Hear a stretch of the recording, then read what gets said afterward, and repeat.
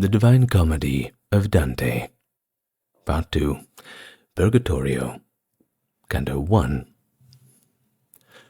To run over better waters, hoist its sail, that little vessel of my genius now, that leaves behind itself a sea so cruel.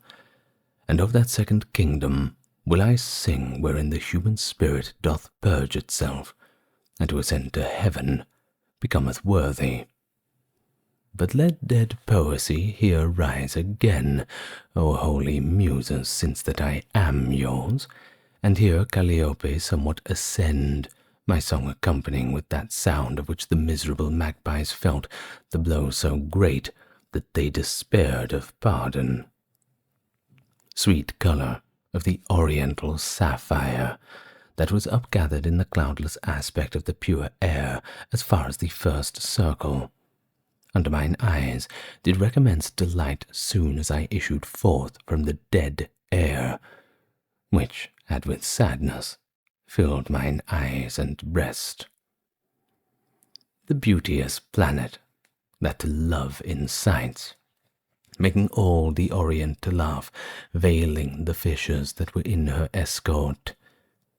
To the right hand I turned, and fixed my mind upon the other pole, and saw 4 stars never seen before, save by the primal people. Rejoicing in their flamelets seemed the heaven. O thou septentrional and widowed sight, because thou art deprived of seeing these. When from regarding them I had withdrawn, turning a little to the other pole, there where the wane had disappeared already, I saw beside me an old man alone, worthy of so much reverence in his look that more owes not to father any son. A long beard, and with white hair intermingled he wore, in semblance like unto the tresses of which a double list fell unto his breast. The rays of the 4 consecrated stars did so adorn his countenance with light, that him I saw as with a sun before him. Who are you, ye who counter the blind river, have fled away from the eternal prison? Moving those venerable plumes, he said, who guided you? Or who has been your lamp in issuing forth out of the night profound, that ever black makes the infernal valley? The laws of the abyss, are they thus broken? Or is there changed in heaven some counsel new, that being damned ye come unto my crags? Then did my leader lay his grasp upon me, and with his words, and with his hands and signs, reverent he made me in my knees and brow.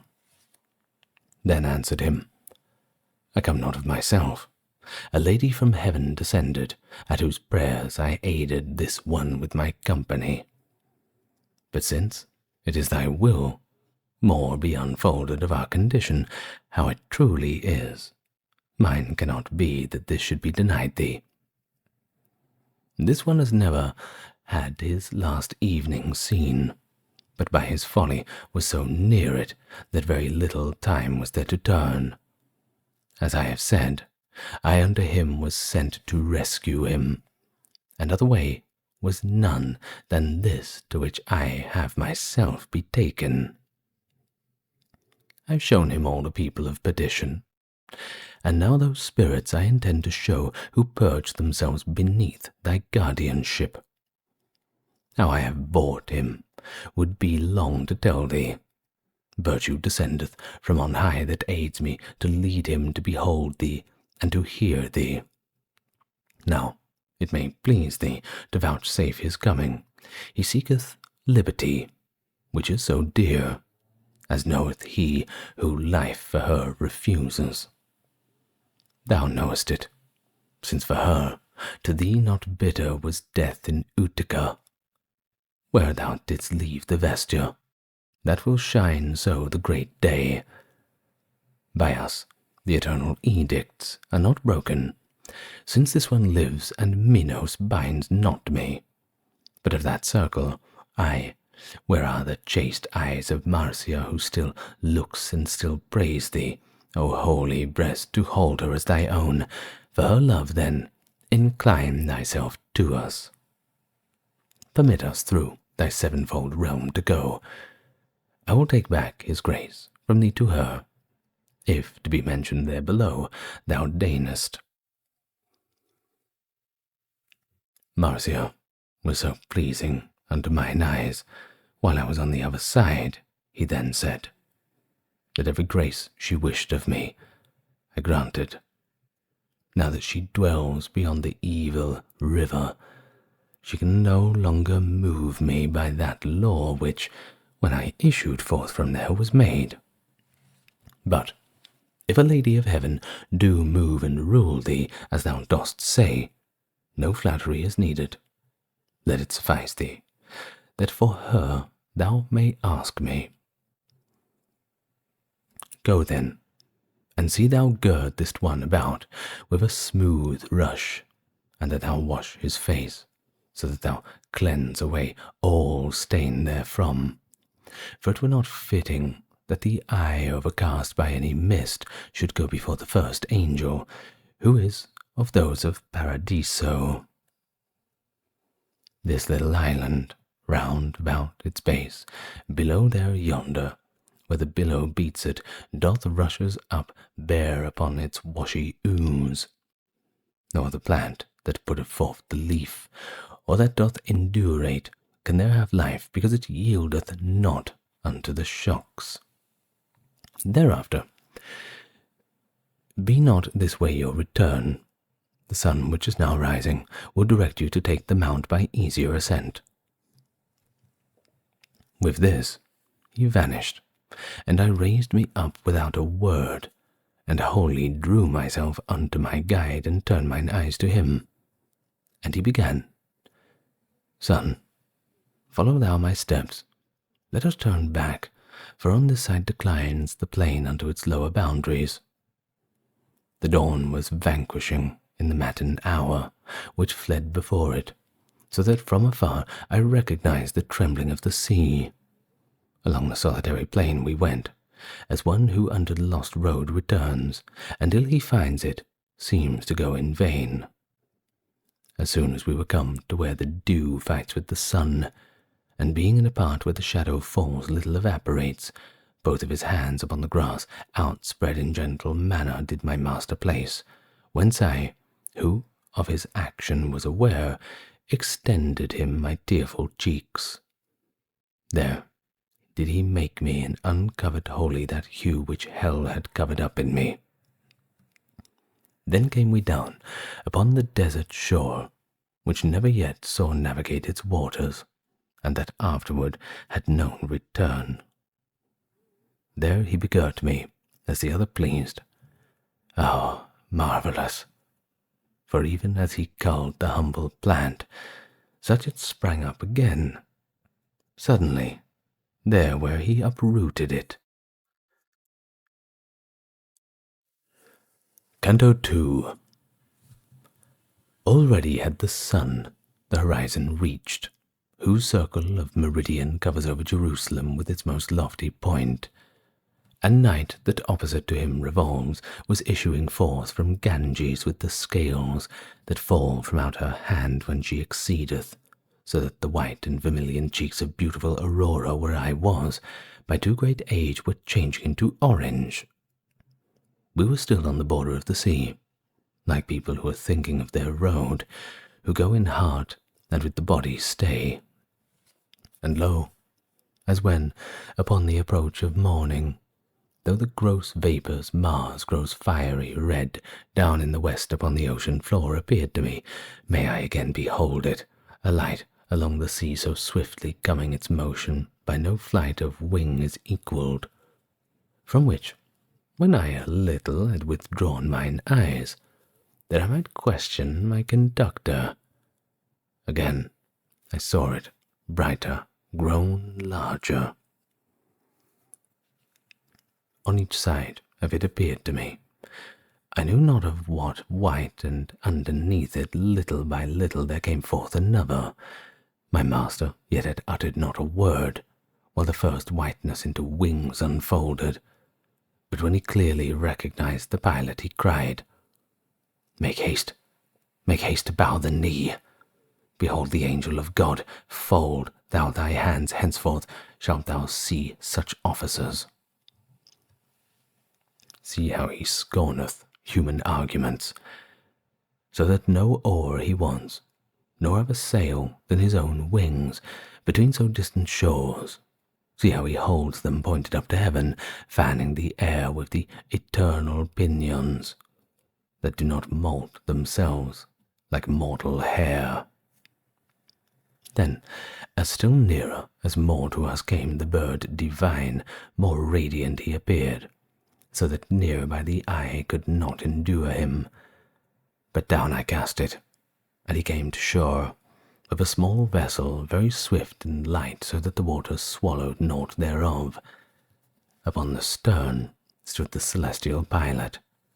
Beatitude seemed written in his face, and more than 100 spirits sat within.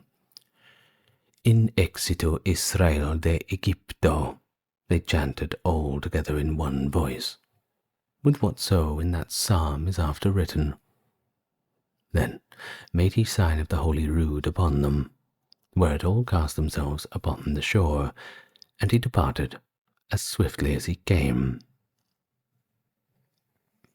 The throng, which seemed still remained there, unfamiliar seemed with that place, all round about them gazing, as one who in new matters makes essay. On every side was darting forth the day, the sun, who had with his resplendent shafts from the mid-heaven chased forth the Capricorn, when the new people lifted up their faces towards us, saying, If ye know, show us the way to go unto the mountain. And answer made Virgilius, Ye believe perchance that we have knowledge of this place, but we are strangers, even as yourselves. Just now we came, a little before you, another way which was so rough and steep that mounting will henceforth seem sport to us. The souls who had, from seeing me draw beneath, became aware that I was still alive. Pallid in their astonishment they became, and as to a messenger who bears the olive to people, the throng to listen to the news, and no one shows himself afraid of crowding. So, at the sight of me stood motionless those fortunate spirits, all of them, as if oblivious to go and make them fair. One from among them I saw coming forward, as to embrace me with such great affection, rather, that it incited me to do the like. No empty shadows, save in aspect only. 3 times behind it I did clasp my hands, as ought to return with them to my own breast. I think with wonder I depicted me, whereat the shadow smiled and backward drew, and I, pursuing it, pressed farther forward. Gently it said that I should stay my steps. Then knew I who it was, and entreated that it would stop a while and speak to me. It made reply to me, Even as I love thee in mortal body, so I love thee free. Therefore I stop. But wherefore goest thou? My own Casella, to return once more, there where I am I make this journey, said I. But how from thee has so much time been taken?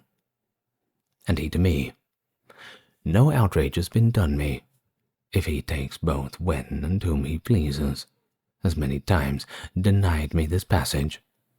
For of a righteous will his own is made. He, sooth to say, for 3 months past has taken whoever wished to enter with all peace.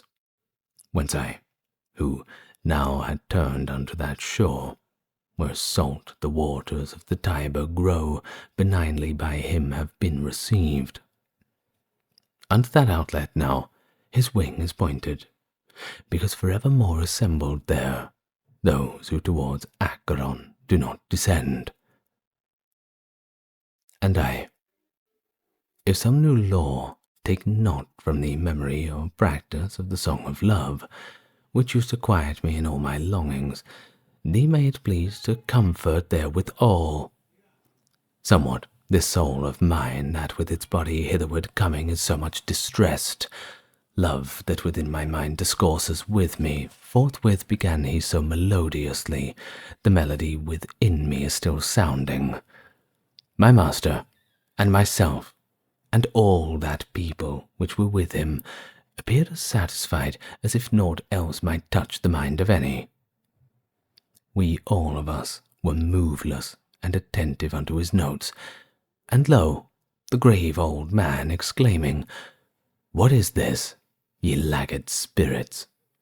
What negligence, what standing still is this? Run to the mountain to strip off the slough. That's let's not God be manifest to you." Even as when, collecting grain or tares, the doves together at their pasture meet, quiet nor showing their accustomed pride, if aught appear of which they are afraid, upon a sudden leave their food alone, because they are assailed by a greater care, so that fresh company did I behold, the song relinquished, and go toward the hill, as one who goes and knows not whitherward, nor was our own departure less in haste. Canto III. Inasmuch as the instantaneous flight had scattered them asunder over the plain, turned to the mountain whither reason spurs us, I pressed me close unto my faithful comrade. And who, without him, had I kept my course?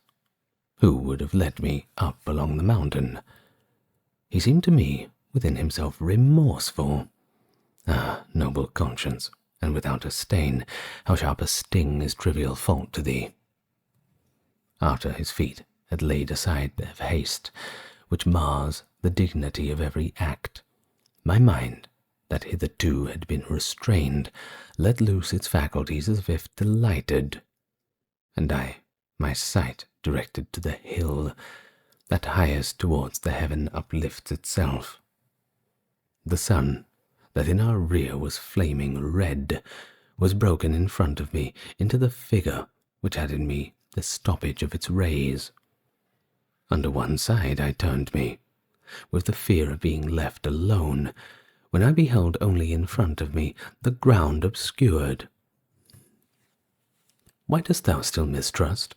my comforter began to say to me as I turned wholly around. "Dost thou not think me with thee, and that I guide thee? 'Tis evening there already where is buried the body within which I cast a shadow. 'Tis from Brundisium, and Naples has it. Now, if in front of me no shadow fall, marvel not at it more than at the heavens, because one ray impedeth not another.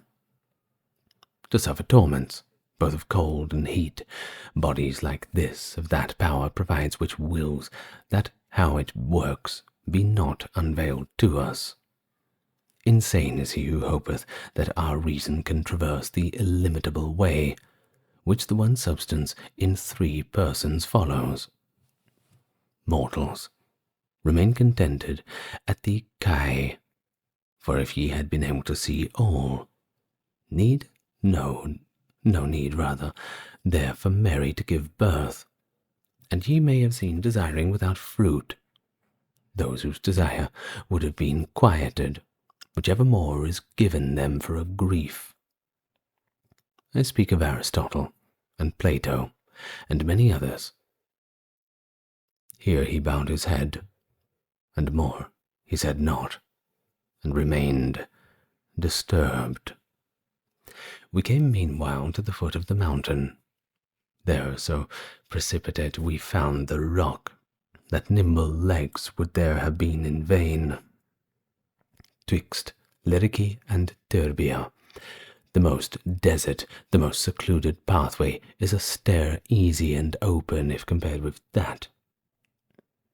Who knoweth now upon which hand the hill slopes down, my master said, his footsteps staying, so that who goeth without wings may mount. and while he held his eyes upon the ground, examining the nature of the path, and I was looking up around the rock, on the left hand appeared to me a throng of souls that moved their feet in our direction, and did not seem to move, they came so slowly. "Lift up thine eyes," I to the master said. "Behold on this side, who will give us counsel, if thou of thine own self can have it not." Then he looked at me, and with frank expression replied, "Let us go there, for they come slowly, and thou be steadfast in thy hope, sweet son." Still was that people as far off from us, after 1,000 steps of ours, I say, as a good thrower with his hand would reach. When they were crowded under the hard masses of the high bank, the motionless stood close, as he stands still to look who goes in doubt. Ah, happy dead, O spirits elect already, Virgilius made beginning. By that peace, which I believe is waiting for you all, tell us upon what side of the mountain slopes, so that the going up be possible, for to lose time irks him most who knows most.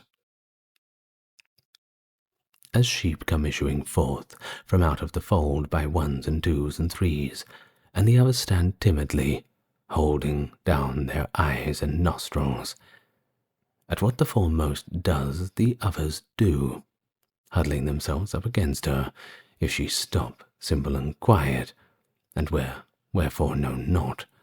So moving to approach, thereupon I saw the leader of that fortunate flock, modest in face and dignified in gaunt.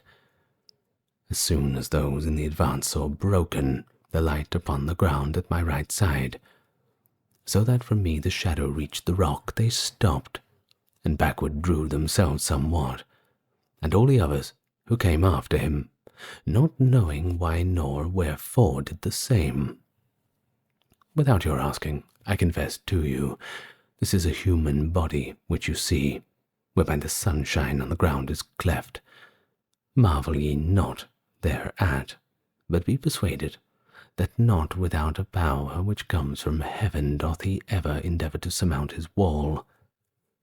The master thus, and said of those worthy people, "Return the yen, and enter in before us," making a signal with a back of the hand.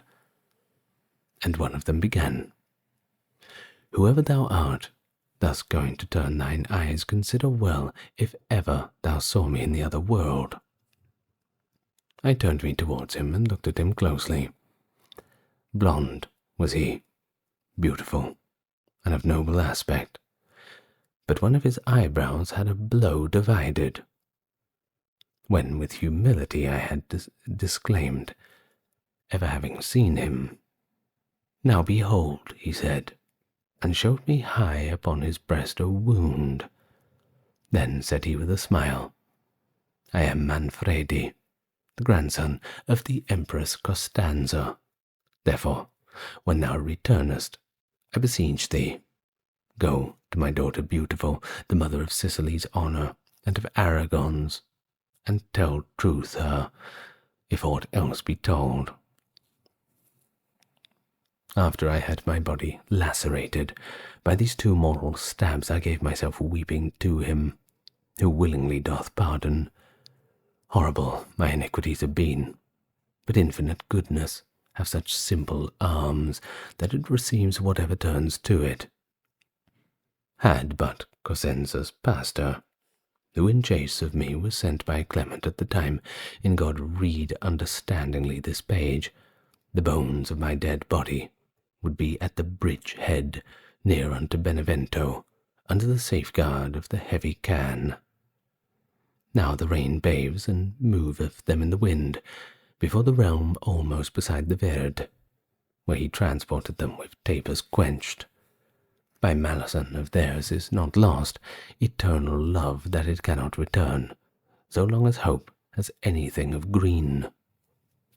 True is it, who in contumacy dies of the holy church, though penitent at last, must wait upon the outside this bank 30 times told the time that he has been in his presumption, unless such decree shorter by means of righteous prayers become. See now, if thou hast power to make me happy, by making known unto my good Costanza how thou hast seen me, and this band beside, for those on earth can much advance us here. Canto IV. Whenever by delight, or else by pain that seizes any faculty of ours wholly to that the soul collects itself, it seemeth that no other power it heeds. And this again, that error, is which thinks one soul above another kindles in us. And hence, whenever aught is heard or seen which keeps the soul intently bent upon it, time passes on, and we perceive it not. Because one faculty is that which listens, and the other which the soul keeps entire, this is as if in bonds, and that is free. Of this I had experience positive in hearing the gazing at that spirit, for 50 full degrees uprisen was the sun, and I had not perceived it, when we came to where those souls with one accord cried unto us, Here is what you ask. A greater opening oft times hedges up with but a little forkful of these thorns. The villager, what time the grape embrowns, then was the well passage, through which ascended only my leader and myself behind him, after that company departed from us. One climbs San Leo and descends in Noli. One mounts the summit of Bismantova with feet alone. But here one needs must fly, with the swift pinions and plumes, I say, of great desire, conducted after him who gave me hope, and made a light for me. We mounted upwards to the rifted rock, and on each side the border pressed upon us, and feet and hands in the ground beneath required. When we were come upon the upper rim of the high bank, out onto the open slope, My master, said I, what way shall we take?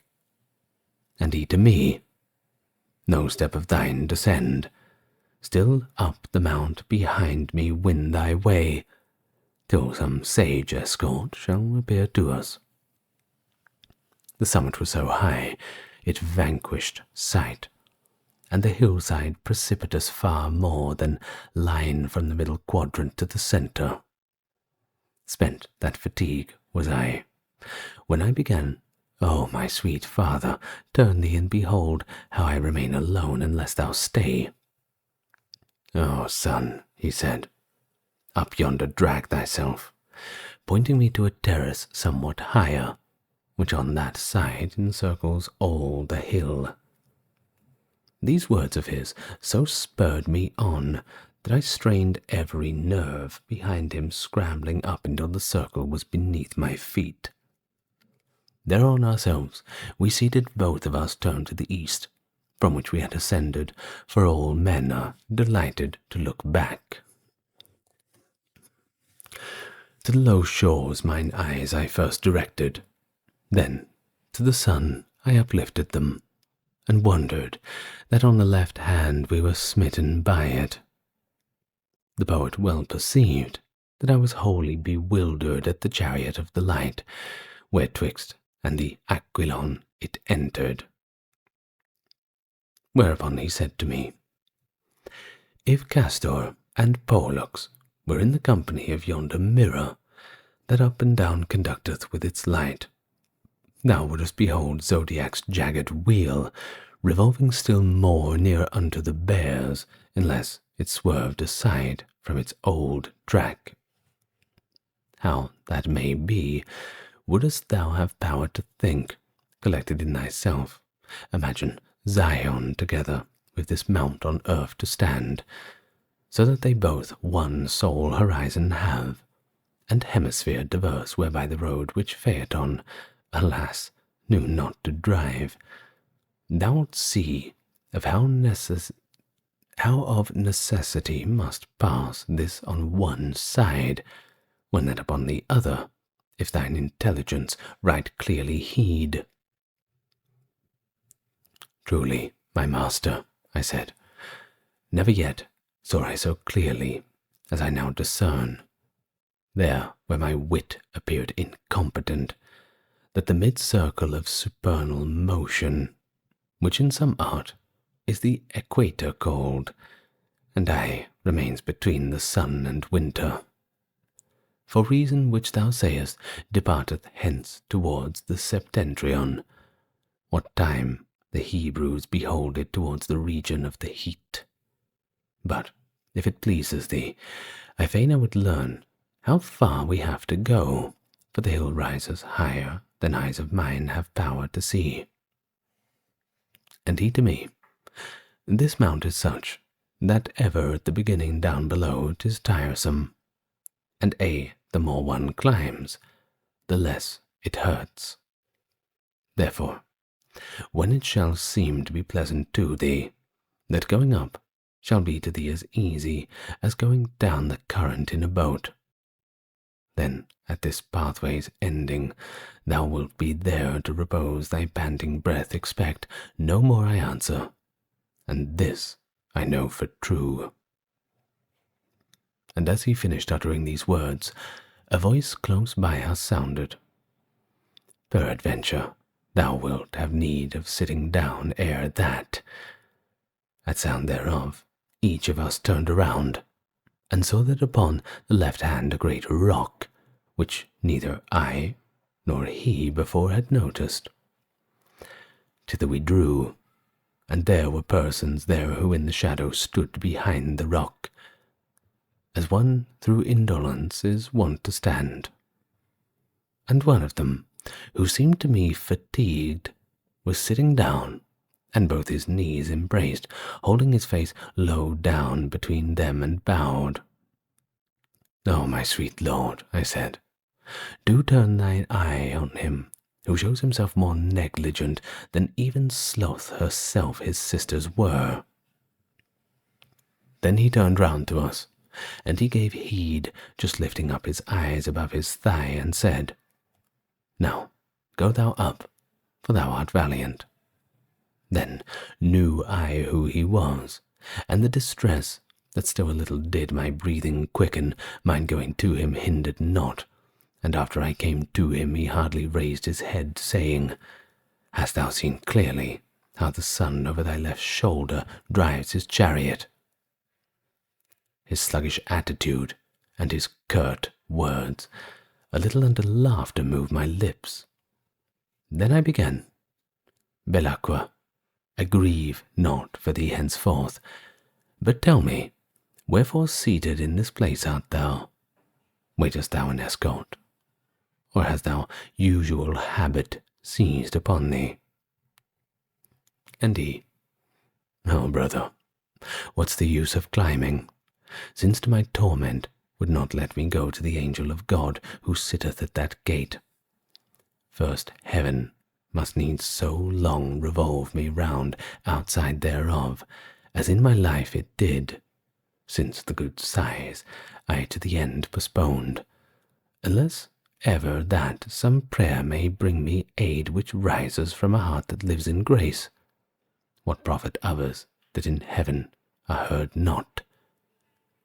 Meanwhile, the poet was before me mounting and saying, "Come now, see the sun has touched the meridian, and from the shore that night covers already with her foot Morocco."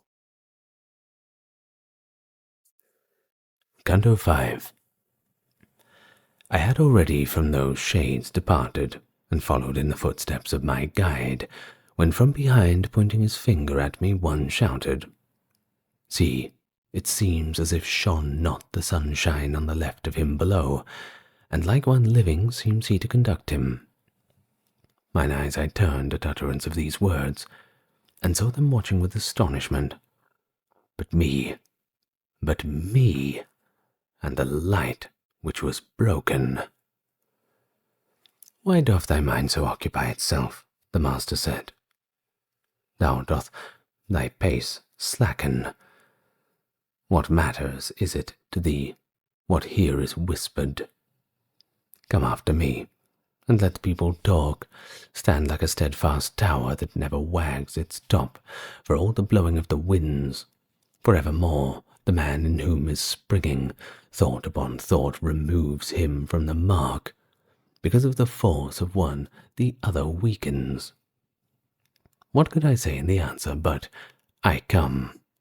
I said it somewhat with that colour tinged which makes a man pardon sometimes worthy.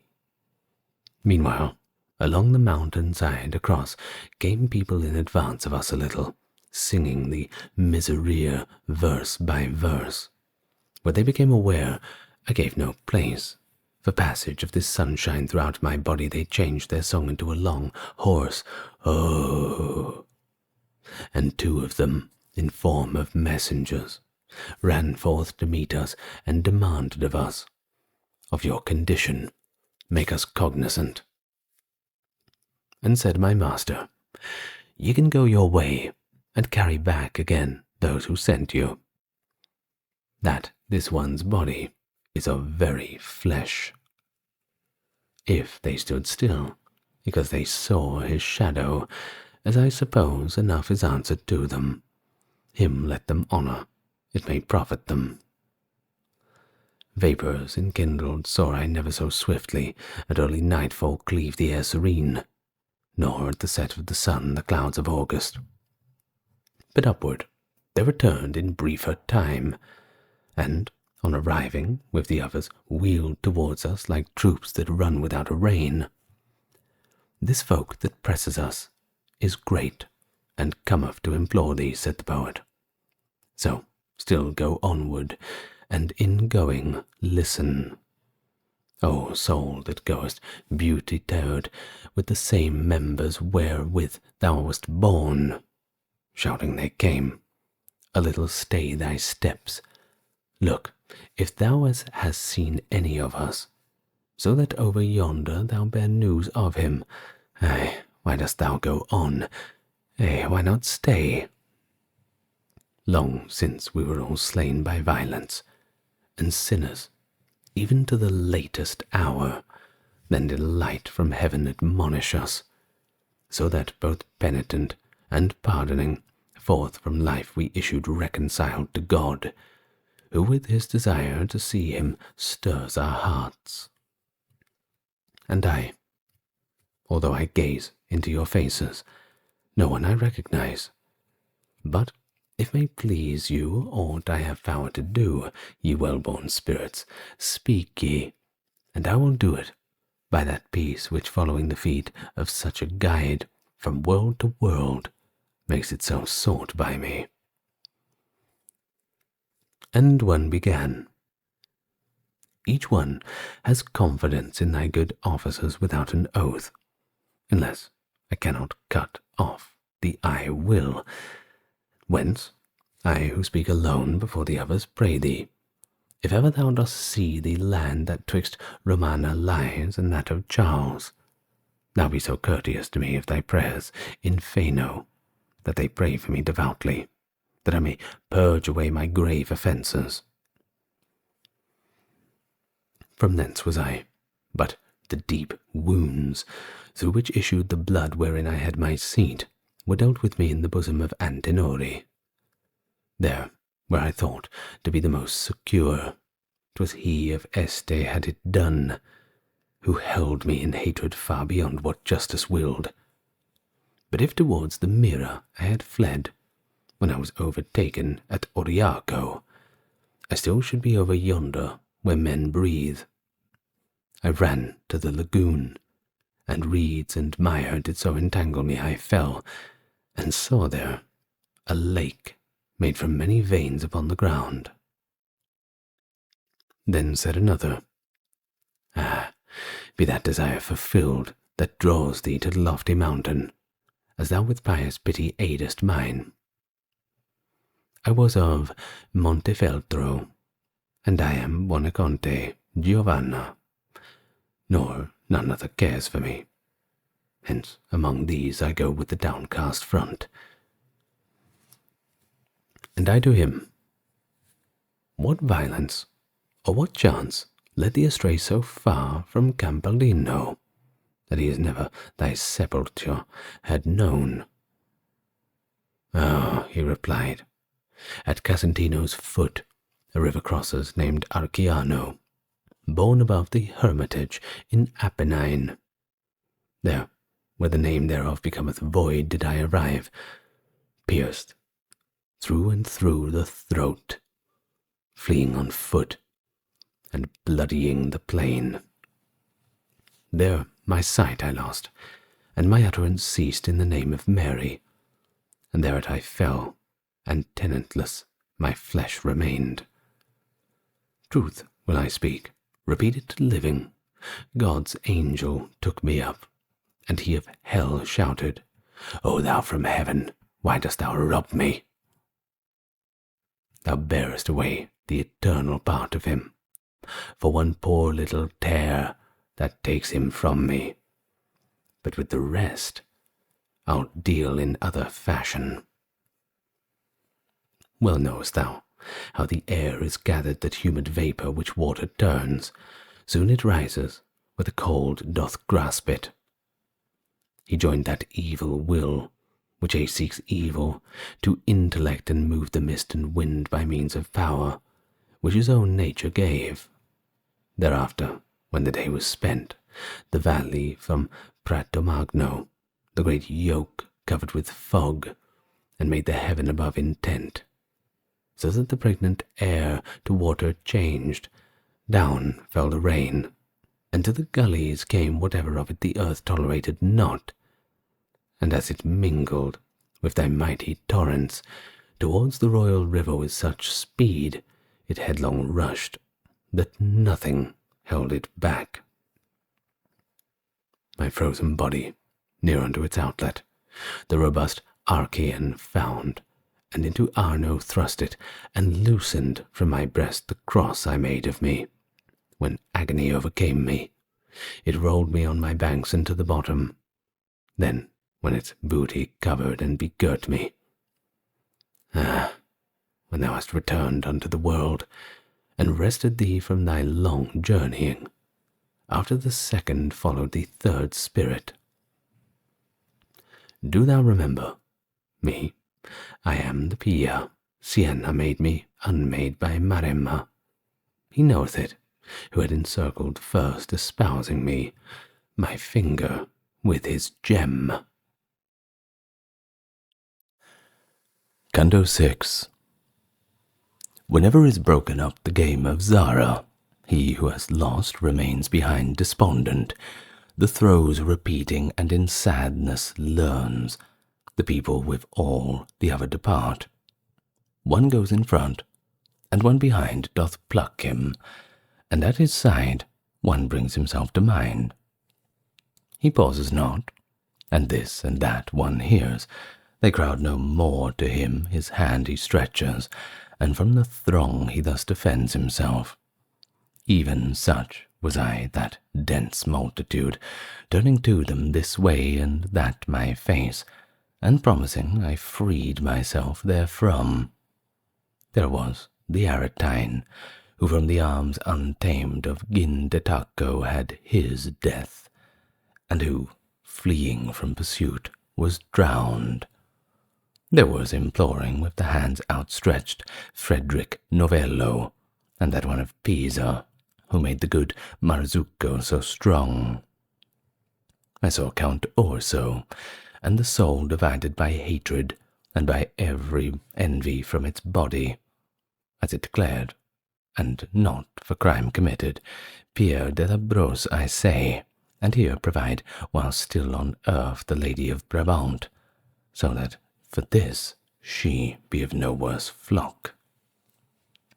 As soon as I was free from all those shades, who only prayed that someone else may pray, so as to hasten to their becoming holy, began I. It appears that thou deniest, O light of mine, expressed in some text, that arisen can bend decree of heaven, and nevertheless these people pray for this. Might then their expectation bootless be? Or is to me thy saying not quite clear? And he to me, my writing is explicit, and not fallacious is the hope of these. If with same intellect 'tis well regarded, the top of judgment doth not avail itself, because the fire of love fulfills at once what he must satisfy who here installs him. And there, where I affirmed that proposition, defect was not amended by a prayer, because the prayer from God was separate. Verily, in so deep a questioning, do not decide, unless she tell it thee, who light twixt truth and intellect shall be. I know not if thou understand. I speak of Beatrice. Her shalt thou see above, smiling and happy on this mountain's top. And I, good leader, let us make more haste, for I no longer tire as I had before, and see, even now the hill a shadow casts. We will go forward with this day, he answered, as far as now is possible for us, but otherwise the fact is than thou thinkest.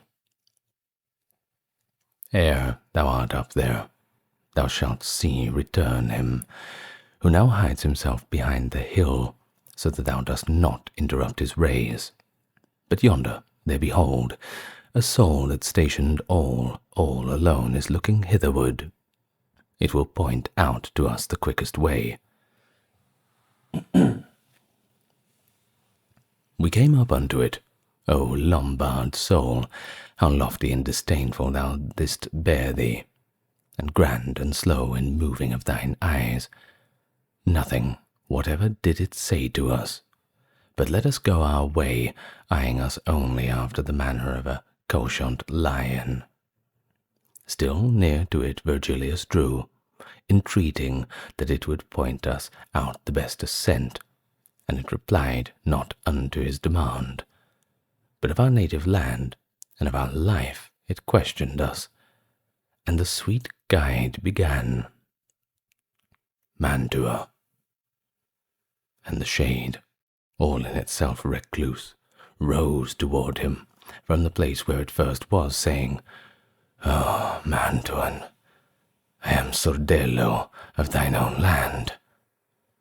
And one embraced the other. Ah, servile Italy, grief's hostelry, a ship without a pilot in a great tempest, no lady thou of provinces, but brothel. That noble soul was so impatient, only at the sweet sound of his own native land to make its citizen glad welcome there, and now within thee are not without war thy living ones, and one doth gnaw the other of those one wall, and one fosse shut in. Search, wretched one, all round about the shores thy seaboard, and then look within thy bosom, if any part of thee enjoyeth peace. What boots it, that for thee Justinian, the bridle mend if empty be the saddle? Withouten this the shame would be less. Ah, people, that thou oughtest be devout, and to let Caesar sit upon the saddle, if well thou hearest what God teaches thee. Behold, how fell this wild beast has become, being no longer by the spur corrected, since thou hast laid thy hand upon the bridle. O German Albert, who abandonest her that has grown recalcitrant and savage, and oughtest to bestride her saddle bow. May a just judgment from the stars fall upon thy blood, and be it new and open, that thy successor may have fear thereof, because thy father and thyself has suffered by greed of those transalpine lands distrained, the garden of the empire to be waste. Come and behold Montecchi and Cappelletti, Monaldi and Filippeschi, careless men, those sad already, and those doubt depressed. Come, cruel one, Come and behold the oppression of thy nobility, and cure their wounds, and thou shalt see how safe is Santa Fiore. Come and behold thy Rome, that is lamenting, widowed, alone, and day and night exclaims, My Caesar, why hast thou forsaken me? Come and behold how loving are the people, and if for us no pity moveth thee, come and made be ashamed of thy renown, and lawful it be, O Jove supreme, who upon earth for us wast crucified. Are thy just eyes averted otherwhere?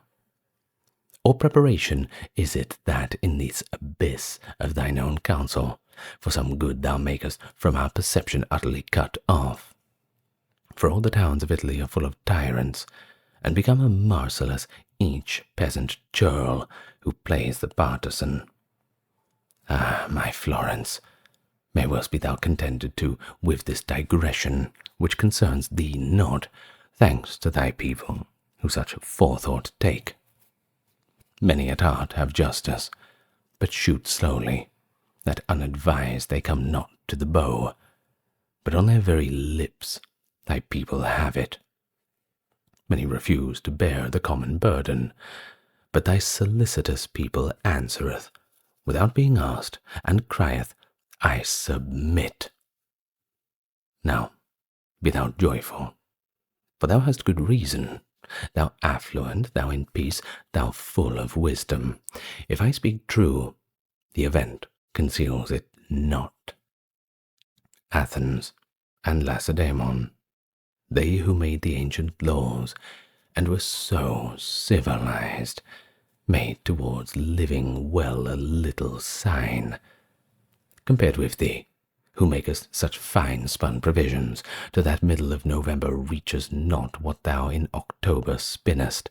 How oft within the time of thy remembrance, laws, money, offices, and usages, hast thou remodelled and renewed thy members? And if thou mind thee well, and see the light, thou shalt behold thyself like a sick woman, who cannot find repose upon her down, but by tossing wardeth off her pain. Canto VII. After the gracious and glad salutations had there 3 and 4 times been reiterated, Sordello backward drew and said, Who are you? Or ever to this mountain were directed the souls deserving to ascend to God. My bones were buried by Octavian. I am Virgilius, and for no crime else did I lose heaven than for not having faith. In this wise, then my leader made reply, as one who suddenly before him sees something whereat he marvels, who believes and yet does not, saying, It is not. So he appeared, and then bowed down his brow, and with humility returned towards him, and where inferiors embraced him. O glory of the Latians, thou, he said, through whom our language showed what it could do, O pride eternal of the place I came from! What merit or what grace to me reveals thee? If I hear thy words to be worthy, tell me if thou dost come from hell, and from what cloister? Through all the circles of the doleful realm, responded he, have I come hitherward. Heaven's power impelled me, and with that I come. I by not by doing, lost the sight of that high sun which thou desirest, and which too late by me was recognized. A place there is below not sad with torments, but darkness only, where lamentations have not the sound of wailing, but are sighs. There dwell I, with the little innocents snatched by the teeth of death, or ever they were from human sinfulness exempt. There dwell I among those who the 3 saintly virtues did not put on, and without vice the others knew and followed all of them. But if thou know And can some indication give us by which we may the sooner come where purgatory has its right beginning? He answered, No fixed place has been assigned us. 'Tis lawful for me to go up and round, so far as I can go. As a guide, I join thee. But see already how the day declines, and to go up by night we are not able. Therefore, 'tis well to think of some fair sojourn. Souls are there on the right hand were withdrawn. If thou permit me, I will lead thee to them, and thou shalt know them without delight. How is this? Was the answer. Should one wish to mount by night, would he prevent it by others? Or mayhap he not have the power? And on the ground the good Sordello drew his finger, saying, See, this line alone thou couldst not pass after the sun is gone. Not that aught else would hindrance give, however, that going up save nocturnal darkness, this with the want of power the will perplexes. We might indeed therewith return below, and wandering walk the hillside round about, while the horizon holds the day imprisoned. Thereon my lord, as if in wonder, said, Do thou conduct us thither, where thou sayest that we can take delight in tarrying. Little had we withdrawn from this place, when I perceived the mount was hollowed out, in a fashion as the same as the valleys here are hollowed. Thitherward, said the shade, will we repair, where of itself the hillside makes a lap, and there for the new day we will await. 'Twixt hill and plain there was a widening path, which led us to the margin of the dell, where lies the border more than half away. Gold and fine silver, and scarlet, and pearl white, the Indian wood resplendent and serene, fresh emerald the moment it is broken, by herbage and by flowers within that hollow planted, each one in colour would be vanquished, as by its greater vanquished is the less. Nor in that place had nature painted only, but of much sweetness of 1,000 odours, made there a mingled fragrance and unknown. Salve, Regina, on the green flowers there seated, singing spirits I beheld, which were not visible outside the valley. Before the scanty sun now seeks his nest, before the Mantuan who had led us thither, among them, do not wish me to conduct you, better from this ledge the acts of faces of all them who you would discriminate, than in the plain below received among them. He who sits highest, and the semblance bears of having that he should have done neglected, and to the other's songs moves not his lips. Rudolph the Emperor was, who had the power to heal wounds that Italy have slain, so that through others slowly she revives. The other, who in look doth comfort him, govern the region where the water springs, the Moldau bears the Elbe, and the Elbe the sea. His name was Ottokar, and in swaddling clothes, far better than he bearded Wenceslaus, his son, who feeds in luxury and ease. And the small-nosed, who close in council, seems with him, that has an aspect so benign, died fleeing and disflowering the lily. Look there, how he is beating his breast. Behold the other one, who for his cheek, sighing, has made of his own palm a bed. Father and father-in-law of France's pest are they, and they know his vicious life and lewd, and hence proceeds the grief that so doth pierce him. He who appears so stalwart and chimes in singing, with that one of the manly nose, the cord of every valour were begirt, and if as a king had already remained, the stripling who in the rear of him is sitting, well had the valour passed from vase to vase, which cannot the other heirs be said. Frederick and Giacomo possess the realms, but none the better heritage possess. Not oftentimes uprises through the branches the property of man, and this he wills who gives it, so that we may ask of him. Eke to the large-nosed reach my words, no less than to the other.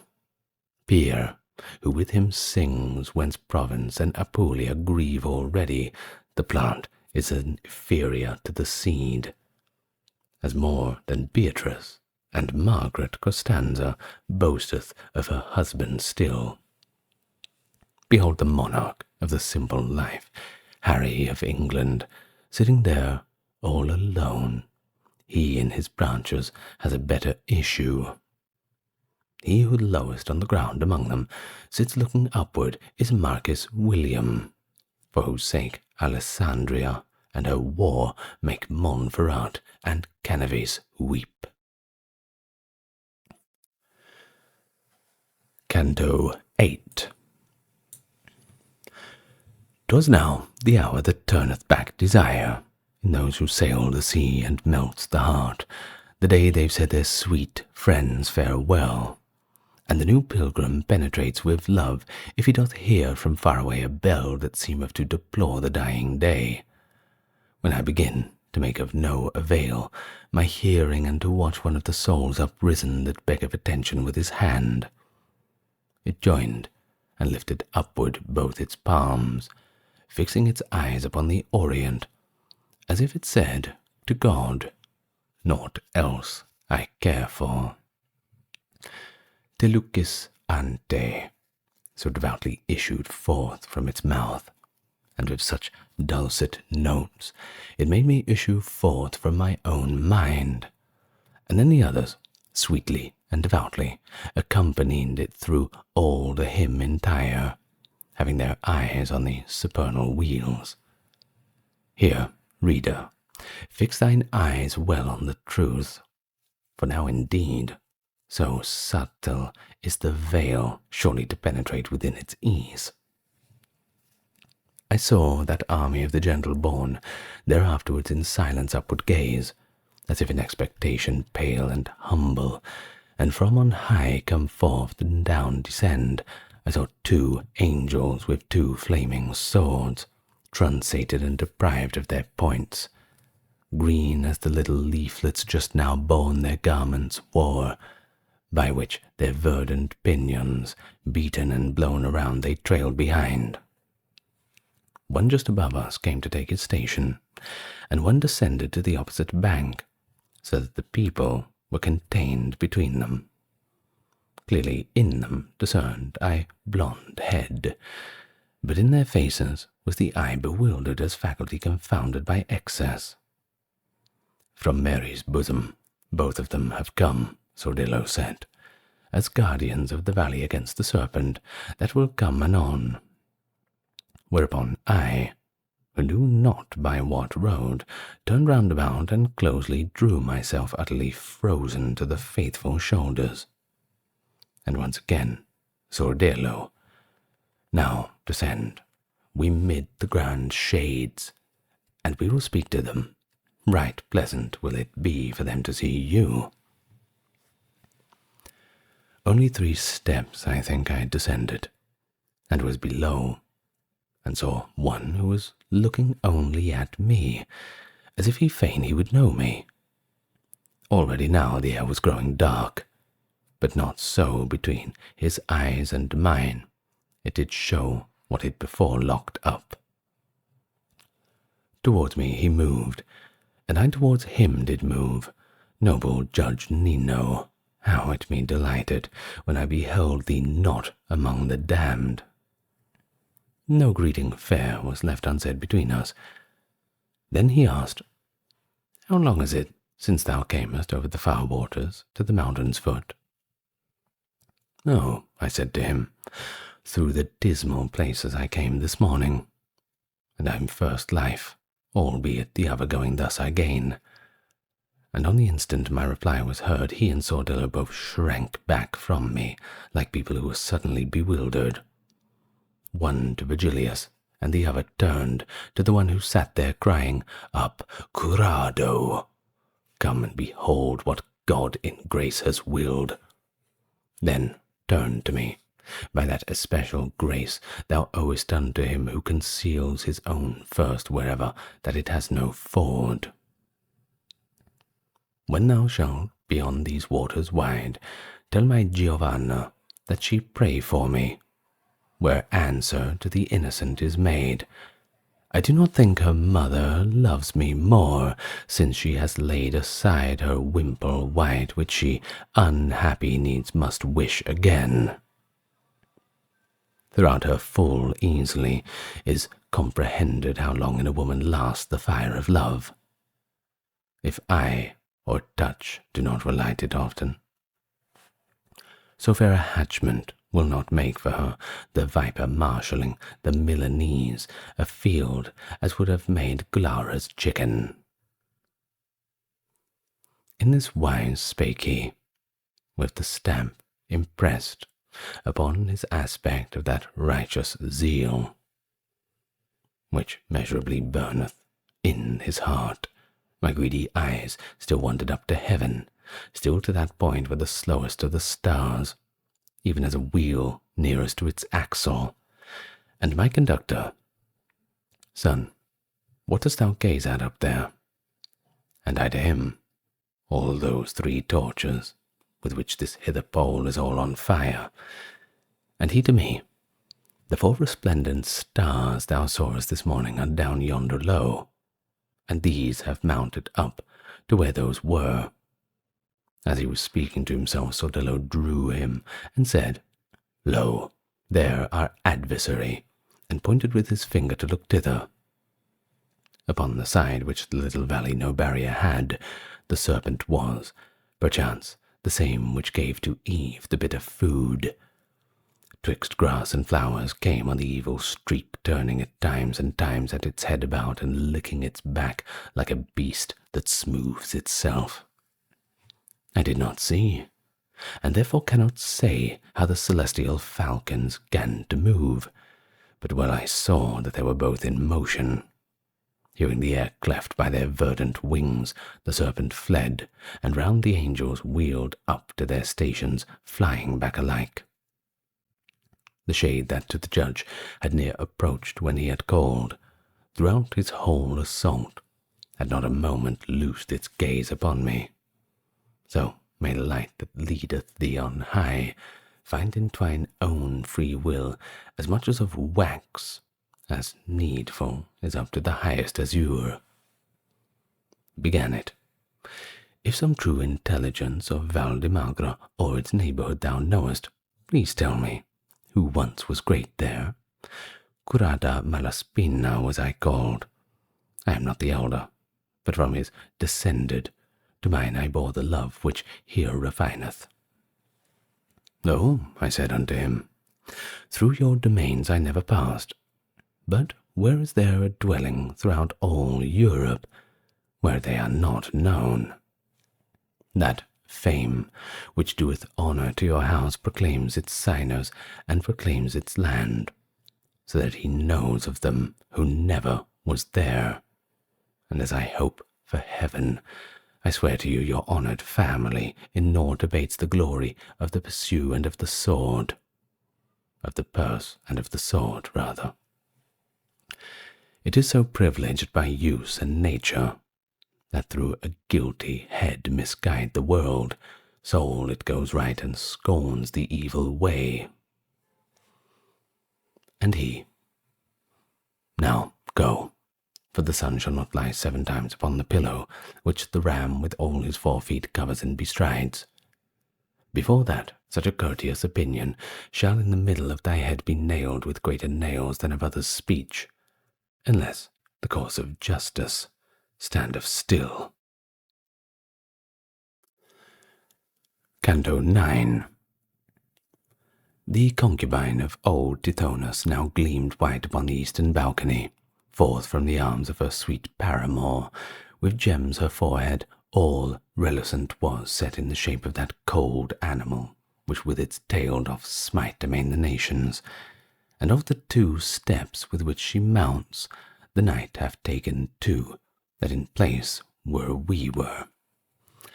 And now the 3rd was bending down its wings, when I, who something of had Adam in me, vanquished by sleep upon the grass, reclined, there were all 5 of us already sat. Just at the hour when her sad lay begins, the little swallow, near unto the morning, perchance, in memory of her former woes, and when the mind of a man a wanderer, more from the flesh and less by thought imprisoned, almost prophetic in its visions is, in dreams it seemed to me that I saw suspended an eagle in the sky with plumes of gold, with wings wide open, and intent to stoop. By this it seemed to me, where he had been by Ganymede his kith and kin abandoned, when to thy constituary he was rapt. I thought within myself, perchance he strikes from habit only here, and from elsewhere disdains to bear up any in his feet. Then wheeling somewhat more, it seemed to me, terrible as the lightning, he descended and snatched me upward even to the fire. Therein it seemed that he and I were burning, and it seemed the imagined fire did scorch me so that of necessity my sleep was broken. Nor otherwise Achilles started up, around him turning his awakened eyes, and knowing not the place in which he was. What time from Chiron stealthily his mother carried him sleeping into the arms of Skyros, wherefrom the Greeks withdrew him afterward. Then I upstarted, when from off my face sleep fled away, and pallid I became, as doth the man who freezes with affright. Only my comforter was at my side, and now the sun was more than 2 hours high, and turned towards the seashore was my face. "Be not intimidated," said my lord. "Be reassured, for all is well with us. Do not restrain, but put forth all thy strength. Thou hast at length arrived at purgatory. See there the cliff that closes it around. See there the entrance where it seems disjoined. Whilom at dawn, which doth precede the day, when inwardly thy spirit was asleep upon the flowers that deck the land below, there came a lady and said, I am Lucia. Let me take this one up who is asleep, so will I make his journey easier for him. Sordello and the other noble shapes remained. She took thee, and as the day grew bright, upward she came, and I upon her footsteps. She laid thee there, and first her beauteous eyes that open entrance pointed out to me. Then she slept together went away. In guise of one whose doubts were reassured, and who to confidence his fear doth change, after the truth has been discovered to him, so did I change, and when without disquiet my leader saw me up along the cliff, he moved, and I behind him toward the height. Reader, thou seest well how I exalt my theme, and therefore, if with greater art I fortify it, marvel not thereat. Nearer approached we, and were in such place, that there where first appeared to me a rift, like to a crevice that disparts a wall, I saw a portal, and 3 stairs beneath, diverse in colour to go up to it, and a gatekeeper, who yet spake no word. And as I opened more and more mine eyes, I saw him seated on the highest stair, such in the face that I endured it not. And in his hand he had a naked sword, which so reflected back the sunbeams toward us that oft in vain I lifted up mine eyes. Tell it from where you are. What is thou you wish? Began he to exclaim. Where is the escort? Take heed your coming hither harm you not. A lady of heaven, with these things conversant, my master answered him, but even now said to us, Thither go. There is the portal. And may she spend your footsteps all in good, again began the courteous janitor. Come forward, then, unto these stairs of ours. Thither did we approach, and the first stair was marbled white, so polished and so smooth I mirrored myself therein as I appear. The second, tinct of deeper hue than Paris, was I of calcined and uneven stone, cracked all asunder lengthwise and across. The third, that uppermost rests massively porphyry, seemed to me as flaming red as blood from a vein is spurting forth. Both of his feet was holding up upon the angel of God, upon the threshold seated, which seemed to me a stone of diamond. Along these 3 stairs, upward with a good will, did my conductor draw me, saying, Ask humbly, that he the fastening may undo. Devoutly at the holy feet I cast me, for mercy's sake besought that he would open, but first upon my breast 3 times I smote.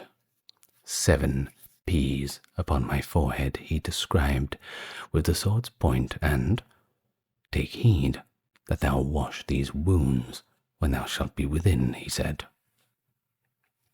Ashes, or earth, that dry is excavated, of the same colour were with his attire, and from beneath it drew forth 2 keys. One was of gold, and the other was of silver. First with the white, and after with the yellow plied he at the door, so that I was content. Whenever faileth either of these keys, so that it will not rightly turn in the lock, he said to us, this entrance doth not open. More precious one is, but the other needs more art and intellect ere it unlock, for there is that which doth not unloose. From Peter I have them, and bade me err rather in opening them and keeping shut, if people but fall down before my feet. He pushed the portals of the sacred door, exclaiming, Enter, but I give you warning that forth returns whoever looks behind. And when upon their hinges were turned round the swivels of that consecrated gate, which are of metal, massive and sonorous, roared not so loud nor so discordant seemed Tarpeia, when was taken from the good Metellus, wherefore meagre it remained. At first the thunder peal I turned attentive, and Te Deum Laudamus seemed to hear in voices mingled that sweet melody. Exactly such an image rendered me that which I had heard, as we are wont to catch, when people singing with the organ's stand, for now we hear, and now hear not the words. Canto X. When we had crossed the threshold of the door, which the perverted love of souls disuses, because it makes the crooked way seem straight, re-echoing I heard it closed again, and if I turned back mine eyes upon it, what for my failing had been fit excuse? We mounted upward through a rifted rock, which undulated to this side and that, even as a wave receding and advancing. Here it behooves us use a little art, began my leader, to adapt ourselves now here, now there, to the receding side. And this our footsteps, so infrequent made, that sooner had the moon's decreasing disk regained its bed to sink again to rest, than we were forth from that out of the needle's eye. But when we free and in the open were, there where the mountain backward piles itself, I wearied out, and both of us uncertain about our way, we stopped upon a plain more desolate than roads across the deserts. From where its margin borders on the void, to foot of the high banks that ever rises, a human body 3 times told would measure, as far as one of mine could wing its flight, now on the left and on the right flank now, the same this cornice did appear to me. Thereon our feet had not been moved as yet, when I perceived the embankment round about, which all right of ascent had interdiced. To be of marble white, and so adorned with sculptures, that not only Polycletus, but nature's self, had been there put to shame. The angel, who came down to earth with tidings of peace, that had been wept for many a year, and opened heaven from its long interdict, in front of us appeared so truthfully, their sculptured and gracious attitude, he did not seem an image that is silent. One would have sworn that he was saying Ave, for she was there in effigy portrayed, who turned the key to ope the exalted love. And in her mien this language had impressed Ecce Ancilla Dei as distinctly as any figure stamps itself in wax. Keep not thy mind upon one place alone, the gentle master said, who had me standing upon that side where people have their hearts. Whereat I moved mine eyes, I beheld in the rear of Mary, and upon that side where he was standing who conducted me, and of a story of the rock imposed, wherefore I passed Virgilius and drew near, so that before mine eyes it might be set. There, sculptured in the self-same marble, were the cart and the oxen drawing the holy ark, wherefore one dreads an office not appointed. People appeared in front, and all of them, in 7 choirs divided, of 2 censors made one say, No, the other, yes, they sing. Likewise unto the smoke of the frankincense, which there was imaged forth, the eyes and nose were in the yes and no discordant made. Proceeded there the vessel Benedict, dancing with girded loins the humble psalmist, and more and less the king was he in this. Opposite, represented at the window of a great palace, Michael looked upon him, even as a woman scornful and afflicted. I moved my feet from where I had been standing to examine near at hand another story, which after Michael glimmered white upon me. There the high glory of the Roman prince was chronicled, whose great beneficence moved Gregory to his great victory. 'Tis of the Emperor Trajan I am speaking, and a poor widow at his bridal stood in attitude of weeping and of grief. Around about him seemed it thronged and full of cavaliers, and the eagles in gold above them visibly in the wind were moving. The wretched woman in the midst of these seemed to be saying, Give me vengeance, Lord, for my dead son, for whom my heart is breaking. And he to answer her, Now wait until I shall return. And she, My lord, like one in whom grief is impatient, shouldest thou not return? And he, Who shall I be where I am will give it to thee? And she, Good deeds of others, what boots it thee, if thou neglect thine own? Whence he, Now comfort thee, for it behooves me that I shall discharge my duty ere I move, justice so wills and pity doth retain me. He who on no new thing has ever looked was the creator of this visible language, novel to us, for here it is not found, while I delighted me in contemplating the images of such humility, and dare to look there for their Maker's sake. Behold, upon this side, but where they make their steps, the poet murmured, Many people, these will direct us to the lofty stairs. Mine eyes, that in beholding were intent to see new things, of which they curious are, in turning round towards him were not slow. But still, I wish not, reader, thou shouldest swerve from thy good purposes, because thou hearest how God ordained that the debt be paid. Attend not to the fashion of the torment. Think of what follows. Think that at the worst it cannot reach beyond the mighty sentence. Master, I began, That which I behold moving towards us seems to be not persons, and what I know not, so in sight I waver.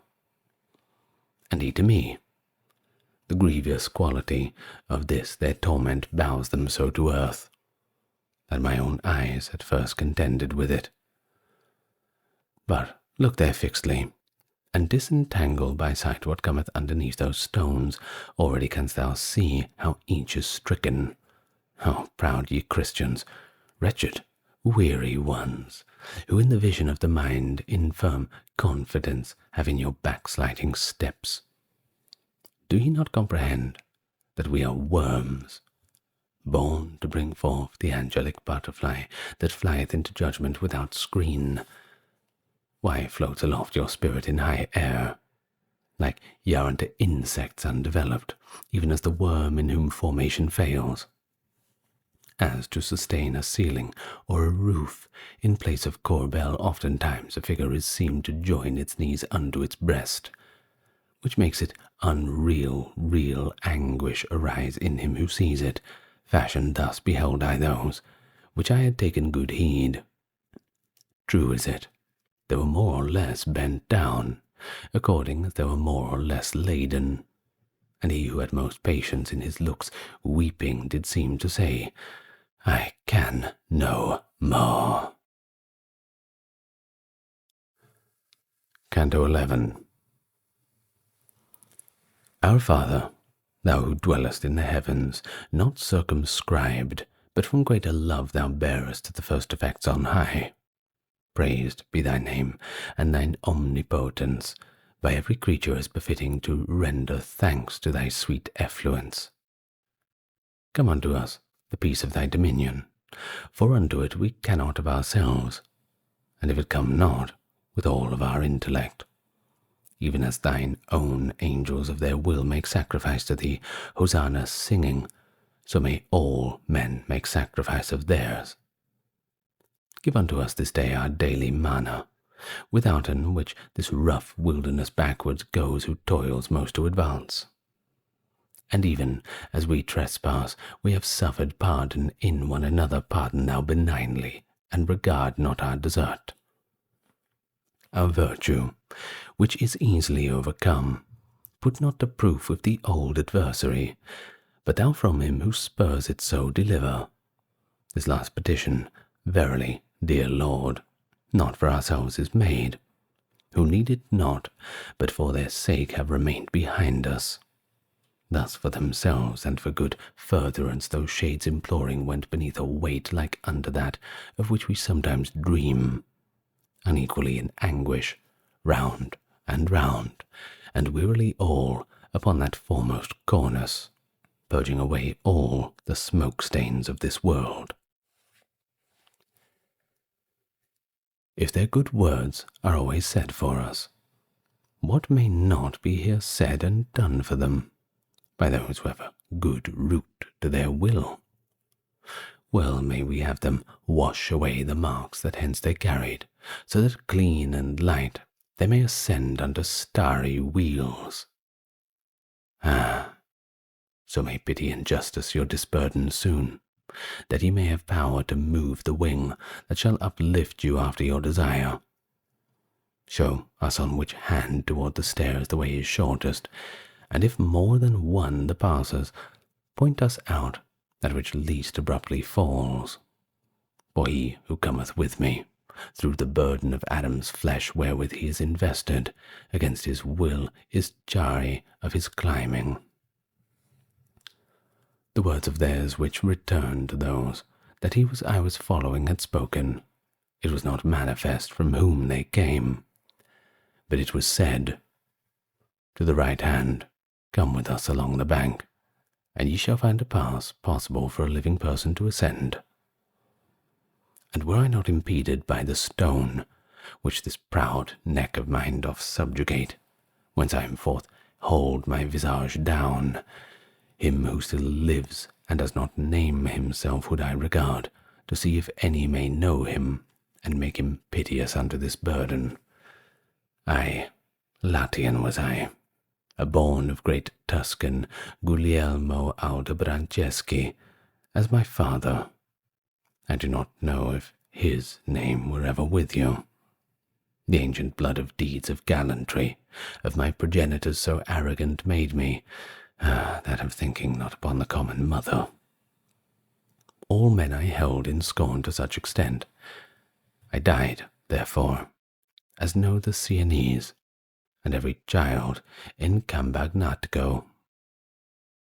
I am Umberto, and not to me alone has pride done harm, but all my kith and kin has with it dragged into adversity. And here must I burden bear for it, till God be satisfied, since I not among the living, here among the dead. Listening, I downward bent my countenance, and one of them, not this one who was speaking, twisted himself beneath the weight that cramps him. And he looked at me, and knew me, and called out, keeping his eyes laboriously fixed upon me, who all bowed down was going with them. I asked him, Art thou not Oderisi, Abogio's honour? To honour that art which is in Paris called illuminating. Brother, he said, more laughing at the leaves touched by the brush of Franco Bolognese, all his new honour now, and mine in part. In sooth, I had not been so courteous, while I was living for the great desire of excellence on which my heart was bent. Here of such pride is paid the forfeiture, and I should not be here were it not that, having power to sin, I turned to God. Thou vain glory, to the human powers, a little green upon the summit lingers, if it be not followed by an age of grossness. In painting, Cimabue thought that he should hold the field, now Giotto has the cry, so that the other's fame is growing dim. So has one Guido from the other taken the glory of our tongue, and he perchance is born, who from the nest shall chase them both. Naught is this mundane rumour, but a breath of wind that comes now this way and that, and changes name because it changes side. What fame shalt thou have more, if old peel off from thee thy flesh, if thou hadst been dead before he left the Papo and the Dindi, have passed 1,000 years, which is shorter space to the eternal than twinkling of an eye unto the circle that in heaven wheels slowest. With him, who takes so little of the road in front of me, all Tuscany resounded, and now he scarce is lisped of in Siena, where he was lord once. What time has overthrown the Florentine delirium, that superb was at day as now it is. Your reputation is the colour of grass, which comes and goes, and that discolours it, by which issues a green from out of the earth. And thy true speech fills my heart with good humility, and great tumour thou assuagest. But who is he, of whom thou now speakest? That, he replied, is Provenzan Salvani, and he is here because he had presumed to bring Siena into his hands. He has gone thus, and goeth without rest. Ever since he died, such money renders back in payment, he who is on earth too daring. And every spirit who awaits the verge of life before he repent, remains below there, and ascends not hither, unless good orison shall him be stead, until as much time as he lived be past, how on the coming granted him in largesse. When he in greater splendour lived, said he, freely upon the Campo of Siena, all shame being laid aside, he placed himself, and there, to draw his friend from the duress which in the prison house of Charles he suffered, he brought himself to tremble in each vein. I say no more, and know that I speak darkly. Yet little time shall pass before the neighbours will so demean themselves that thou canst gloss it. This action has released him from those confines. Canto XII. Abreast, like oxen going on in a yoke, I with that heavy-laden soul went on, as long as the sweet pedagogue permitted.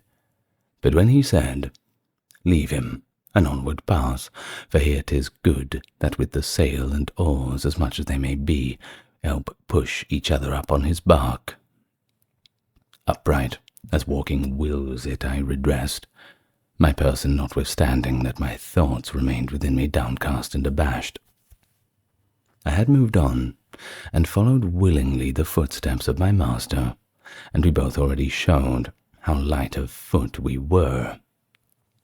But when unto me he said, "Cast down thine eyes, 'twere well for thee to alleviate the way to look upon the bed beneath thy feet, as that some memory may exist of them, above the buried dead their tombs in earth, bare sculptured on them what they were before, whence often there we weep for them afresh, from pricking of remembrance which alone to the compassionate doth set its spur. So saw I there, but of better semblance in point of artifice, with figures covered, whatever as pathway from the mount projects. I saw that one who was created noble, more than all other creatures down from heaven flaming with lightning's fall upon one side. I saw Briareus, smitten by the dart celestial, lying on the other side, heavy upon the earth by mortal frost. I saw Thiambrius, Pallas saw, and Mars, still clad in armour round their father, gaze at the scattered members of the giants. I saw at the foot of his great labour Nimrod, as if bewildered, looking at the people who had been proud with him in Sennar. Oh, Niobe, with what afflicted eyes the eye beheld upon the pathway traced, between thy 7 and 7 children slain. Oh, soul, how fallen upon thy proper sword dost thou appear there lifeless in Gilboa, that felt therein neither rain nor dew. O mad Arachne, so I thee beheld even half spider, sad upon the shreds of fabric wrought in evil hour for thee. O Rehoboam, no more seems to threaten thine image there, but full of consternation a chariot bears it off where none pursues. Displayed moreover the adamantine pavement, how unto one own mother made the Alcmaeon costly appear the luckless ornament. Displayed how his own sons did throw themselves upon Sennacherib within the temple, and how, he being dead, they left him there. Displayed the ruin and the cruel carnage what Tomyris wrought, when she to Cyrus said, "Blood dost thou thirst for, and with blood I glut thee." Displayed how routed fled the Assyrians after the Holofernes had been slain, and likely the remainder of that slaughter. I saw there Troy in ashes and in caverns. Ah, Ilion, thee how abject and debased displayed the image that there is discerned. Whoever of pencil master was of a style that could still portray the shades and traits which there would case each subtle genius to admire. Dead seemed the dead, the living seemed alive. Better than I saw, not who saw the truth. All that I trod upon while I bowed I went. Now wax ye proud, and on with looks uplifted, ye sons of Eve, and bow not to your faces, so that ye may behold your evil ways. More of the mount by us was now encompassed, and far more spent the circuit of the sun than had the mind preoccupied imagined. When he, whoever watchful in advance was going on, began, "Lift up thy head, 'tis no more time to go thus meditating. Lo, there an angel who is making haste to come towards us. Lo, returning is from thy service of the day the 6th handmaiden. With reverence thine acts and looks adorn, so that he may delight to speed us upward. Think that this day will never dawn again." I was familiar with his admonition, ever to lose no time, so on this theme he could not underspeak me correctly. Towards us came the being beautiful, vested in white, and in his countenance such as appears the tremulous morning star. His arms he opened, and opened then his wings. "Come," he said, "near at hand, here are the steps, and easy from henceforth is the ascent." At this announcement, few are they who come. O human creatures, born to soar aloft, why fall ye thus before a little wind? He led us on to where the rock was cleft. There smote upon my forehead with his wings, then a safe passage promised unto me. As on the right hand, to ascend the mount, where he seated his church, the lordeth it over the well-guided above Rubiconte. The bold abruptness of this ascent is broken by stairways that were made there in an age when still safe were the ledger and the stave. Even thus attempered is the bank which falls sheer downward from the second circle there, but on this side and the rock-high graze. As we were turning thitherward, our persons, beauty, paperis, spiritu, voices sang in such wise that speech could not tell. Ah, me, how different are these entrances from the infernal! For with the anthems here one enters, and below with wild lament. We now were hunting up the sacred stairs, and it appeared to me by far more easy than on the plain it had appeared before. Whence, my master, say what heavy thing has been uplifted from me, so that hardly aught of fatigue is felt by me in walking? He answered, When the peas which have remained still on thy face almost obliterate shall wholly, as the first is, be erased, thy feet will be so vanquished by good will, that not alone shall they not feel fatigue, but urging up will be to them delight. Then did I even as they do who are going with something on the head to them unknown, unless the signs of others make them doubt, wherefore the hand to ascertain is helpful, and seeks and finds, and doth fulfill the office which cannot be accomplished by the sight. And with the fingers of the right hand spread I found but 6 the letters that had carved upon my temples he who bore the keys, upon beholding which my leader smiled. Canto XIII. We were upon the summit of the stairs, where from the second time is cut away the mountain which ascending shriveth all. There in like manner doth a cornice bind the hill all round about, as does the thirst, save that his arc more suddenly is curved. Shade is there none, no sculpture that appears. So seems the bank, and so the road seems smooth, with but the livid colour of the stone. If I do inquire, we wait for people here, the poet said. I fear, peradventure, too much delay will our election have. Then, steadfast, on the sun his eyes he fixed, made his right side the centre of his motion, and turned the left part of himself about.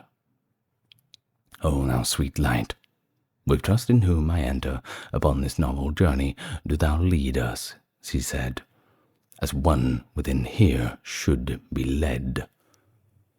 Thou warmest the world, thou shinest over it. If other reason prompt not, otherwise thy rays should evermore our leaders be. As much as here counted for a mile, so already there have we advanced in little time by dint of ready will. And towards us they beheld to fly, albeit there were not visible spirits uttering unto love's table courteous invitation. The first voice that passed onward in its flight, Vinim non habent, said in accents loud, and went reiterating it behind us. And ere it wholly grew inaudible, because of distance passed another crying, I am Orestes, and it also stayed out. Oh, said I, Father, these, what voices are they? And even as I asked, behold the third, saying, Love those from when ye have had evil. And the good master said, This circle scourges the sin of envy, and on that account are drawn from love the lashes of the scourge. The bridle of another sound shall be. I think that thou wilt hear it, as I judge before thou comest to pass the pardon. But fix thine eyes athward to the air right steadfast, and people thou wilt see before us sitting, and each one close against the cliff is seated.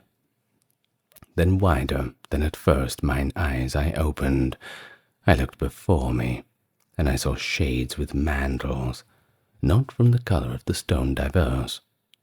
And when we were a little farther onward, I heard a cry of, Mary, pray for us, a cry of, Michael, Peter, all saints. I do not think there walketh still on earth a man so hard that he would not be pierced with pity at what afterwards I saw. For when I had approached so near to them, that manifest to me their acts became, drained was I at the eyes by heavy grief. Covered by sackcloth vile they seemed to me, and one sustained the other with his shoulder, and all of them were by the bank sustained.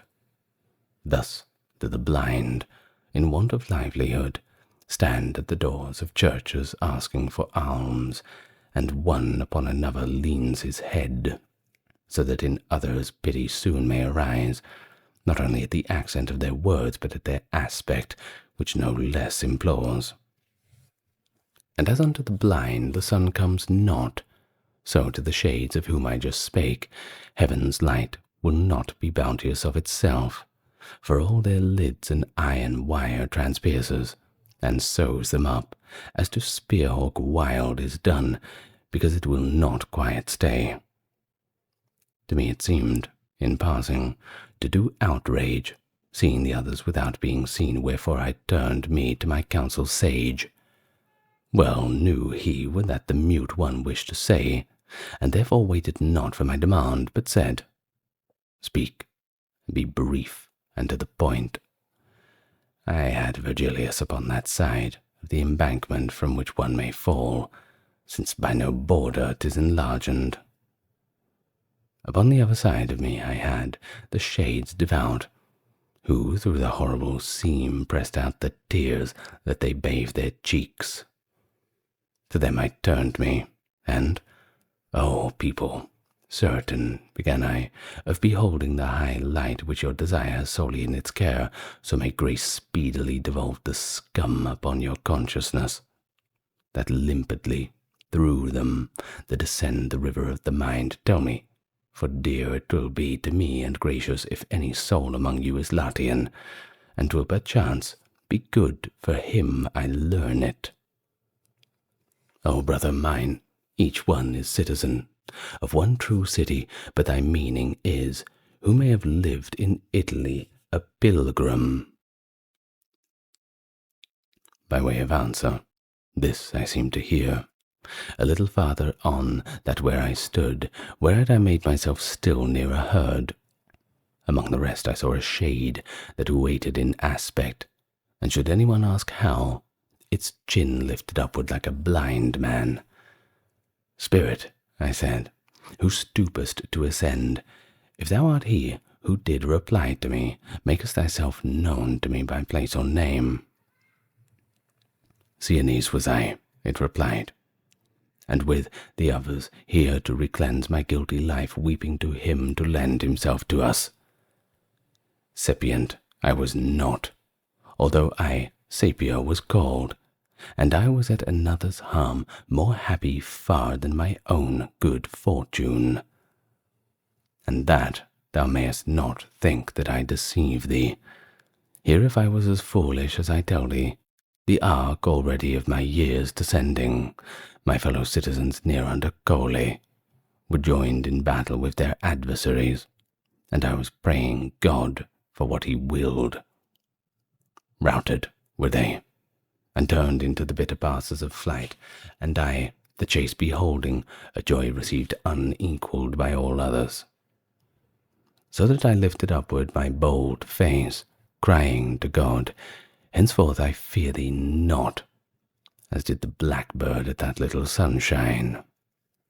Peace I desired with God at the extreme of my existence, and as yet would not my debt have been penitence discharged, had it not been in remembrance held me Pier Petignano and his holy prayers, who out of charity was grieved for me. But who art thou, that in our conditions questioning goest, and hast thine eyes unbound, as I believe, and breathing dost discourse? Mine eyes, I said, will yet be here taken from me, but for short space, for small is the offence committed by their being turned with envy. Far greater is the fear, wherein suspended my soul is, of the torment underneath, for even now the load down there weighs on me. And she to me, Who led thee then among us up here, if to return below thou thinkest? And I, He who is with me, and speaks not, and living am I, therefore ask of me, spirit elect, if thou wouldest have me move over yonder yet my mortal feet for thee. Oh, this is such a novel thing to hear, she answered. That great sign it is that God loves thee. Therefore with prayer of thine sometimes assist me. And I implore, by what thou most desirest, if ever thou treadest the soil of Tuscany, well with my kindred reinstate my fame. Them wilt if thou seen among the people vain who hope in Talamone, and will lose there more hope than in discovering the Diana. But there's still more the admirals will lose. Canto XIV. Who is this one that goes about in our mountain, or ever death has given him power of flight, and opes his eyes and shuts them at his will? I know not who, but I know he's not alone. Ask him thyself, for thou art nearer to him, and gently, so that he may speak, accost him. Thus did two spirits, leaning towards each other, discourse about me there on the right hand, then held supine their faces to address me. And said the one, O soul, that fastens still within the body towards the heaven art going, for charity console us, and declare whence comest thou, and who art thou? And for thou makest as much to marvel at his grace of thine, as must a thing that never yet has been. And I, through midst of Tuscany there wanders a streamlet that is born in Falterona, and not 100 miles of course suffice it. From thereupon do I this body bring, to tell you who I am were speech in vain, because my name as yet makes no great noise. If well thy meaning I can penetrate with intellect of mine, then answered me who first spake, Thou speakest of the Arno. And said the other to him, Why concealed this one the appellation of that river, even as a man doth of things horrible? And thus of the shade that questioned was of himself acquitted. I know not how, but truly 'tis fit the name of such a valley perish. For from its fountain head, where is so pregnant the Alpine mountain, whence is cleft Pelero, that in a few places it left its mark surpass, to where it yields itself in restoration of what that heaven doth of the sea dry up, whence have the rivers which goes with them. Virtue is like an enemy avoided by all, as is a serpent, through misfortune of place, or through bad habit that impels them, on which account have so transformed by their nature the dwellers in that miserable valley. It seems that Circe had them in her pasture. Mid ugly swine of acorns worthier than other food for humans use created, it first directeth its impoverished way. Curs find it thereafter, coming downward more snaring in their puissance demands, and turns from them disdainfully its muzzle. It goes on falling, and the more it grows, the more it finds the dogs becoming wolves, this maledict and misadventurous ditch. Descends then through many a hollow gulf it finds the foxes so replete with fraud, they fear no cunning that may master them. Nor will I cease, because another hears me, and well 'twill be for him, if he still mind him of what truthful spirit to me unravels. Thy grandson I behold, who doth become a hunter of those wolves upon the bank of the wild stream, and terrifies them all. He sells their flesh, it being yet alive, thereafter slaughters them like ancient beeves. Many of life, himself of praise deprives. Blood-stained he issues from the dismal forest. He leaves it such. 1,000 years from now, in its primeval state, 'tis not rewooded. As at the announcement of impending ills, the face of him who listens is disturbed from whatever side the peril sees upon him, so I beheld that other soul, which stood turned round to listen, grow disturbed and sad when it had gathered itself to the word. The speech of one other aspect of the other had me desirous to make know their names, and question mixed with prayers I made thereof.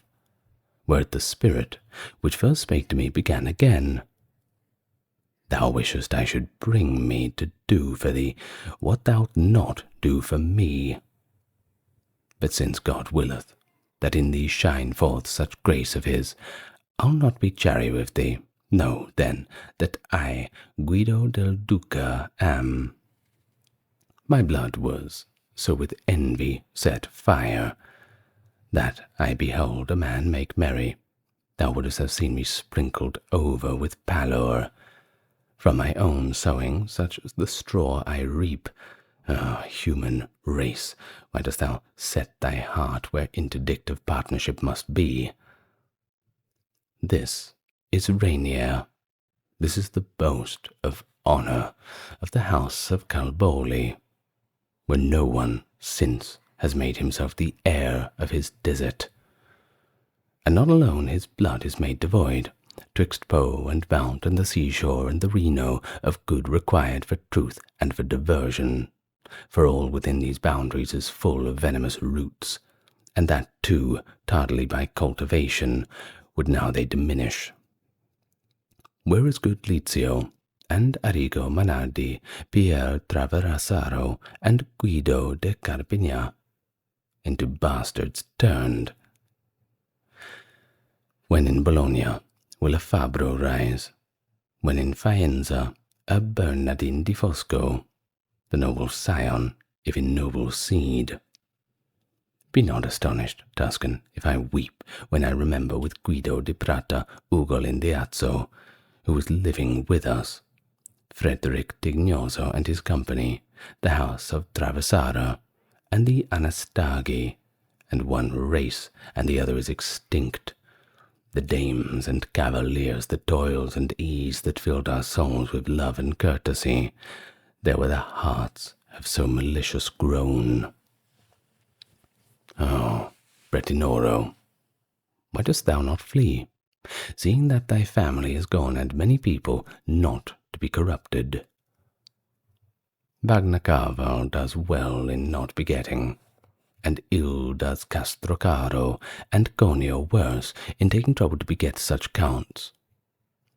Will do well the Percani, where the devil shall have their departed, but not therefore pure will testimony of them ever remain. Ah, Ugolin de Fantoli, secure thy name is, since no longer is awaited one who degenerating can obscure it. But go now, Tuscan, for it now delights me to weep far better than it does to speak, so now is our discourse my mind distressed. We were aware that those beloved souls heard us depart, therefore by keeping silent they made of us our pathway confident. When we became alone by going onward, thunder when it doth cleave the air appeared a voice, that counter to us came exclaiming, Shall we slay me, whosoever findeth me? And fled as the reverberation dies, if suddenly the cloud asunder bursts. As soon as hearing had a truce from this, behold another with so great a crash that it resembled thunderings following fast. I am Aglaurus, who became a stone. And then, to press myself close to the poet, I backward and not forward took a step. Already on all sides the air was quiet, and he said unto me, that was the hard curb that ought to hold a man within his bounds, but you take it in bait, so that the hook of the old adversary draws you to him, and hence availeth little curb or call. The heavens are calling you, and wheel around you, displaying to you their eternal beauties, and still your eyes are looking at the ground, whence he who all discerns chastises you. Canto XV. As much as twixt the close of the third hour and the dawn of day appeareth at that sphere, which the fashion of a child is playing, so much it now appeared towards the night, was of his course remaining to the sun. There it was evening, and 'twas midnight here, and the rays smote the middle of our faces, because by us the mount was so encircled that straight towards the west we now were going. When I perceived my forehead overpowered beneath the splendor far more than at first, and stupor were to me the things unknown, where towards the summit of my brow I raised my hands, and made myself the visor which the excessive glare diminishes. As when from off the water, or a mirror, the sunbeam leaps unto the opposite side, ascending upward in the self-same measure that it descends and deviates as far from falling of a stone in line direct, as demonstrate experiment and art, so it appeared to me that by a light refracted there before me I was smitten. On each account my sight was swift to flee. What is that, Father sweet, from which I cannot so fully screen my sight that it avail me, said I, and seems towards us to be moving. Marvel thou not if dazzle ye as the family of heaven, he answered me. An angel it is, who comes to invite us upward. Soon will it be, that to behold these things shall not be grievous, but delightful to thee, as much as nature fashioned thee to feel.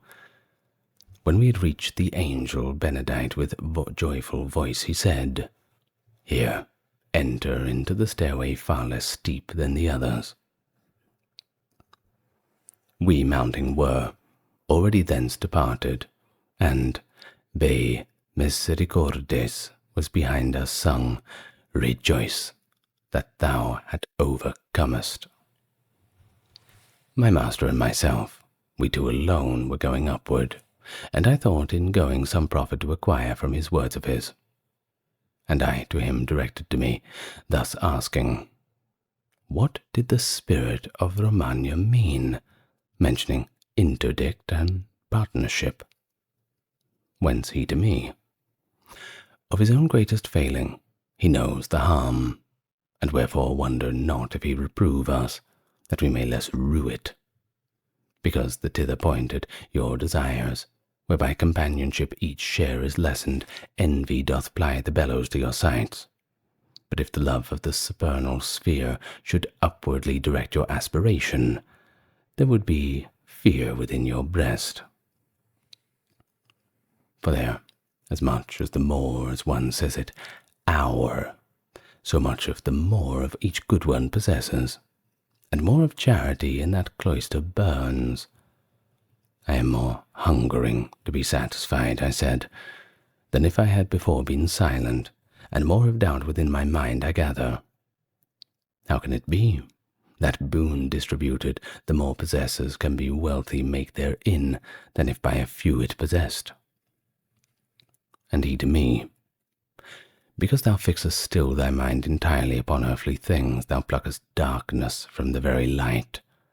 Thou goodness infinite and ineffable, which is above there, runneth into love, as to a lucid body comes the sunbeam. So much it gives itself as it finds ardour, so that, as far as its charity extends, over it increases the eternal valor. And the more people thitherward aspire, more are there to love well, and more they love there. And as a mirror, one reflects the other. And if my reasoning appeaseth thee not, thou shalt see Beatrice, and she will fully take from thee this and every other longing.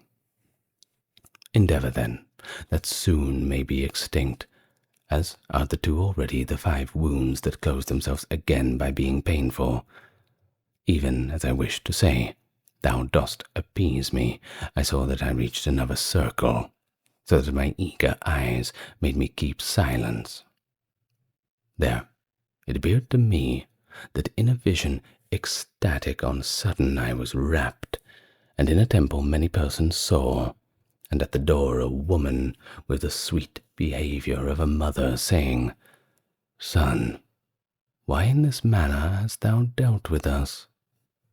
Lo, sorrowing, thy father and myself were seeking for thee, and as here she ceased, that which appeared at first had disappeared.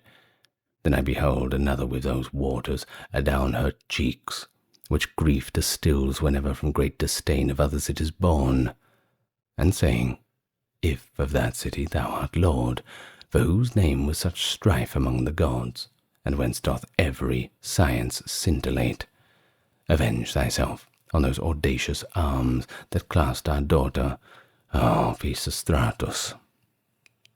And the Lord seemed to me benign and mild, to answer her with aspect temperate. What shall we do to those who wish us ill, if he who loves us be by us condemned? Then saw I people hot in fires of wrath, with stones a young man slaying clamorously, still crying to each other, Kill him, kill him. And when I saw bowed down because of death that waited already upon him to the earth, but of the eyes made ever gates to heaven, imploring the high Lord in so great strife, that he would pardon those his prosecutors, with such aspect as unlocks compassion. Soon as my soul had outwardly returned to things external to which it are true, did I not false errors recognize. My leader, who could see me bear myself, like to a man that rouses up from his sleep, exclaimed, What ails thee, that thou canst not stand?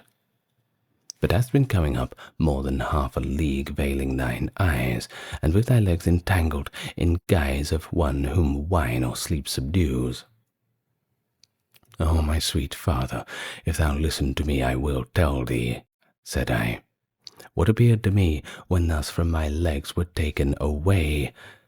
And he, if thou should have 100 masks upon thy face, from me who would not be shut thy cogitations, howsoever small.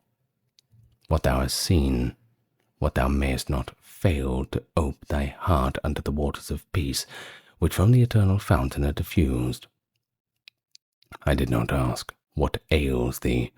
As he does who only looketh with his eyes, but see not when of the soul bereft the body lies, but asked it to give vigour to thy feet. Thus must we needs urge on the sluggards, slow to use their wakefulness when it returns. We passed along, athwart the twilight, peering forward, as ever the eye could stretch, against the sunbeams, serotine and lucent, and lo, by slow degrees a smoke approached in our direction, sombre as the night, nor was there place to hide one's self therefrom. This of our eyes and the pure air bereft us. Canto XVI. Darkness of hell, and of night deprived, of every planet under a poor sky, as much as he may be tenebrous with cloud, never made unto my sight so thick a veil as that smoke which there enveloped us, nor to the feeling of so rough a texture. For not an eye it suffered to stay open, whereat mine escort, faithful and sagacious, drew near to me and offered me his shoulder. even as a blind man goes behind his guide, lest he should wander, or strike against aught that may harm or peradventure kill him. So went I through the bitter and foul air, listening unto my leader, who said only, "Look that from me thou not be separated." Voices I heard, and every one appeared to supplicate for peace and misericorde the Lamb of God who takes away our sins. Still, Agnus Dei their exordium was. One word there was in all, and metre one, so that in all harmony appeared among them. "Master," I said, "are spirits those I hear?" And he to me, "Thou apprehendest truly, and they the knot of anger go unloosening. Now, who art thou that cleavest through our smoke, and art discoursing of us even through thou didst calends still divide the time?" After this manner by a voice was spoken, whereupon the master said, "Do thou reply, and ask if thou in this side the way would go upward." And I, "O creature that dost cleanse thyself to return beautiful to him and made thee, thou shalt hear marvels if thou shalt follow me." "Thee will I follow as far as allowed to me," he answered, "and if smoke prevent our seeing, hearing shall keep us joined instead thereof." Thereon I began, with that swathing band which death unwindeth, am I going upward, and hither came I through the infernal anguish, and if God in his grace has me enfolded, so that he wills that I behold his court, by me wholly out of modern usage, conceal me not who ere death thou wast, but tell it to me, and tell me if I go right for the pass, and thy words be our escort. Lombard was I, and I was Marco called. The world I knew, and loved that excellence, at which each as one now unbent his bow. For mounting upward, thou art going right. Thus he made answer, and I subjoined, "I pray thee to pray for me when thou shalt be above." And I to him, "My faith I pledge to thee to do what thou doth ask me, but am bursting inly with doubt, unless I rid me of it rather. First it was simple, and now is made double by thy opinion, which makes certain to me, here and elsewhere, that which I couple with it. The word forsooth is utterly deserted, by every virtue, as thou tellest me, and with iniquity is big and covered, but I beseech thee, point me out the cause, that I might see it, and to others show it. For one in the heavens, and here below one puts it. A sigh profound, that grief forced into I. He first sent forth, and then he began, "Brother, the world is blind, and sooth thou comest from it. Yet, ye who are living, every cause refers still upward to the heavens, and if all things they of necessity moved with themselves. If this were so, in you would be destroyed free will, nor any justice, nor there be any joy in having good or grief for evil. The heavens your movements do initiate. I say not all, but granting that I say it, light has been given you for every good and evil, and free volition, which, if some fatigue in the first battles with the heavens it suffers, afterwards conquers all, if well 'tis nurtured. To greater force, and to a better nature, thou free ye subject are rather, and that creates in mind you the heavens have not in change. Hence, if the present world doth go astray, in you the chaos is, be it sought in you, and therein will now be the true spy. Forth from the hand of him who fondles it before it is, like to a little girl weeping and laughing in her childish sport, issues the simple soul that nothing knows, save that, proceeding from a joyous maker, gladly it turns to that which gives it pleasure. Of trivial good at first it tastes the savour, is cheated by it, and runs after it, if guide or rein turn not aside its love. Hence it behooved laws for a rein to place, behooved a king to have, who at least of the true city should discern the tower. The laws exist, but who sets hand to them? No one, because the shepherd who proceeds can ruminate, but cleaveth not the hoof. Wherefore the people that perceives its guide strike only at the good for which it hankers, feeds upon that farther seeketh not. Clearly canst thou perceive the evil guidance that cause has made the world depraved, and not that nature is corrupt in you. Rome, that reformed the world, accustomed was 2 sons to have, which one rode and the other of God and of the world made manifest. One has the other quenched, and to the crosier the sword is joined, and I'll besmeath it that by the main force one with the other go. Because, being joined, one feareth not the other. If thou believe not, think upon the grain, for its seed each herb is recognized. In the land laved by Po and Adige, valor and courtesy used to be found, before that Frederick had his controversy. Now in security can pass that way, whoever will abstain, through sense of shame, from speaking with the good or drawing near them. True, 3 old men are left, in whom upbraids the ancient age the new, and the late they deem it that God restore them to a better life. Curado de Balazzo, and the good Gerardo, and Guido de Castel, who better named is, in the fashion of the French, the simple Lombard. Say thou henceforth that the Church of Rome, confounding itself in 2 governments, falls into the mire, and soils itself and burden. Oh, Marco mine, I said, thou reasonest well, and now discern I why the sons of Levi have been excluded from the heritage. But what Gerardo it is, who, as sample of a lost race, how sayest it remained in reprobation of the barbarous age?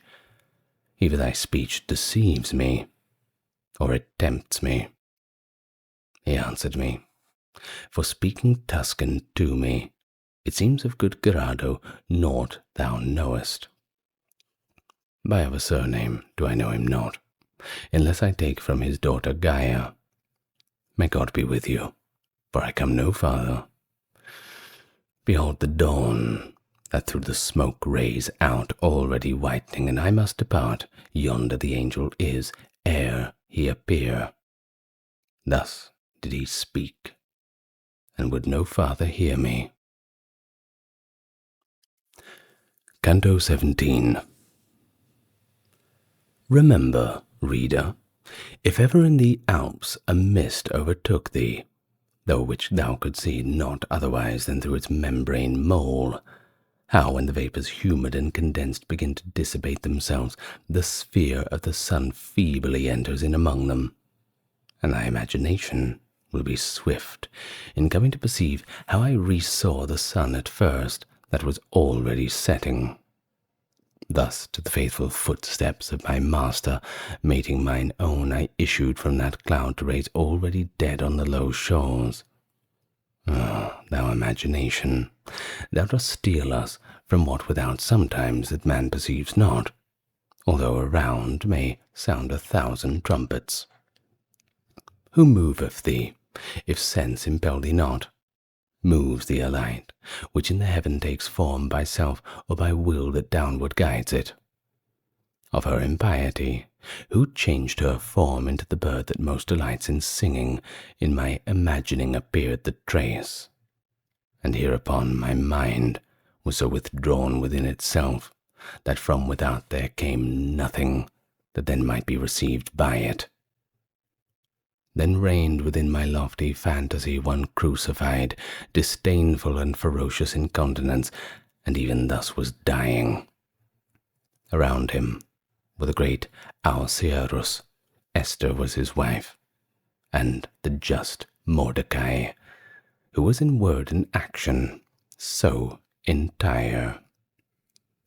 And even as this image burst asunder of its own self, in fashion of a bubble in which the water it was made of falls, there rose up in my vision a young maiden, bitterly weeping, and she said, O Queen, why hast thou wished in anger to be naught?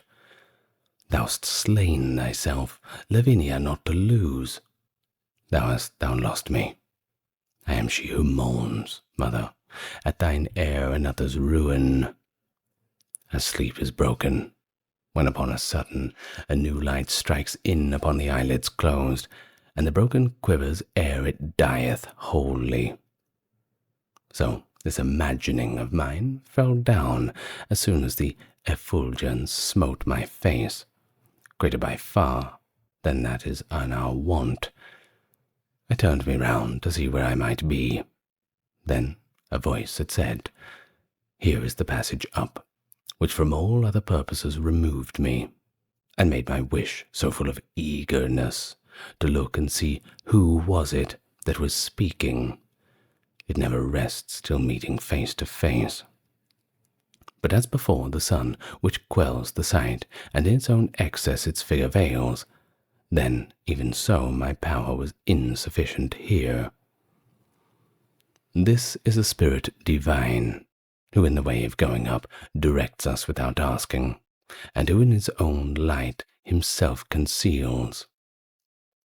He does with us as man doth with himself, for he who sees the need and waits the asking malignly leans already towards denial. Accord we now our feet in such inviting.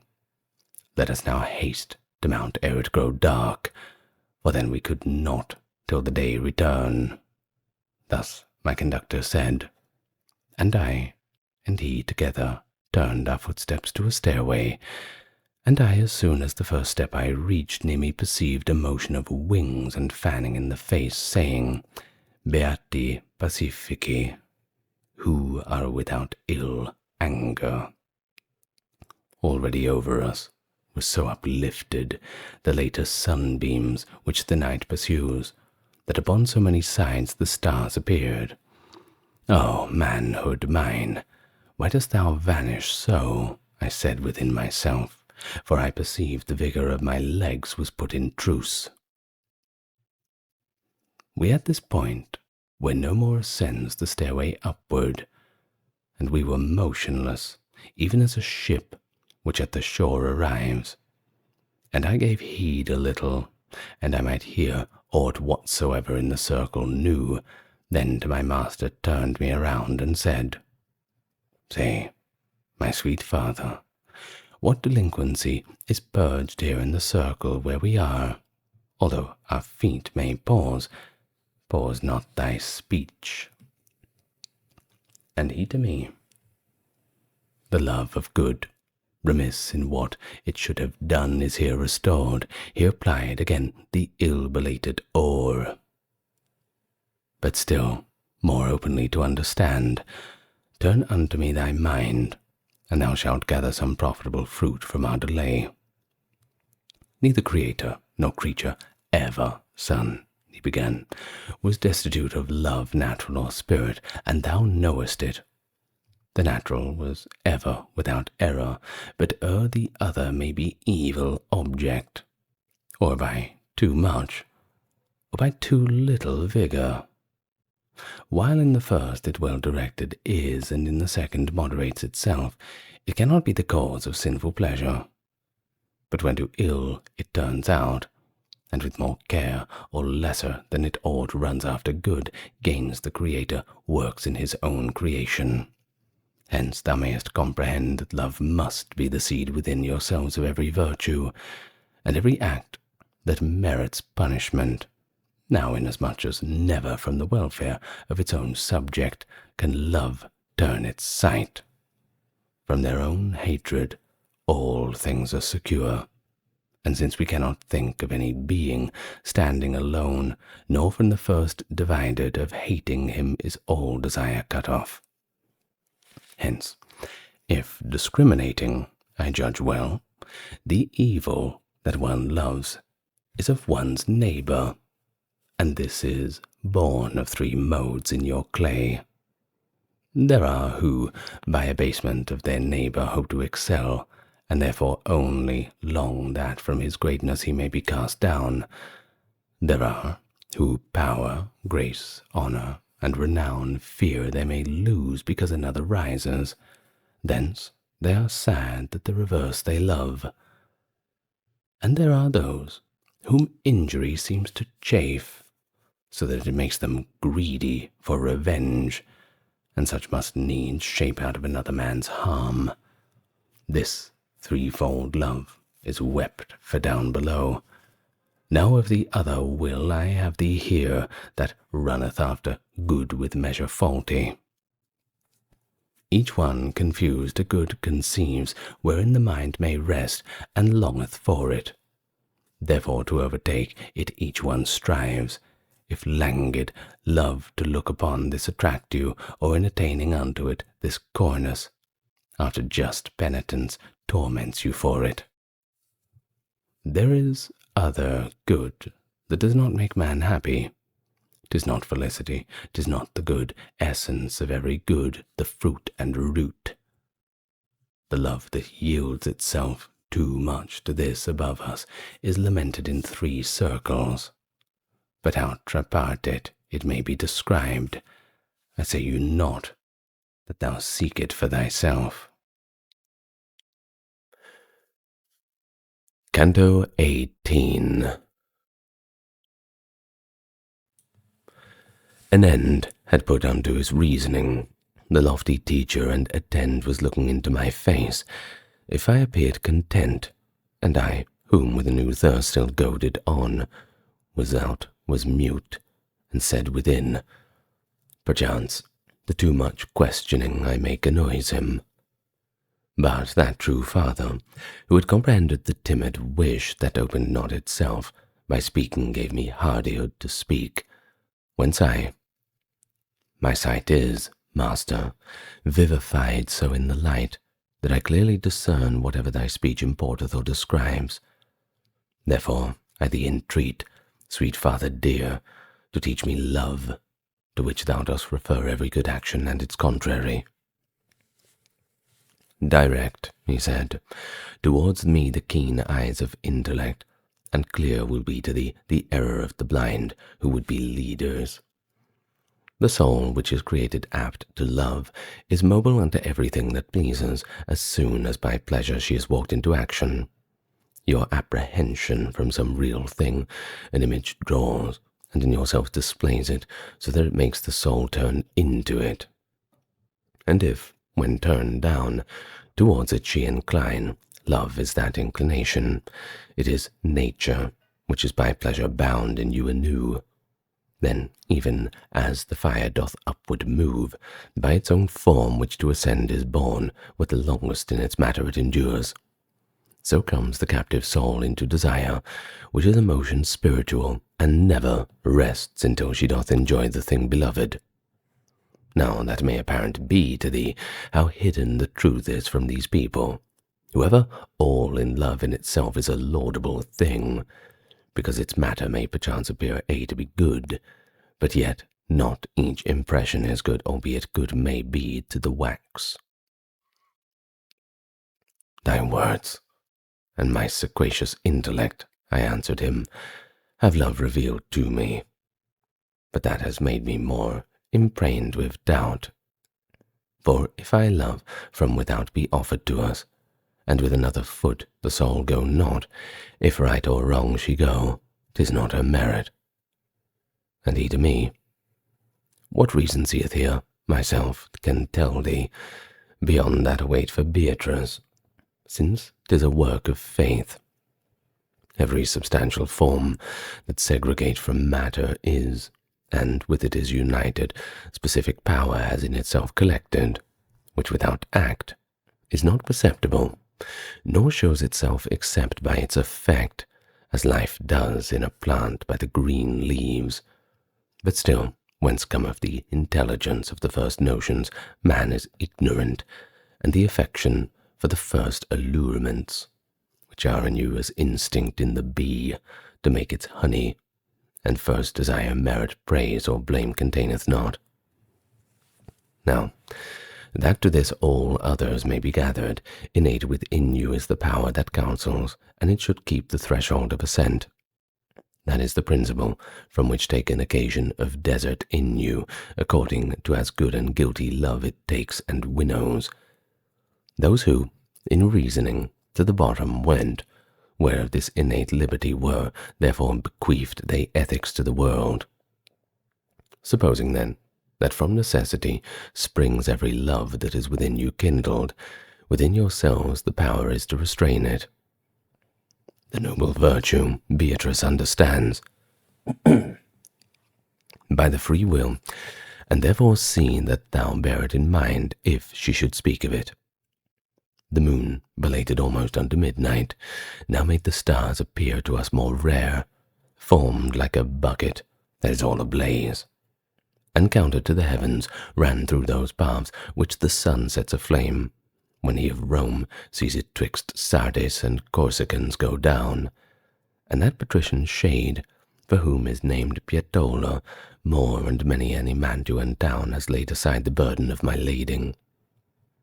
Whence I, who reason manifest and plain in answer to my questions had received, stood like a man in drowsy reverie. But taken from me was this drowsiness suddenly by a people that behind our backs already had come round to us, and as of old Ismenus and Asopus, beside them I saw a night rush and throng. But if the Thebans were in need of Bacchus, so they along the circle curved their step, from what I saw of those approaching us, who by good will and righteous love are ridden. Full soon they were upon us, because running moved onward to all the mighty multitude, and do in the advance cried out, lamenting. Mary in haste unto the mountain ran, and Caesar, that he might subdue Ilerda, thrust at Marseilles, and then ran into Spain. Quick, quick, so that the time may not be lost by little love. Forthwith the others cried, for ardour and well-doing freshens grace. No folk, in whom an eager fervour now supplies perchance delay and negligence, put by you in well-doing through lukewarmness. This one who lives, and truly I lie not, would fain go up, if but the sun relights us. So tell us where the passage nearest is. These were the words of him who was my guide, and some of those spirits said, Come on behind us, and the opening shalt thou find. So full of longing we are to move onward, that stay we cannot. Therefore pardon us, if thou for churlishness our justice take. I was San Zeno's abbot at Verona, under the empire of good Barbarossa, of whom still sorrowing Milan holds discourse, and he has one foot in the grave already, who shall ere long lament that monastery, and sorry be of having there had power, because his son, in his whole body sick and worse in mind, who was evil born, he put into the place of its true pastor. If more he said, or silent was, I know not. He had already passed so far behind us, but this I heard, and to retain it pleased me. And he who was in every need to my succour said, Turn hitherward. See two of them come fastening upon slothfulness their teeth. In rear of all they shouted. Sooner were the people dead to whom the sea was opened, than their inheritors the Jordan saw, and those who fatigued did not endure unto the issue with Anchises' son, themselves to life without an glory offered. Then when from us, so separated were those shades, that they no longer could be seen, within me a new thought did entrance find, whence others, many and diverse, were born, and so I lapsed from one into another, that in reverie mine eyes I closed, and meditation into dream transmuted. Canto XIX. It was the hour when the diurnal heat no more can warm the coldness of the moon, vanquished by earth or peradventure Saturn, when geomancers of their Fortuna Major see in the Orient before the dawn rise by a path that long remains not dim. There came to me in dreams a stammering woman squint in her eyes, and in her feet distorted with the hands disaverred and of sallow hue. I looked at her, as the sun restores the frigid members which the night benumbs, even thus my gaze did render voluble her tongue, and made her all erect thereafter in little while, and lost the countenance as love desires, it so did her colour. When in this wise she had her speech unloosened, she began to sing so that with difficulty could I have turned my thoughts away from her. I am, she sang, I am the siren sweet, who mariners amid the main Unman, so full am I of pleasantness to hear. I drew Ulysses from his wandering way unto my song, and he who dwells with me seldom departs, so wholly I content him. Her mouth was not yet closed again, before appear a lady saintly and alert close at my side to put her to confusion. Virgilius, oh, Virgilius, who is this? She sternly said, and was drawing near with eyes still fixed upon that modest one. She seized the other, and in front laid open, rending her garments and belly, showed me. This walked with me with the stench that issued from it. I turned mine eyes, and good Virgilius said, At least thrice have I called thee. Rise and come, find that we opening by thou mayest enter. I rose, and full already of high day we were the circles of the sacred mountain, and with the sun at our back we went forth. Following behind him, I my forehead bore like unto one who is laden with thought, who makes himself half an arch a bridge, when I heard say, Come, here the passage is, spoken in a manner gentle and benign, such as we not hear in this mortal region. With open wings, which of a swan appeared, upward he turned to us who spake to us, between the two walls of the solid granite. He moved his pinions upward and fanned us, affirming those qui lugent to be blessed, for they shall have their souls with comfort filled. What aileth thee, that to earth thou gazest? To me my guide began to say, we both somewhat beyond the angel having mounted.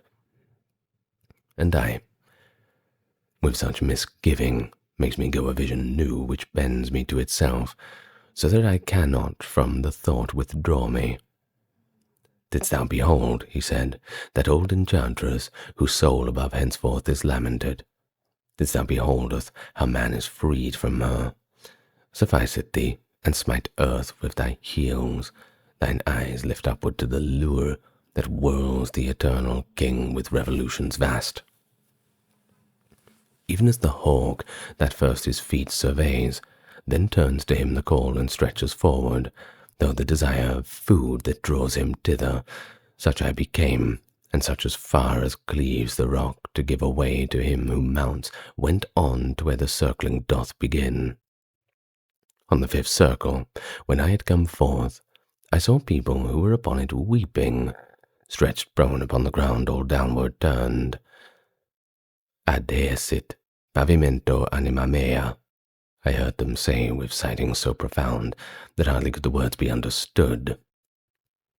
O ye elect of God, whose sufferings justice and hope both render less severe, direct ye us towards the high ascents. If ye are come to secure from this prostration, and wish to find the way most speedily, let your right hands be evermore outside. Thus did the poet ask, and thus was answered by them in somewhat in front of us, whence I, in what was spoken, divined the rest concealed. And unto my Lord's eyes, mine eyes I turned, when he assented with a cheerful sign to what the sight of my desire implored, when of myself I could depose at will. Above that creature did I draw myself, whose words before had caused me to take note, saying, O spirit, in whom weeping ripens, that without which God cannot turn, suspend awhile for me thy greater care. Who wast thou? And why are your backs turned upwards? Tell me, and if thou wouldst, I would procure anything there whence living I departed. And he to me, wherefore our backs the heaven turns itself, thou shalt know, but beforehand, scias quod ergo fui successa Petri. Between Siestri and Chiaveri descends a river beautiful, and of its name the title of my blood the summit makes. A month and a little more essayed I how ways from the great cloak on him, from mire who keeps it, for all the other burdens seem a feather.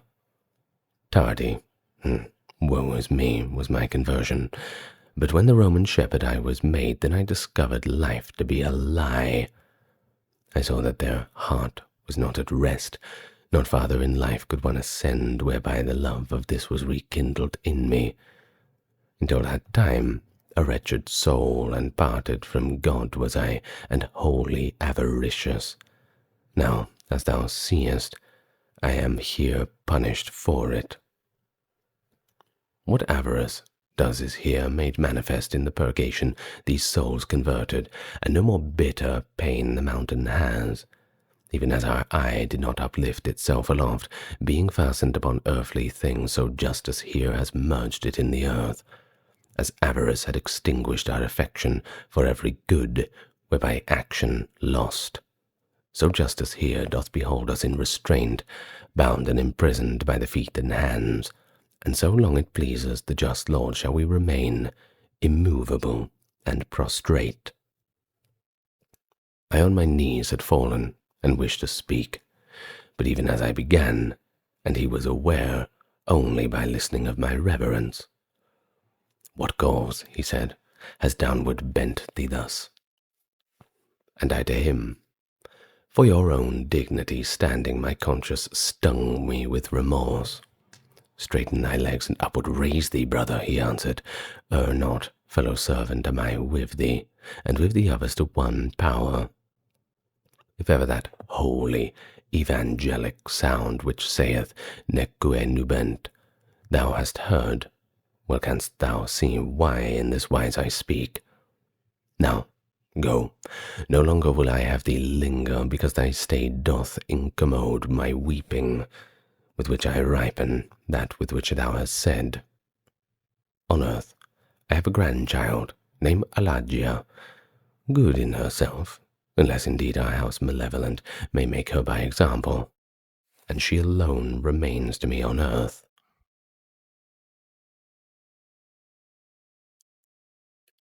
Canto XX. Ill strives the will against a better will. Therefore, to pleasure him against my pleasure, I drew the sponge not saturate from the water. Onward I moved, and onward moved my leader, through vacant places skirting still the rock, as on a wall close to the battlements. For they that through their eyes pour drop by drop the malady which all the world pervades. On the other side, too, near the verge approach. Accursed mayest thou be, thou old she-wolf, that more than all the other beasts has prey because of my hunger infinitely hollow.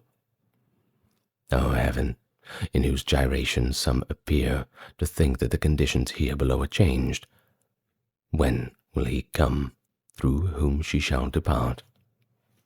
Onward we went, with footsteps slow and scarce, and I attentive to the shades I heard piteously weeping and bemoaning them, and I peradventure heard, Sweet Mary, uttered in front of us amid the weeping, even as a woman doth who is in childbirth. And in continuance, how poor wast thou is manifested by that holstery, where thou didst lay thy sacred burden down. Thereafterward I heard, O good Fabricius, virtue with poverty didst thou prefer to the possession of great wealth with vice.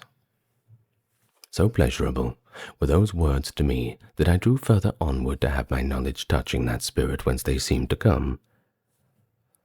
He furthermore was speaking of largesse which Nicholas unto the maidens gave, in order to conduct their youth to honour.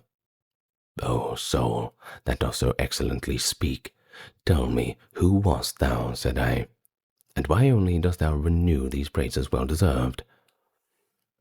Not without recompense shall be the word, if I return to finish the journey of that life which is flying to its end. And he, I'll tell thee, not for any comfort I may expect from earth, but that so much grace shines in thee, or ever thou art dead. I was in the root of that malignant plant which overshadows all the Christian world, so that good fruit is seldom gathered from it. But if Douay and Ghent and Lille and Bruges had power, such vengeance would be taken on it.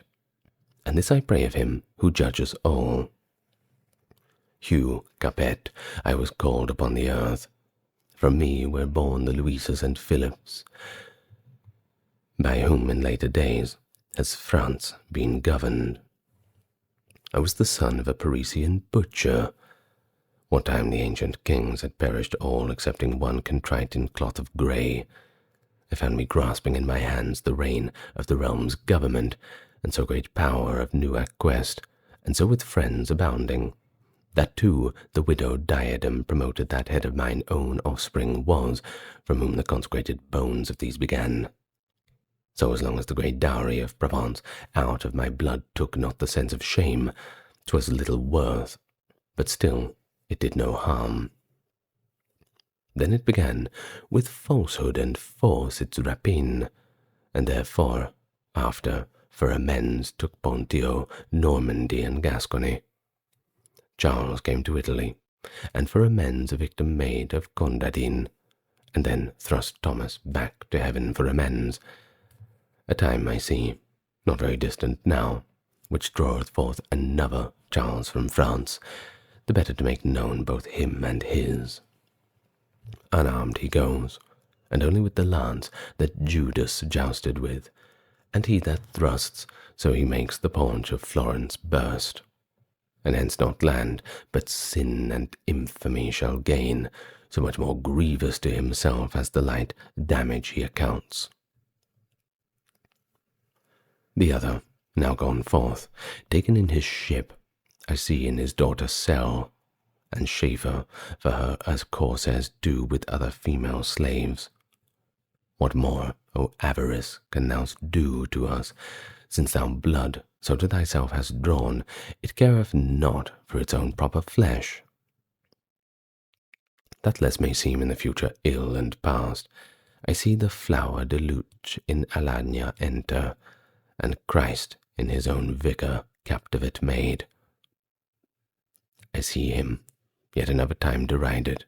I see renewed the vinegar and gall, and between living thieves I see him slain. I see the modern Pilate so relentless. This does not sate him, but without decretal he to the temple bears his sordid sails. When, O my lord, shall I be joyful made by looking on the vengeance of which concealed makes sweet thine anger in thy secrecy? What I was saying of that only bride of the Holy Ghost, of which occasion thee to turn towards me for some commentary, so long has been ordained to all our prayers, as the day lasts, but when the night comes on, contrary sound we take instead thereof. At that time we repeat Pygmalion, of whom a traitor, thief, and parricide made his insatiable desire of gold, and the misery of avaricious Midas that followed his inordinate demand, at which forevermore one needs but laugh. The foolish Achan each one then records, and how he stole the spoils, so that the wrath of Joshua still appears to sting him here. Then we accuse Sapphira with her husband. We laud the hoof-beats Heliodorus had, and the whole mount in infamy encircles Polymestor, who murdered Polydorus. Here finally is cried, O Crassus, tell us, for thou dost know, what is the taste of gold? Sometimes we speak, one loud, another low, according to the desire of speech that spurs us to greater now and now to lesser peace. But in the good that here by day is talked of, erewhile alone I was not, yet near by no other person lifted up his voice. From him already we departed where, and made endeavour to overcome the road, as much as was permitted to our power. When I perceived, like something that is falling, the mountain tremble, whence a chill seized unto me, as seizes him to do his death is going, certes so violently shook not Delos before Latona made her nest therein, to give birth to the two eyes of heaven. Then upon all sides there began a cry, such that the master drew himself towards me, saying, Fear not, while I am guiding thee. Gloria in excelsis Deo, all were saying, from where I could hear I could comprehend, where it was possible to hear the cry. We paused, immovable, in suspense, even as the shepherds who first heard the song until the trembling ceased and it was finished. Then we resumed again our holy path, watching the shades that lay upon the ground, already turned to their accustomed plaint. No ignorance ever, with so great a strife, had rendered me importunate to know, if earth not in this memory. As meditating then I seemed to have, nor out of haste to question did I dare, nor of myself I there could aught perceive. So I went onward, timorous and thoughtful.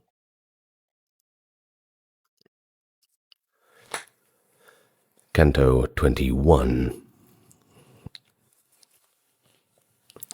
The natural thirst that never is satisfied, excepting with the water for whose grace the woman of Samaria besought, put me in travail, and haste goaded me along the encumbered path behind my leader, and I was pitying that righteous vengeance.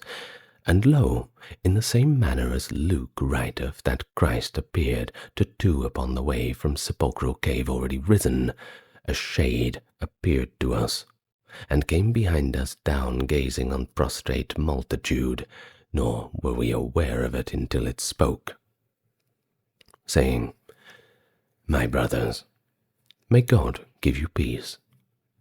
We turned us suddenly, and Virgilius rendered to him the countersign thereto conforming. Thereupon he began, In the blessed council, thee may be called veracious place in peace, that me doth banish in eternal exile. How? Said he, and the while we went with speed. If ye are shades whom God designs not on high, who upon his stairs so far has guided you? And said my teacher, If thou note the marks with which this one bears, and which the angel traces, well shalt thou see with good must reign. But because she who spinneth day and night for him had not yet drawn distaff off, which Clotho lays for each one and compacts his soul, which is thy sister and my own, in coming upwards could not come alone by reason that it sees not in our fashion. Whence I was drawn from out of the ample throat of hell to be his guide, and I shall guide him as far on my school as power to lead. But tell us, if thou knowest, why such a shudder erewhile the mountain gave, and why together all seemed to cry as far as its moist feet? In asking this, he so hit the very eye of my desire, that merely with the hope my thirst became the less unsatisfied. Naught is there, he began, that without order may the religion of the mountain feel, nor aught there may be foreign to its custom. Free is it here from every permutation. What from itself in heaven and itself receiveth can be of this case and naught beside, because that neither rain nor hail nor snow, nor dew nor hoarfrost, nor any other high falls that the short little stairway of 3 steps, Thence clouds do not appear, nor rarefied, nor a coruscation, nor the daughter of Thaumas, that often upon the earth her reign slifts, nor arid vapour any farther rises than to the top of the 3 steps I spake of, whereon the vicar of Peter has his feet. Lower down, perchance, it trembles less or more, but for the wind that is in the earth is hidden, I do not know how. Up here it never trembled. It trembles here, whenever any soul feels itself pure, so that it soars or moves it to a mountain loft, and such a cry attends it. Of purity the will alone gives proof, which by wholly free to give its change to convent, takes by surprise the soul and helps it fly. First it wills well, but the desire permits not, which divine justice with the self-same will there is to sin upon the torment sets. And I, who have been lying in this pain 500 years and more, but just now felt a free volition for a better seat. Therefore thou heardest the earthquake and the pious spirits along the mountain rendering praise unto the Lord, that soon he speed them upward. So said he to him, and since we enjoy as much in our drinking as the thirst is great, I could not say how much it did me good, and the wise leader. Now I see the net that snares you here, and how ye are set free, why the earth quakes, and wherefore ye rejoice. Now, who thou wast to be pleased, and I may know and why so many centuries thou hast here been lying, let me gather from thy words. In days when the good Titus, with the aid of the supremest king, avenged the wounds whence issued forth the blood by Judas sold, under the name most endures and honours was I on earth, that spirit made reply, greatly renowned, but not with faith as yet. My spirit vocal was so sweet, that Rome me at Tulosian drew unto herself, where I deserved to deck my brows with myrtle. Statius, the people name me still on earth. I sang of Thebes, and then of great Achilles, but on my way fell with my second burden. The seeds unto my ardour were the sparks of that celestial flame which heated me, whereby more than 1,000 have been fired. Of the Aeneid I speak, which to me a mother was, and was in my nurse song. Without this weighted I not a drachma's weight. And to have lived upon the earth what time Virgilius lived, I would accept one son more than I must ere issuing from my ban. These words toward me made Virgilius turn, with looks that in their silence said, Be silent. But yet the power that wills cannot do all things. For tears and laughter are such pursuivants unto the passion from which each springs forth. In the most truthful, least the will they follow.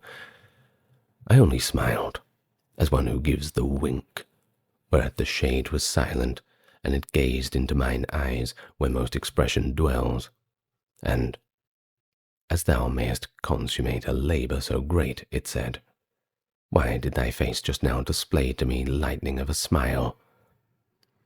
Now I am caught on this side and that. One keeps me silent, one to speak conjures me, wherefore I sigh, and I am understood. Speak, said my master, and be not afraid of speaking, but speak out and say to him what he demands with such solicitude. Whence I, thou peradventure marvellest, of antique spirit at the smile I give, but I will have more wonder seize upon thee. This one who guides on high these eyes of mine is that Virgilius, from whom thou didst learn to sing aloud of men and of the gods. If other cause thou to smile impudest, abandon it as false, and trust it was those words which thou hast spoken concerning him. Already he was stooping to embrace my teacher's feet, but he said to him, Brother, do not, for shade thou art, and shade beholdest. And he uprising, now canst thou the sum of love which warns me that thee comprehend, when this our vanity I disremember, treating a shadow as a substantial thing.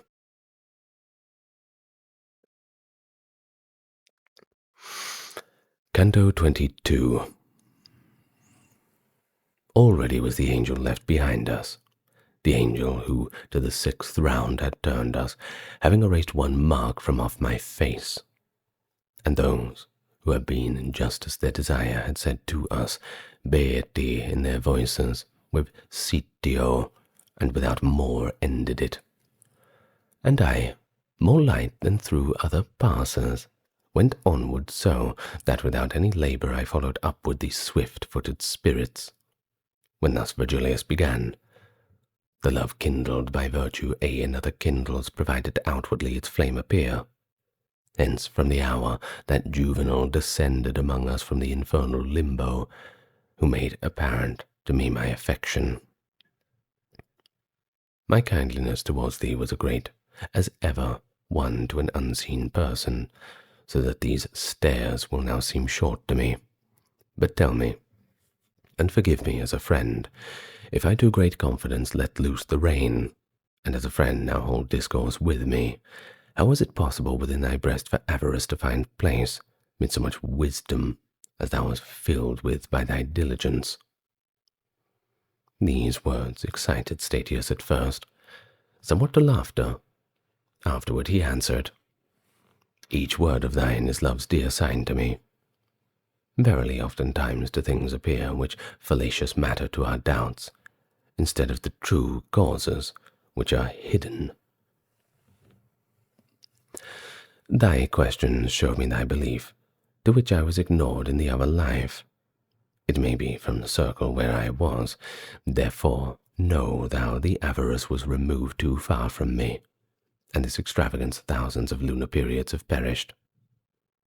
And were it not that I in my thoughts uplifted, when I the passage heard where thou exclaimest, as if indignant unto human nature, to what impellest thou not, cursed hunger of gold, the appetite of mortal men, revolving I should feel the dismal joustings, when I perceived the hands could spread too wide their wings in spending, and repented me as well as many of my other sins.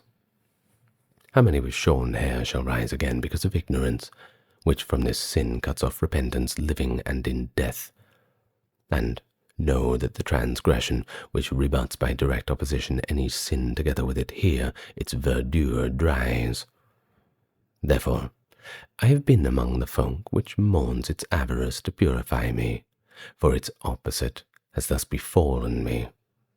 Now when thou sangest the relentless weapons of the twofold affliction of Jocasta, the singer of the songs bucolic said, from that which Clio there with 3 preludes, it does not seem yet that thee had been faithful, that faith without no good works suffice.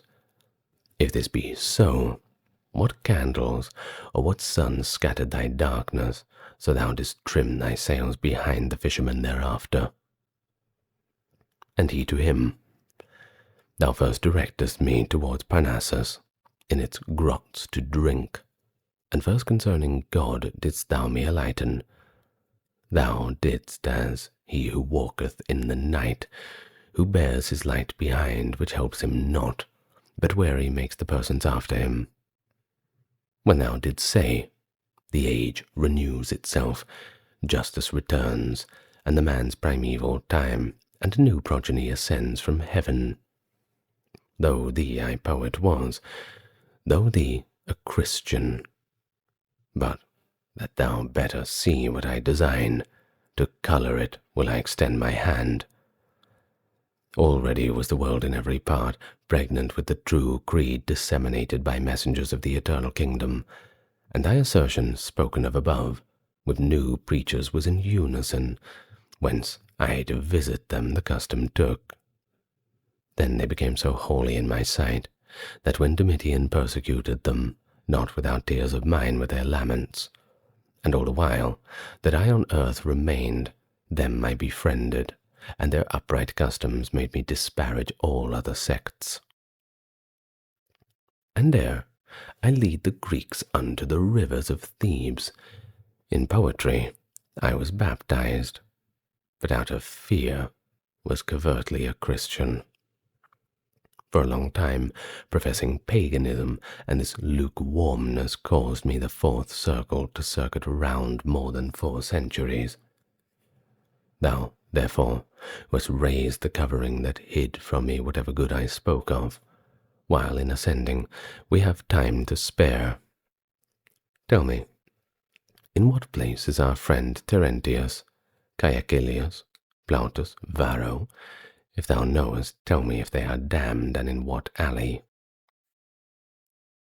These, Perseus and myself, and others many, replied my leader, with that Grecian are more, of whom the rest the Muses suckled. In the first circle of the prison, blind, oft times we are of mountain to hold discourse, which has our nurses ever with itself. Euripides is with us, Antiphon, Simonides, Agatho, and many other Greeks, who of their brows with laurel decked. There some of thine own people may be seen, Antigone, Deiphile, and Argia, and there Ismene mournful as of old. There she is seen pointed out Langia, and there is Tiresias' daughter, and there Thetis, and there Deidamia with her sisters. Silent already were the poets both, attent once more looking round about.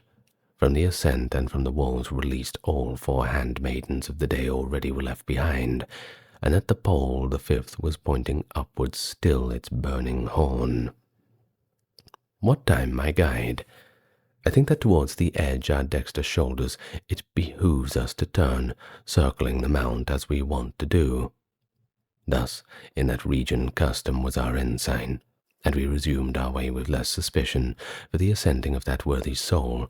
They in advance went on, and I alone behind them, and I listened to their speech, which gave me lessons in the art of song.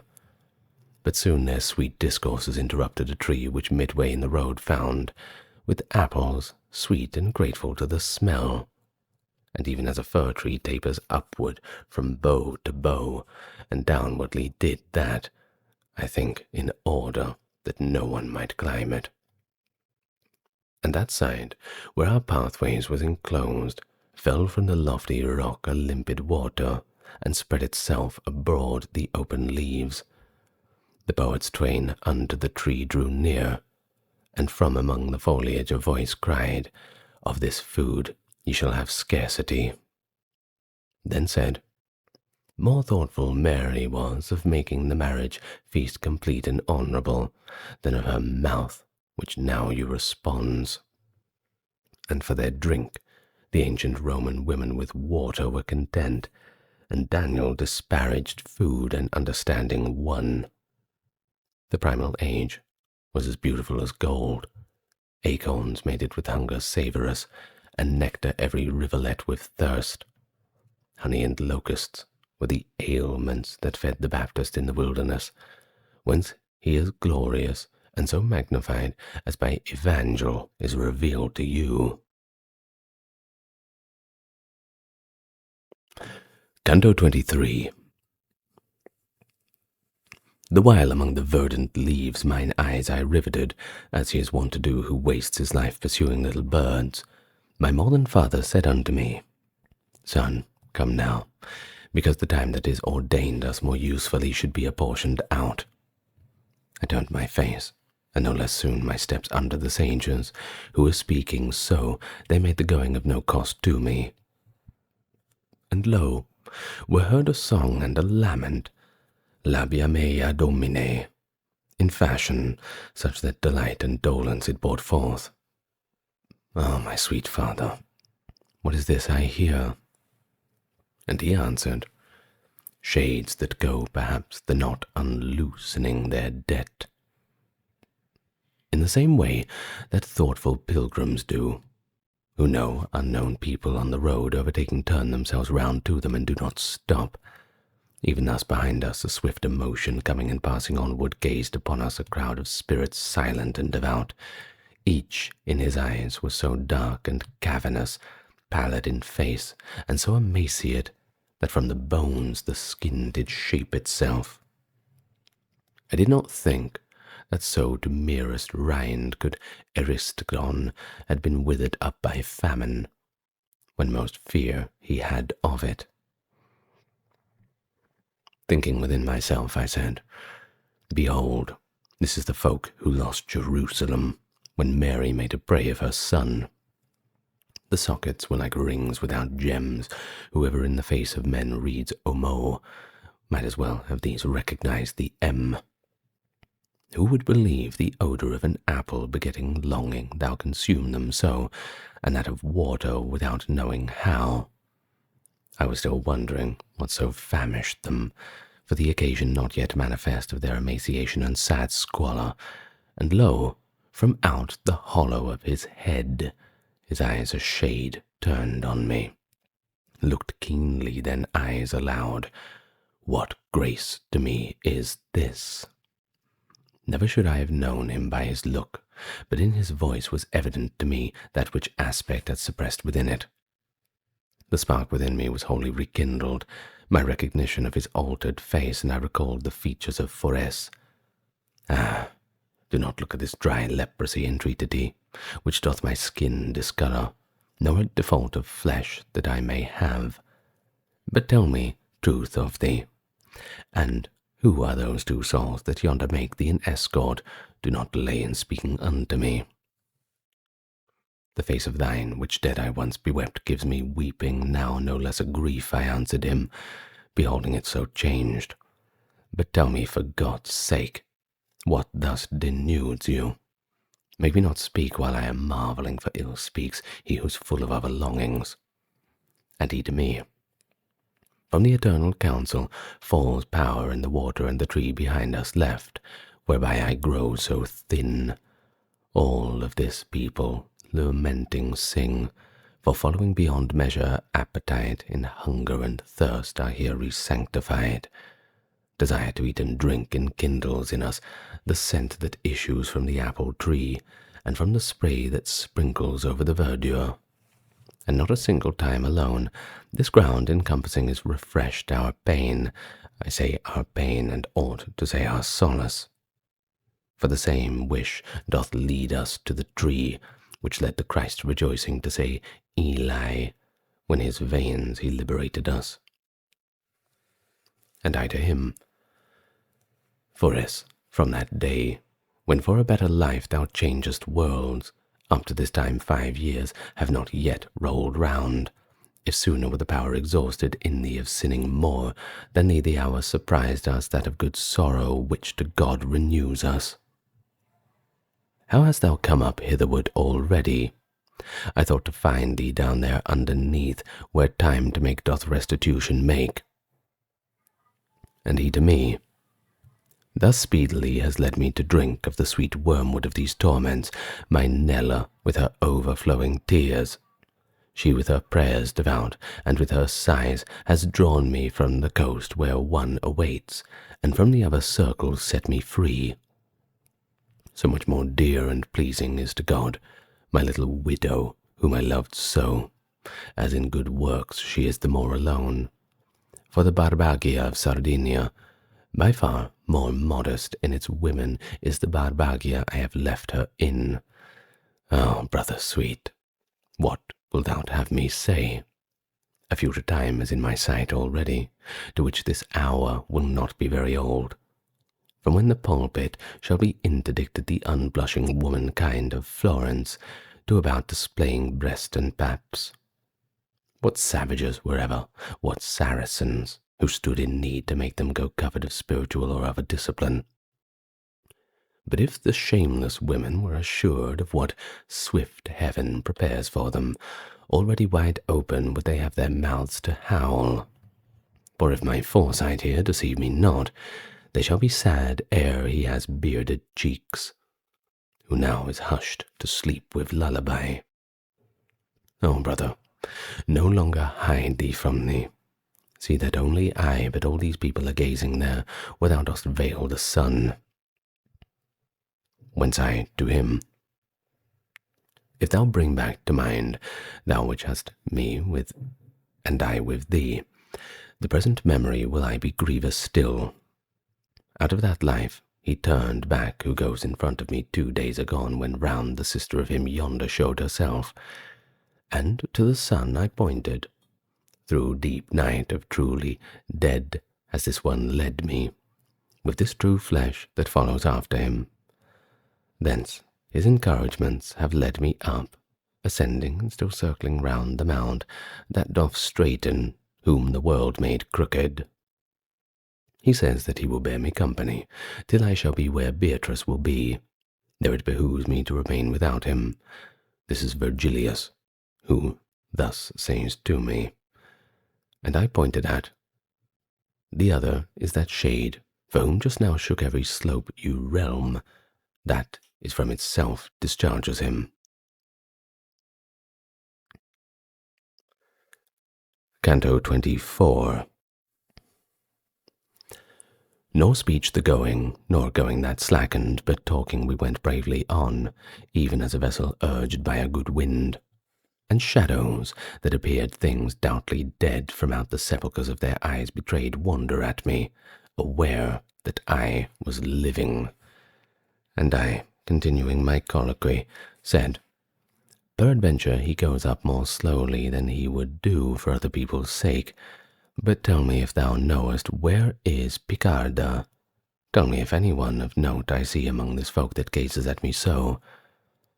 My sister, who, twixt beautiful and good, I know not which was more, triumphs rejoicing already in her crown on high Olympus.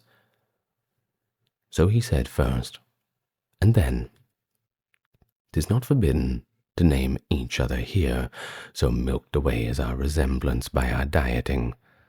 This, pointing with his finger, is Buonagiunta of Lucca, and the face beyond him there, more peaked than the others, has held the holy church within his arms.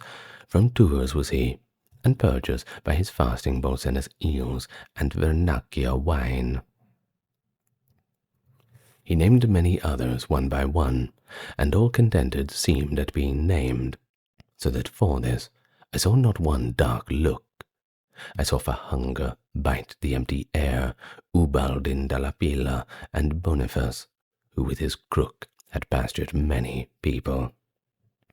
I saw Messer Marquez, who had leisure once at Forli for drinking with less dryness, and he was one who never felt satisfied. But as he does who scans, and then doth prize one more than others, did I him of Lucca, who seemed to take most cognizance of me. He murmured, and I know not what Gentuca from place heard I, where he felt the wound of justice that doth macerate them so. O soul, I said, that seemest so desirous to speak to me, do so that I may hear thee, and with thy speech appease thyself and me.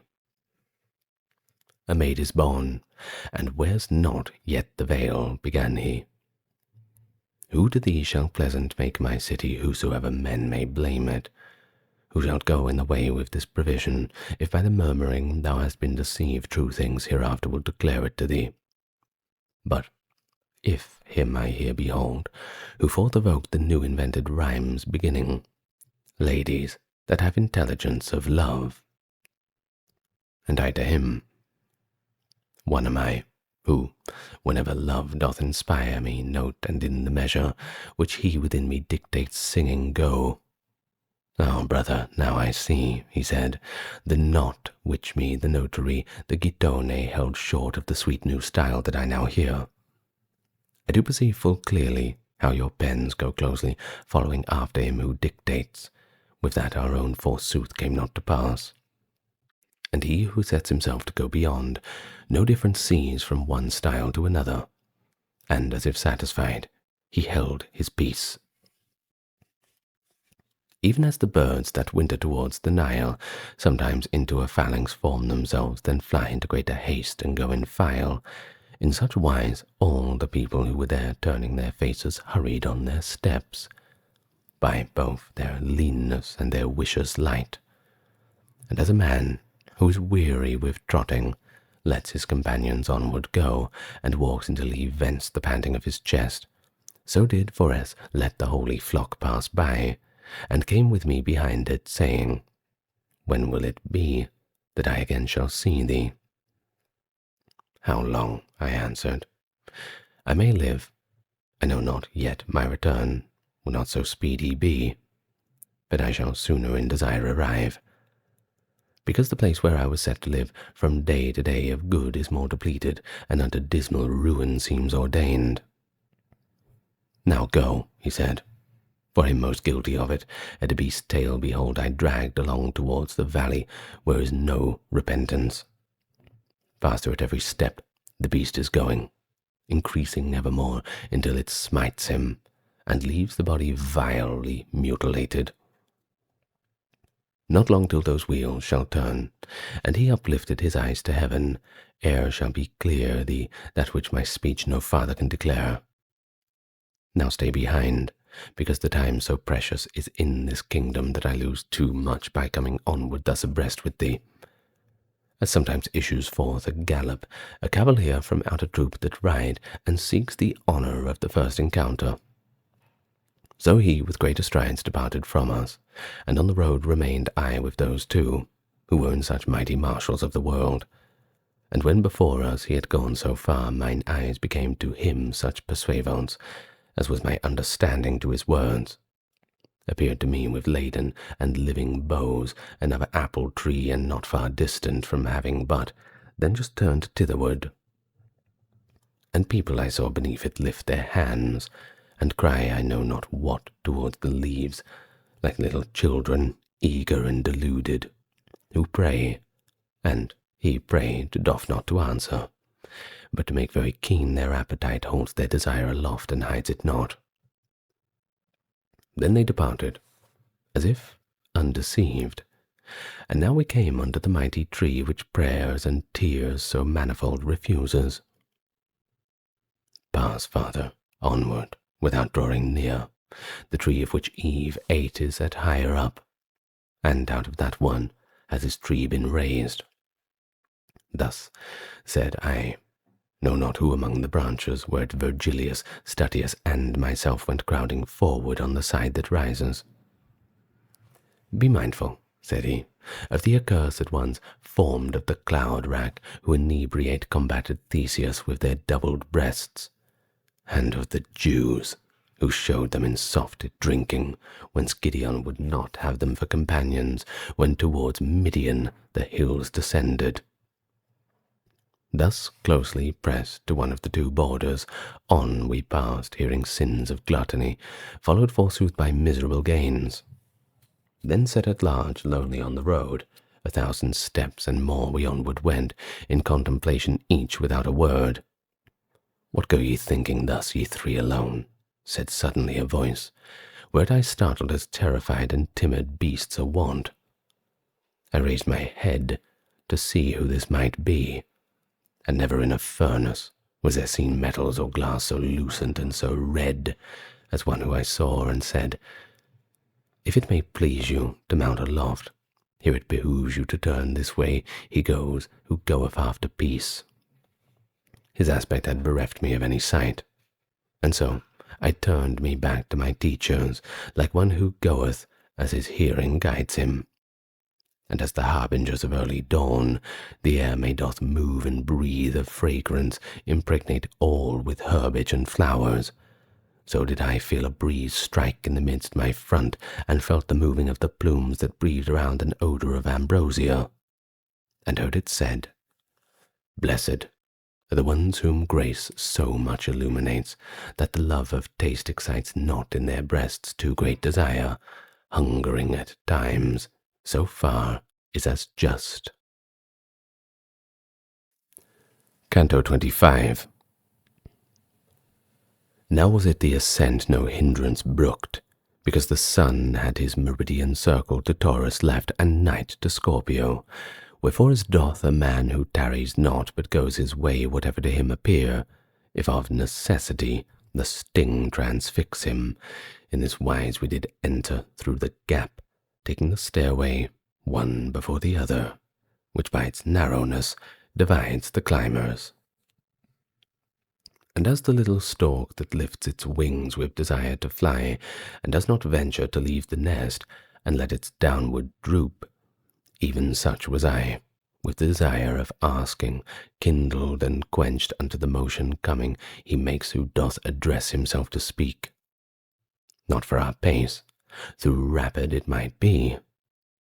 My father sweet forbore, but said, Let fly the bow of speech, thou have to barb the haste drawn. With confidence I opened my mouth, and I began. How can one meagre grow there where there is need of nutriment applies not, rather? If thou wouldst call to mind how Meleager was wasted by the wasting of a brand, this would not, said he, be to thee so sour. And wouldst thou think to each tremulous motion trembles within a mirror your own image, that which seems hard would mellow seem to thee. But that thou mayest content thee in thy wish, lo Statius, hear, and him I call and pray, he now will be the healer of thy wounds. If I unfold to him the eternal vengeance, responded Statius, where art thou present, be my excuse that I can not deny thee. Then began he, Son, if these words of mine thy mind doth contemplate and doth receive, there will be the light unto how thou sayest. The perfect blood, which never is drunk up into the thirsty veins, which may remain of like food from that table thou removest, takes in heart for all the human members virtue informative, as being that which to be changed to them goes through the veins. Again, digest, descends it where 'tis better silent than to say, and then drop thence another man's blood in natural vase. There one together with the other mingles, one to the passive meant, the other active by reason of the perfect place it springs from, and being conjoined begins to operate, coagulating first, then vivifying, for what its matter it had made consistent. The active virtue, being made a soul as of a plant, in so far different this on the way is that arrived already, then works so much that now it moves and feels like a sea fungus, and then undertakes to organize the powers whose seed it is. Now, son, dilates and now distends itself the virtue from the generator's heart, when nature is intent on all the members. But how from animal it man becomes, thou dost not see as yet.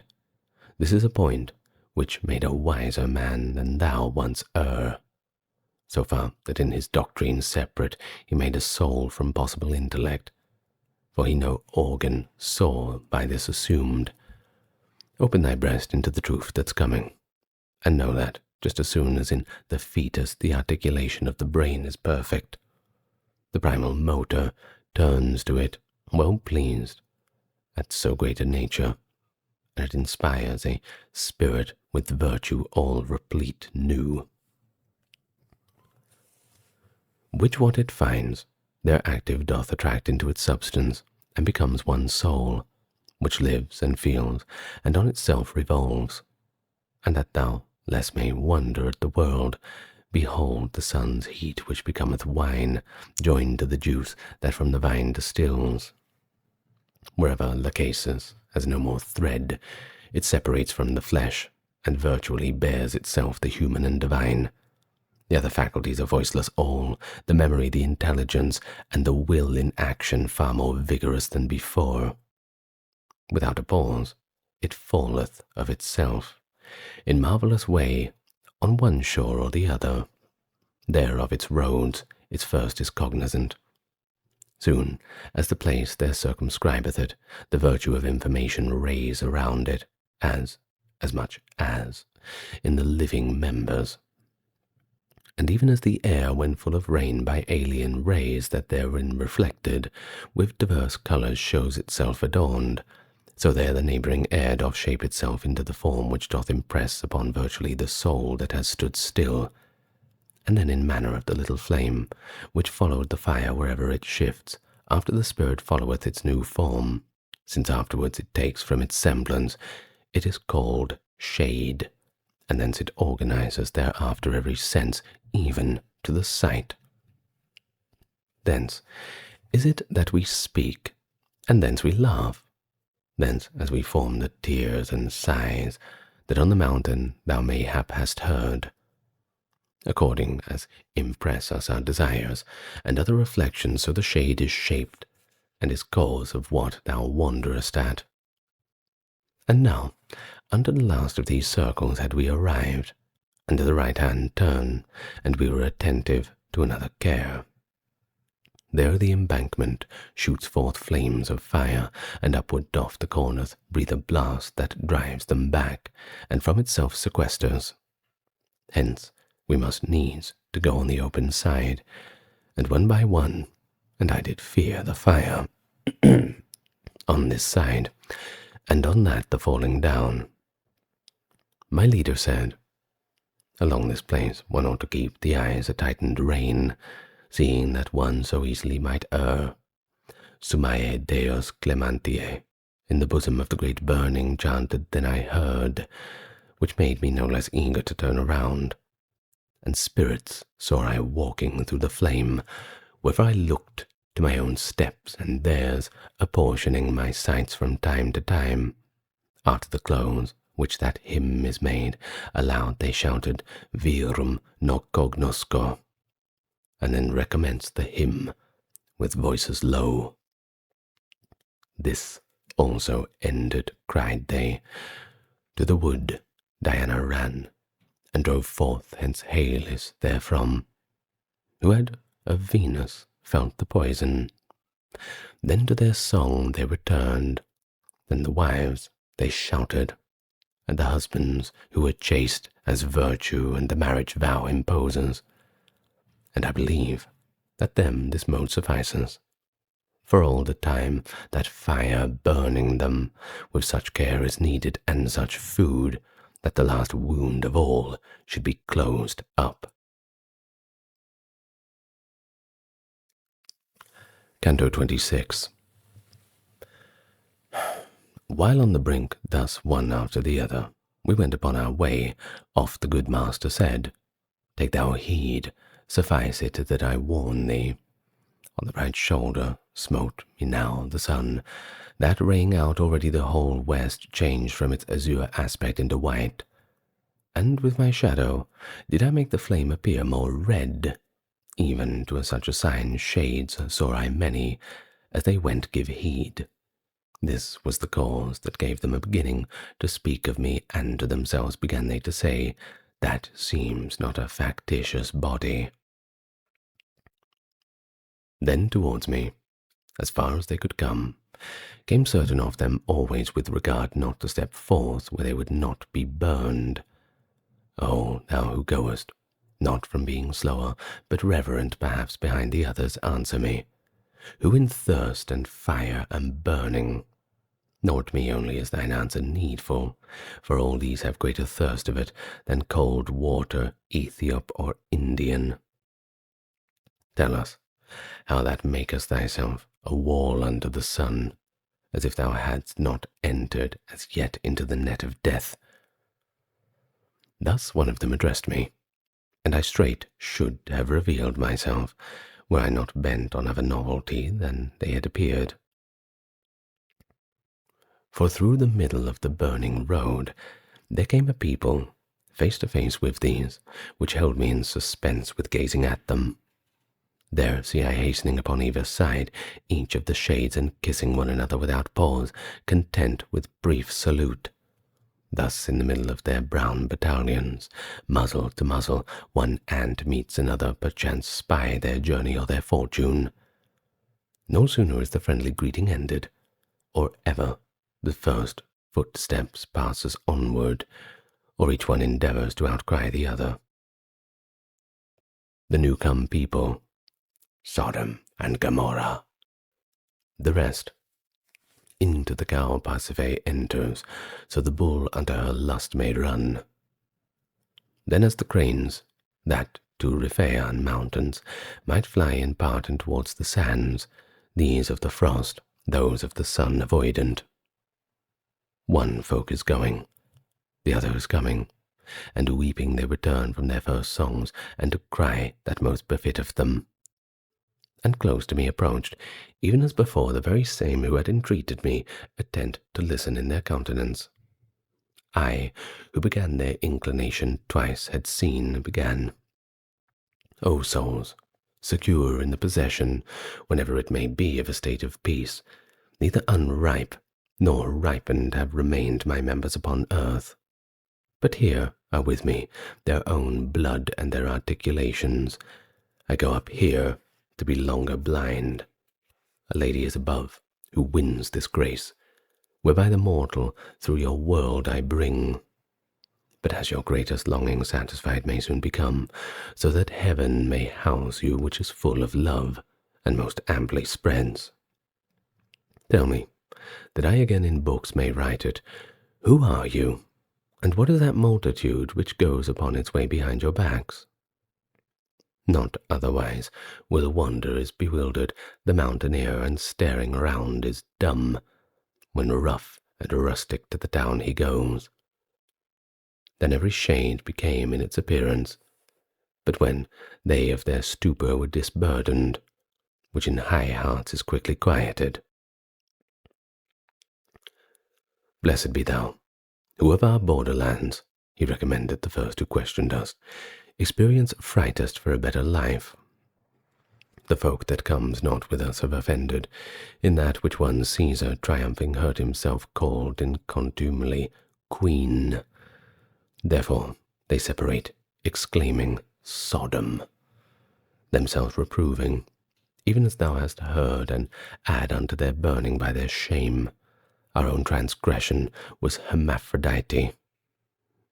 But because we deserved, we observed a human law, following like unto beasts our appetite.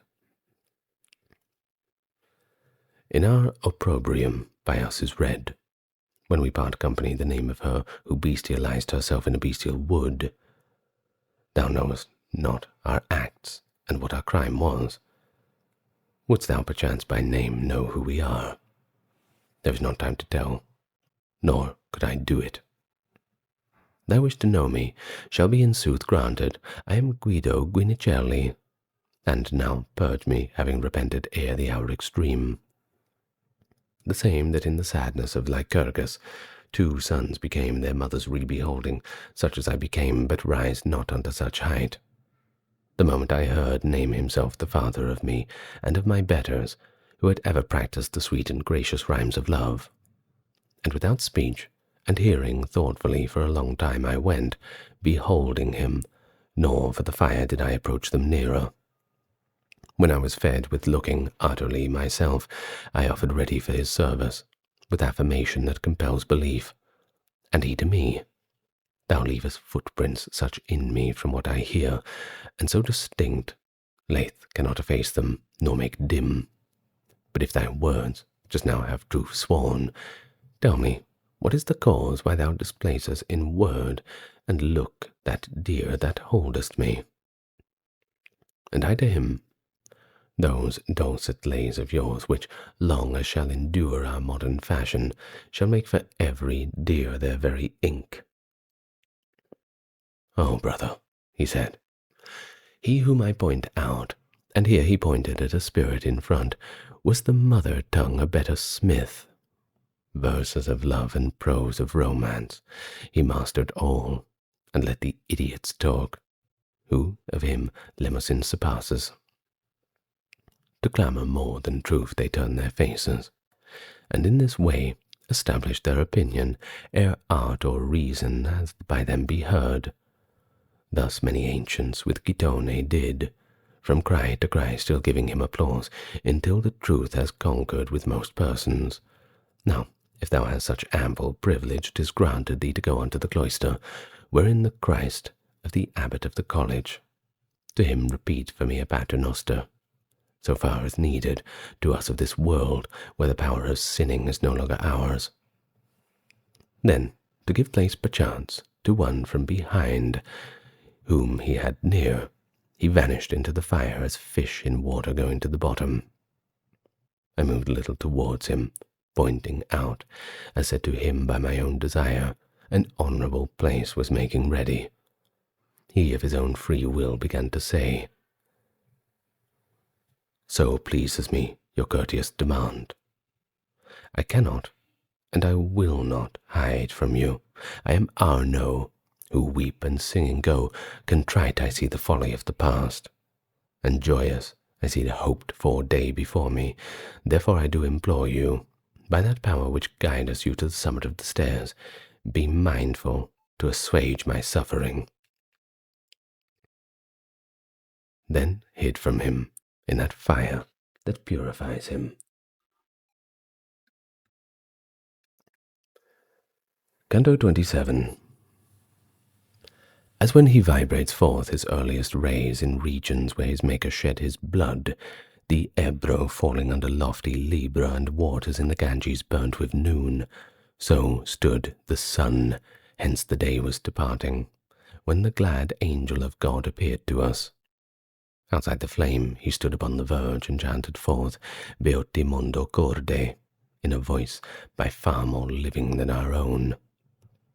Then, no one farther goes, soul sanctified, if first the fire bite not within it enter, and be deaf unto the song beyond. When we were close beside him, thus he said, wherefore even such became I when I heard him, as he who was put into the grave. Upon my clasped hands I straightened me, scanning the fire and vividly recalling the human bodies I had once seen burned. Towards me turned themselves my good conductors, and unto me Virgilius said, "My son, here may indeed be torment, but not death. Remember thee, remember, and if I on Geryon have safely guided thee, what shall I do now I am nearer to God? Believe for certain, thou shouldst stand full millennium in the bosom of this flame, it could not make thee bald a single hair. And if perchance thou think that I deceive thee, draw near to it, put it to the proof with thine own hands upon thy garment's hem. Now lay aside all fear, turn hitherward and onward come securely, and I still motionless, and gainest my conscience."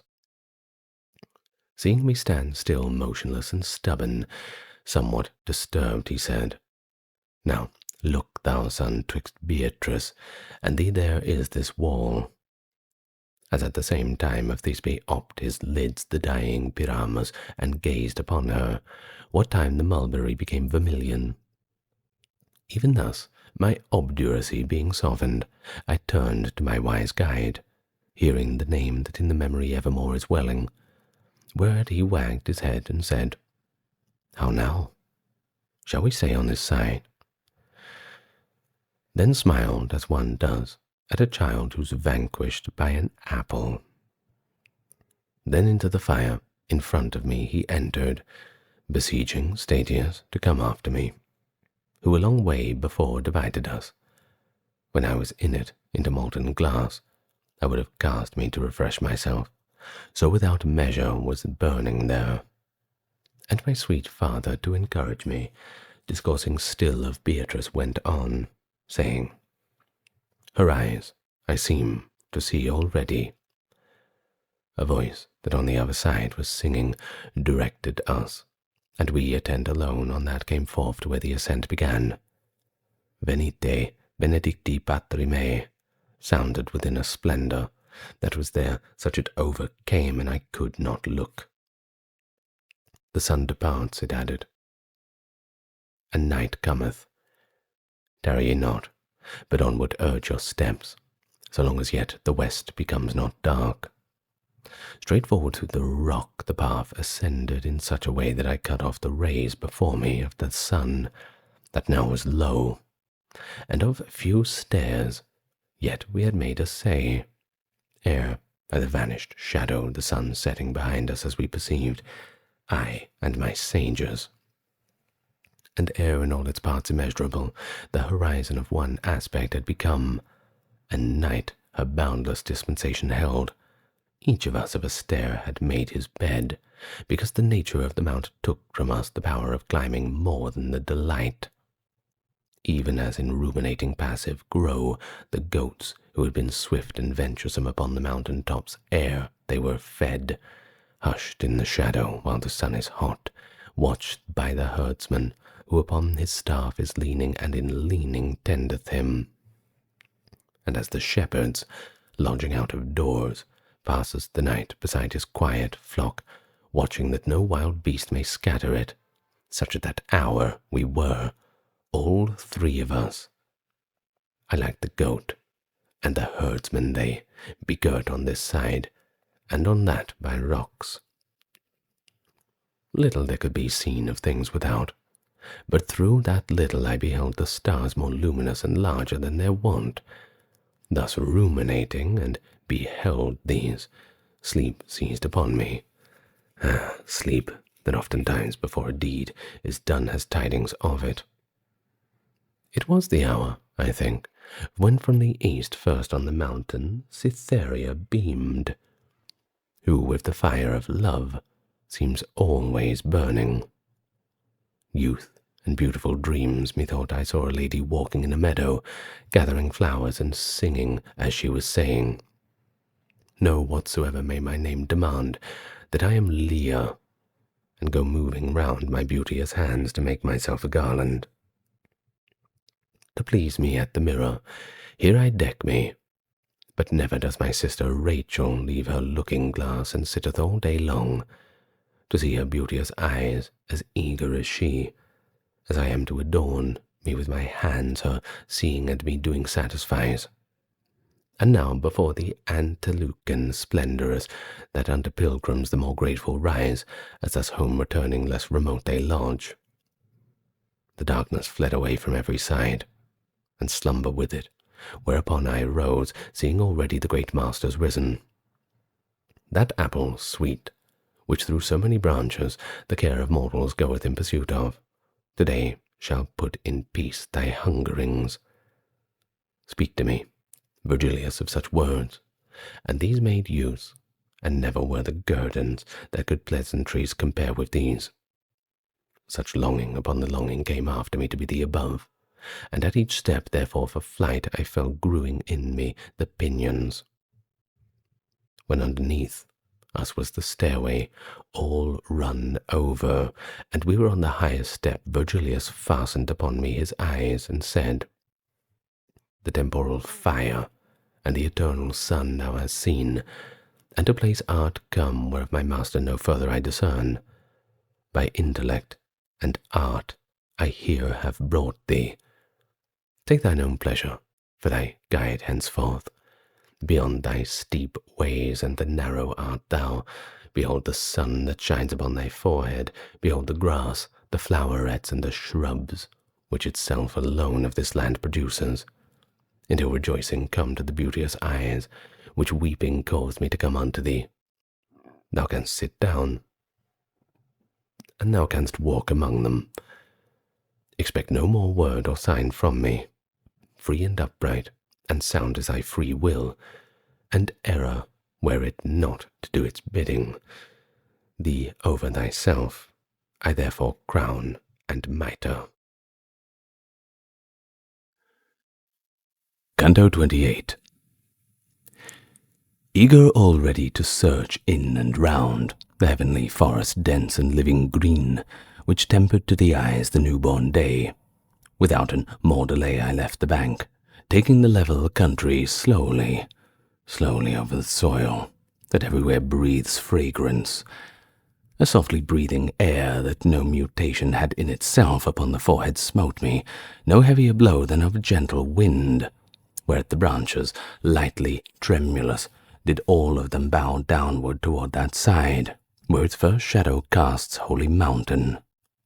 yet not from their upright direction swayed, so that the little birds upon their tops should leave the practice of each art of theirs, but with full ravishment of hours prime singing received they in the midst of leaves that ever bore a burden to their rhymes. Such as from branch to branch goes gathering on through the pine forest on the shore of Chiasse, when Aeolus unlooses the sirocco. Already my slow steps had carried me into the ancient wood so far that I could perceive where I had entered it, and lo, my further course a stream cut off, which toward left hand with its little waves bent down the grass that on its margin sprang. All waters that on earth most limpid are would seem to have within themselves some mixture compared to that which nothing doth conceal, although it moves on with a brown current under the shade perpetual that never ray of sun lets in, nor of the moon. With feet I stayed, and with mine eyes I passed beyond the rivulet to look upon the great variety of the fresh May. And there appeared to me, even as appears suddenly something that doth turn aside through the very wonder every other thought, a lady, all alone, who went along singing and culling floweret after floweret, with which her pathway was all painted over. Ah, beauteous lady, who in rays of love dost warn thyself, if I may trust to looks, which the heart's witnesses are wont to be, may the desire come unto thee to draw near to this river's bank, I said to her. So much that I might hear that what thou art singing, thou makest me remember where and what Proserpina that moment when lost her mother, her and she herself in the spring. As turns herself the feet together pressed and to the ground, a lady who is dancing, and hardly puts one foot before the other on the vermilion and yellow flowerets, she turned towards me, not in other wise than maiden who her modest eyes cast down.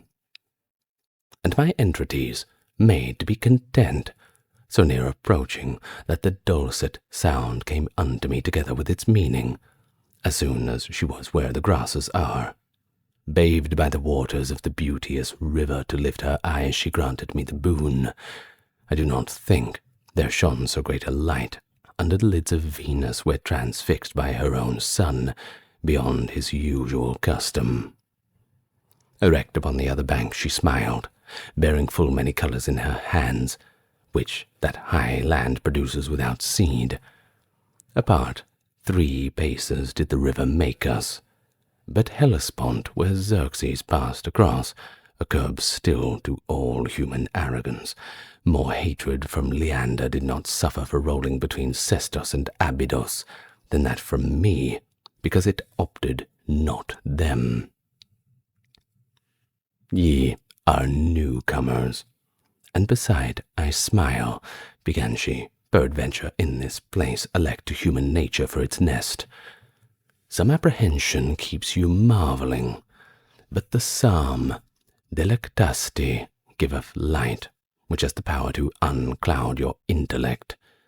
And thou who foremost art, and didst entreat me, speak, if thou wouldst hear more, for I came ready to all thy questionings as far as needful.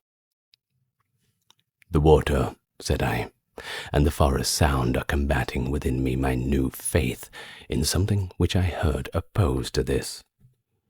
When I will relate how from its cause proceedeth that which maketh thee to wonder, and purge away the cloud that smites upon thee. The good supreme soul in itself delighting created man good, and this goodly place gave him as hansel of eternal peace.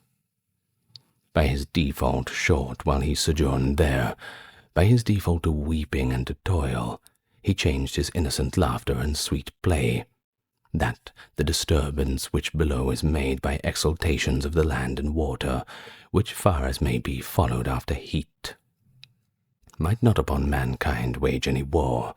This mount ascend towards the heaven so high, and is exempt from there where it is locked. Now, since the universal atmosphere turns in circuit with the primal motion, unless the circle is broken on some side. Upon this height that all is disengaged in living ether, doth this motion strike, and make the forest sound, for it is dense, and so much power that stricken plant possesses, that with its virtue it impregns the air, and this revolving scatters around, and yonder earth, according as 'tis worthy in self or in its clime, conceives and bears of diverse qualities the diverse trees. It should not seem a marvel, then, on earth, this being heard whenever any plant without seed manifest there take root. And thou must know, this holy table-land, in which thou art full of every seed, and fruit has in it never gathered there. The water which thou seest springs not from vein restored by vapour that the cold condenses, like to a stream that gains or loses breath, but issues from a fountain safe and certain, which by the will of God as much regains as it is discharges, open the two sides. Upon this side with virtue it descends, which takes all the memory of sin away. On that of every good deed done restores it. Here, Lethe, as upon the other side, Unoe it is called, and worketh not, if first on either side it not be tasked. This every other savour doth transcend, and notwithstanding slaked so far may be thy thirst that I reveal to thee no more. I'll give thee a corollary still in grace, nor think my speech will be less dear if it spread out beyond my promise to thee. Those who in ancient times have feigned in song the age of gold and its felicity dreamed of this place perhaps upon Parnassus. Here was the human race in innocence. Here evermore was spring, and every fruit that is nectar of which each one speaks. Then backward did I turn me wholly round unto my poets, and saw that with a smile they had been listening to these closing words. Then to the beautiful lady turned mine eyes. Canto XXIX. Singing like unto an enamoured lady, she with the ending of her words continued, Beati coram tecta sunt peccata. And even as the nymphs that wandered all alone among the sylvan shadows, sedulous, one to avoid and one to see the sun, she then against the stream moved onward, going along the bank, and I abreast of her, her little steps with little steps attending. Between her steps and mine were not 100, when equally the margins gave a turn, in such a way to that the east I faced. Nor even thus our way continued far, before the lady wholly turned herself unto me, saying, Brother, look, listen. And lo, a sudden lustre ran across on every side athwart the spacious forest, such that it made me doubt if it were lightning. But since the lightning ceases as it comes, and that continuing brightened more and more within my thought, I said, What thing is this? And a delicious melody there ran along the luminous air, where holy zeal made me rebuke the hardihood of Eve, for there where earth and heaven obedient were, the woman only, and but just created, could not endure to stay neath any veil. Underneath which she had devoutly stayed, I sooner should have tasted those delights ineffable, and for a long time. While mid such manifold first fruits I walked of the eternal pleasure, all enwrapped, and still solicitous of more delights, in front of us like an enkindled fire became the air beneath the verdant boughs, and the sweet sound as singing now has heard. O Virgin sacrosanct, if ever hunger, vigils, or cold for you have endured, the occasion spurs me their reward to claim. Now, Helicon must needs pour forth from me, and with her choir Urania must assist me, to put in verse things difficult to think. A little farther on, 7 trees of gold in semblance, the long space still intervening between ourselves and them, did counterfeit. But when I had approached so near to them, the common object which the sense deceives lost not by distance of any of its marks. The faculty that lends discourse to reason did apprehend that they were candlesticks. And in the voices of the song, Hosanna, above them flamed the harness beautiful, far brighter than the moon in the serene of midnight and the middle of her month. I turned me round, with admiration filled, to the good Virgilius, and he answered me, with visage no less full of wonderment. Then back I turned, to face those high things, which moved themselves towards us so sedately. They had been distanced by new wedded brides. The lady chid me. Why dost thou burn only so with affection for the living things, and dost not now look at what comes after them? And then I saw people, as behind their leaders coming behind them, garmented in white, and such a whiteness never was on the earth. The water on my left flank was resplendent, and back to me reflected my left side, even as a mirror, if I looked therein. When I upon my margin had such post, that nothing that the stream divided us, better to see I gave my steps repose. And I beheld the flamelets onward go, leaving behind themselves the air depicted. And they of trailing pennons had the semblance, so that it overheard remained distinct with sevenfold lists, and all of them the colours whence the sun's bow is made, and Delia's girdle. These standards to the rearward longer were than was to my sight, and it seemed to me 10 paces were the outermost part. Under so fair a heaven as I describe, the 24 elders, 2 by 2, came on in coronet with flower de luce. They all of them were singing, Blessed thou among the daughters of Adam art, and blessed forevermore shall be thy loveliness. After the flowers and the other tender graces in front of me, upon the other margin were disencumbered of that race elect. Even as in heaven star followeth after star, there came close after them 4 animals, in coronet each one with verdant leaf. Plumed with 6 wings was every one of them, the plumage full of eyes, the eyes of Argus, if they were living, would be such as these. Ah, reader, to trace their forms, no more I waste my rhymes, for other spending press me so, that I in this cannot be prodigal. But read Ezekiel, who depicteth them as he beheld them from the region cold, coming with cloud, with whirlwind, and with fire. And such as thou shalt find them in his pages, such were they here, saving that in the plumage John is with me, and differeth from him. The interval between these 4 contained a chariot triumphal on 2 wheels, which by a griffin's neck came drawn along. And upward he extended both his wings, between the middle list and 3 and 3, so that he injured none by cleaving it. So high they rose that they were lost to sight. His limbs were gold so far as he was a bird, and white the others with vermilion mingled. Not only Rome, with no such splendid car ever glanded Africanus or Augustus, but poor to it that of the sun would be, that of the sun which swerving was burnt up at the importunate orison of earth, when Jove was so mysteriously just. 3 maidens at the right wheel in a circle came onward dancing, one so very red that in the fire she hardly had been noted. The second was as if her flesh and bones had been all fashioned out of emerald. The third appeared as snow, but newly fallen.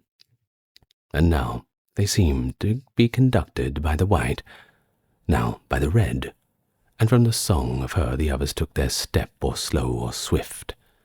Upon the left hand 4 made holiday, vested in purple, following their measure of one of them with 3 eyes in her head. In rear of all the group here treated of 2 old men I beheld, unlike in habit, but like in gaint, each dignified and grave.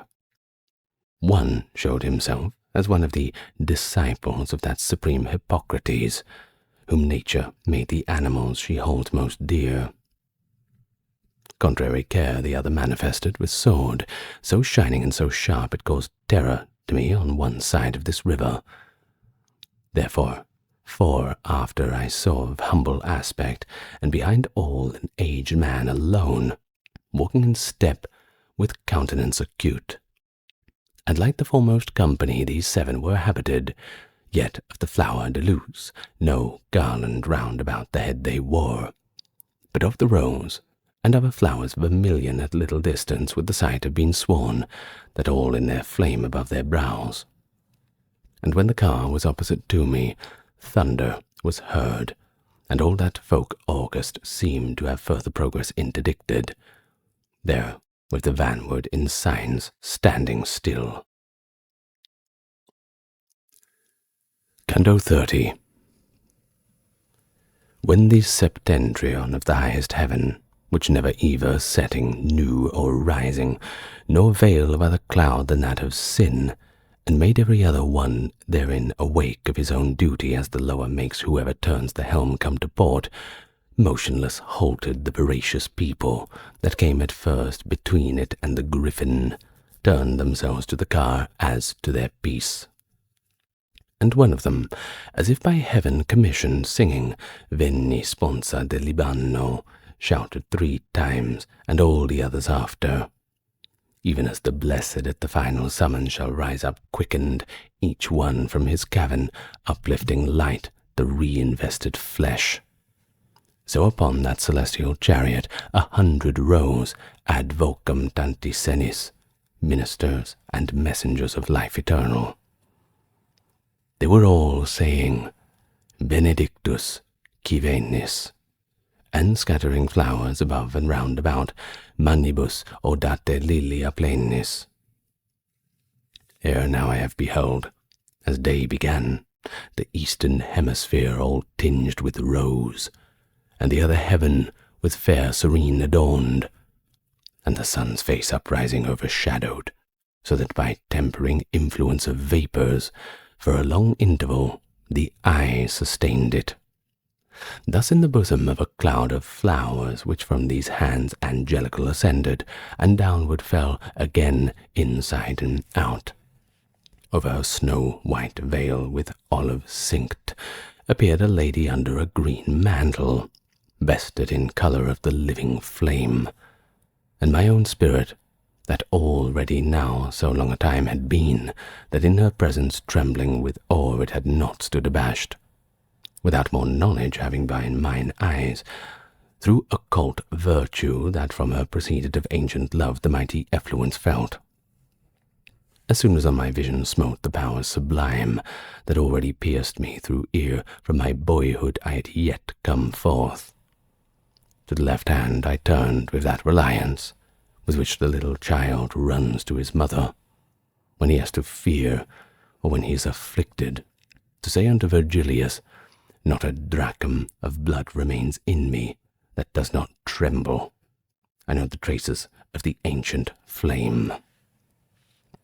But us Virgilius of himself deprived had left, Virgilius the sweetest of all fathers, Virgilius, to whom I for safety gave me, nor whatsoever loss the ancient mother availed my cheeks now purified from dew, that weeping that they should not again be darkened.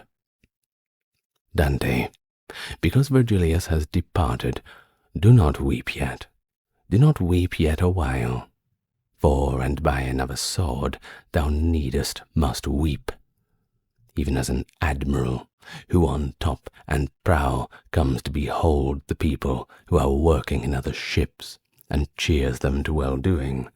Upon the left-hand border of the car, when the second sound turned of my own name, to which necessity here is recorded, I saw the lady, who erewhile appeared veiled underneath the angelic festival, direct her eyes to me across the river.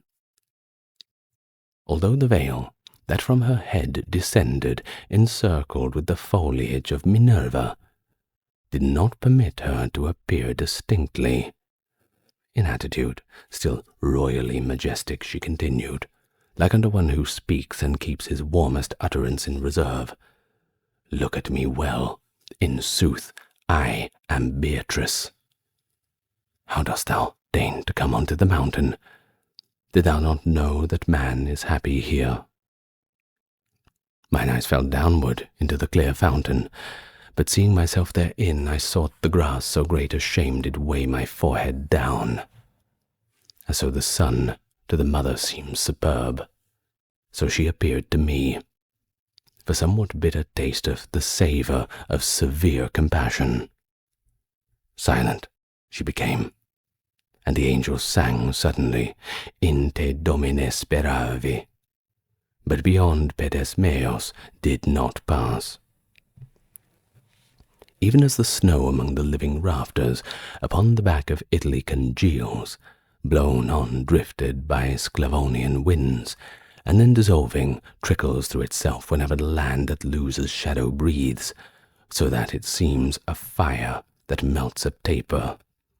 Even thus I was without tear or sigh before the song of those who sing for ever after the music of the eternal spheres. But when I heard their sweet melodies, compassion for me, more than they had said, "O wherefore, lady, dost thou thus upbraid him?"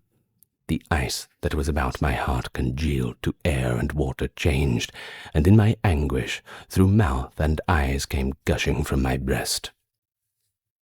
She, on the right-hand border of the car, still firmly standing, to those holy beings thus her discourse directed afterwards. "Ye keep your watch in eternal day, so that nor night nor sleep can steal from you one step that ages make upon their path.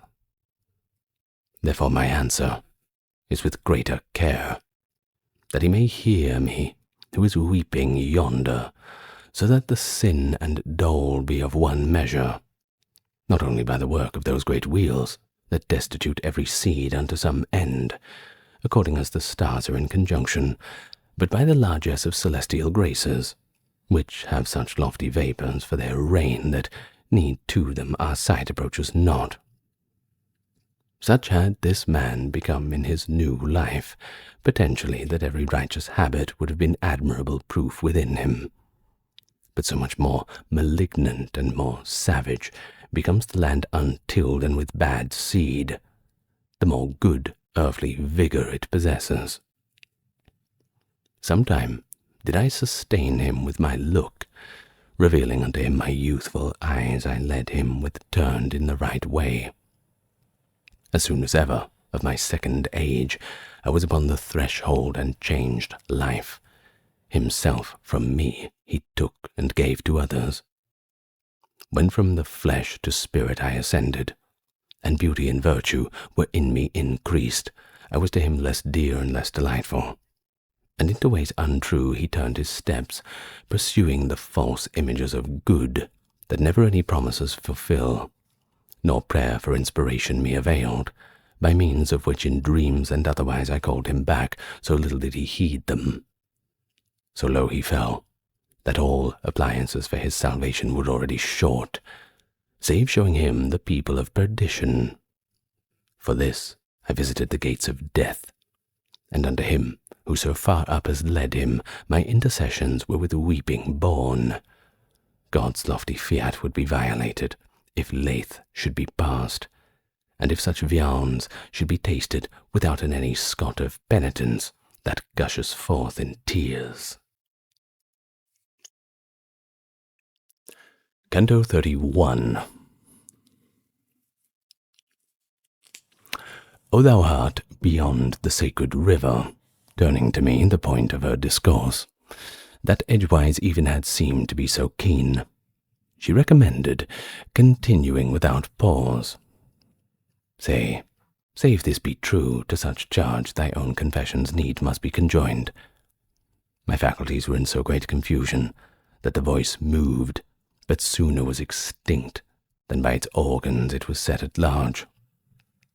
A while she waited, and then she said, What thinkest?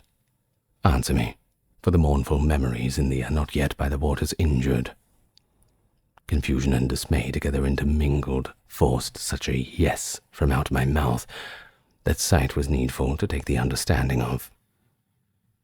Even as crossbow breaks when is discharged too tensely drawn the bowstring and the bow, and with less force the arrow hits the mark, so I gave way beneath that heavy burden, outpouring in a torrent tears and sighs, and the voice flagged upon its passage forth, when she to me, in those desires of mine, which led thee to the loving of that good, beyond there is nothing to aspire to.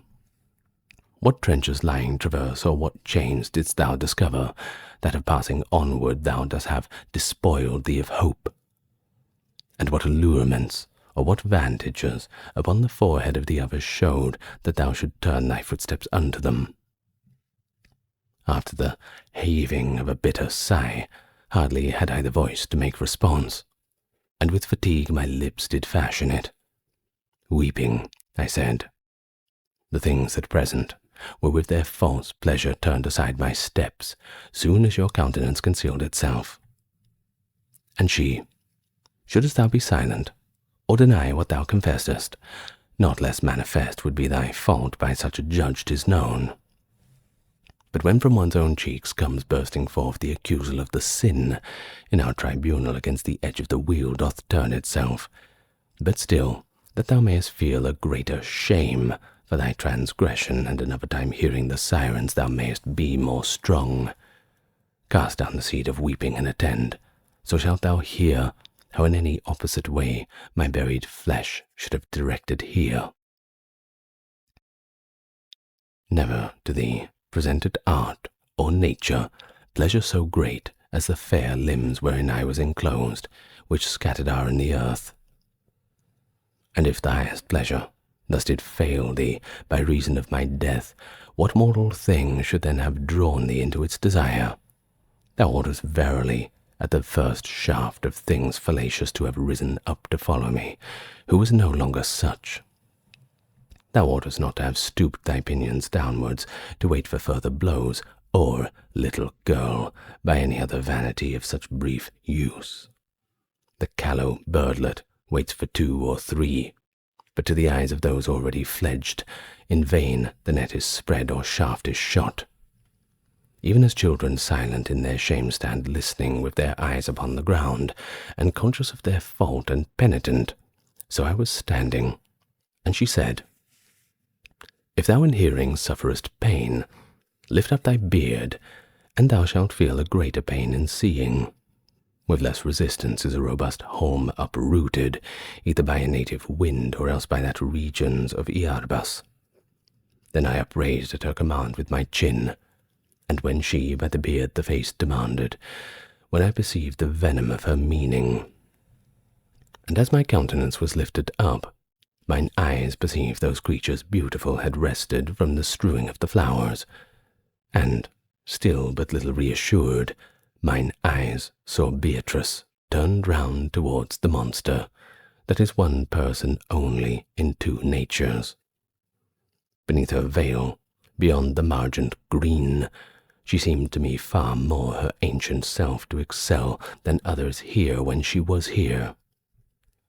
So pricked me then the thorn of penitence, that of all other things that one turned me, most of love became the most my foe. Such self-conviction stung me at the heart, overpowered I felt, and what I then became she knoweth, and had furnished me the cause. Then, when the heart restored my outward sense, the lady had found alone above me I saw, and she was saying, Hold me, hold me.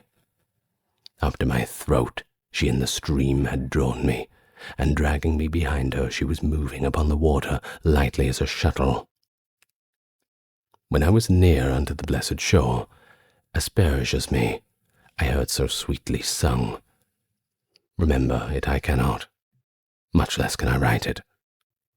The beautiful lady opened wide her arms, embraced my head, and plunged me underneath, when I was forced to swallow of the water. Then forth she drew me, and all the dripping brought into the dance of the 4 beautiful, and each with her arm did cover me. we here are nymphs, and in the heavens are stars, ere Beatrice descended to the world. We as her handmaids were appointed here. We'll lead thee to her eyes, but for the pleasant light that within them shall sharpen thine the three beyond, who more profoundly took. Thus singing they began, and afterwards unto the griffin's breast they led me with them, where Beatrice was standing, turned toward us. See that thou dost not spare thine eyes, they said. Before the emeralds we have stationed thee, whence love aforetime drew for thee his weapons. The thousand longings, hotter than the flame, fasten mine eyes upon those relucent, that still upon the griffin steadfast stayed. As in a glass the sun, not otherwise within them was the twofold monster shining, now with the one, now with the other. But think, reader, if within myself I marvelled when I beheld this thing itself stand still, and in its image it transformed itself. While with amazement and filled jubilant, my soul was tasting of the food, that while it unsatisfies us, hunger makes for it not, themselves revealing the highest rank in bearing, did the other three advance, singing to their angelic saraband. Turn, Beatrice, O turn thy holy eyes, such was their song, unto thy faithful one, who has seen thee taken so many steps. In grace, do us the grace that thou unveil thy face to him, so that he may discern the second beauty which thou dost conceal. O splendor of the living light eternal, who underneath the shadow of Parnassus has grown so pale, or drunk so at its cistern. He would not seem to have his mind encumbered, striving to paint thee as thou didst appear. Then the harmonious heaven overshadowed thee, when in the open air thou dost unveil. Canto XXXII.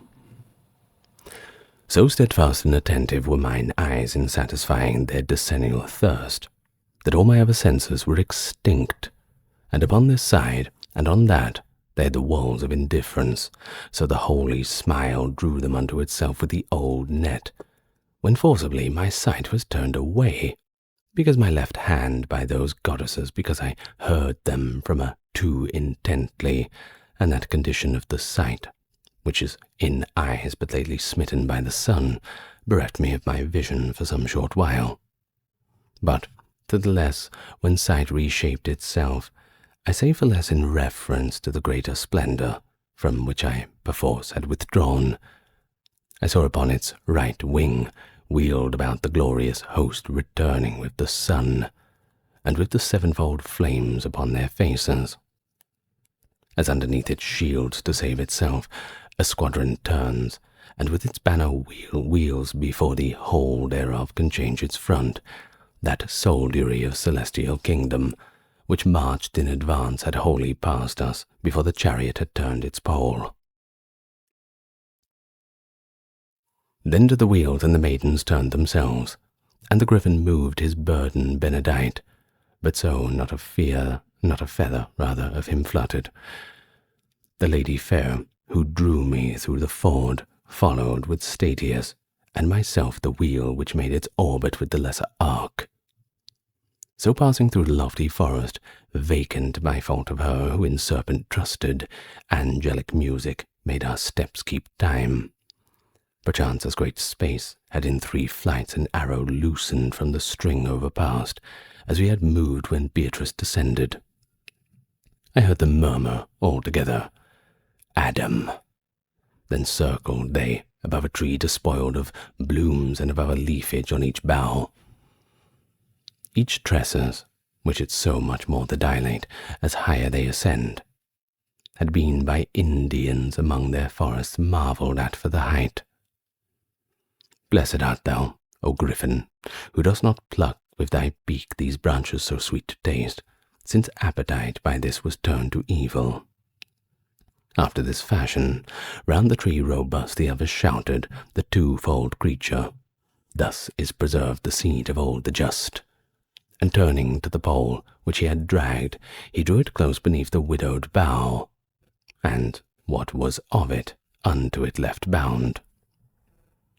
In the same manner as our trees, when downward falls the great light, with that other together mingled, with after celestial lascar shines, began to swell, and then renewed themselves each one within its own colour, ere the sun harnessed his steeds beneath another star. Less than of rose, and more of violet, a hue disclosing was renewed the tree that had erewhile its boughs been so desolate. I never heard, nor here below is sung, the hymn which afterward that people sang, nor did I bear the melody thereout. Had I the power to paint how fell asleep those eyes compassionless of Syrinx hearing, those eyes to which more the watching cost so dear, even as a painter who from model paints, I would portray how I was lulled asleep.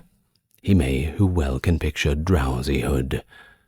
Therefore I passed to what time I awoke, and I say a splendour rent from me the veil of slumber, and a calling, Rise, what dost thou? As to behold the apple tree in blossom, which makes the angels greedy for its fruit, and keeps perpetual bridals in the heaven, Peter and John and James conducted were, and, overcome, recovered the word by which still greater slumbers have been broken. And so their schools diminished by the loss, not only of Elias, but of Moses, and the apparel of their masters changed.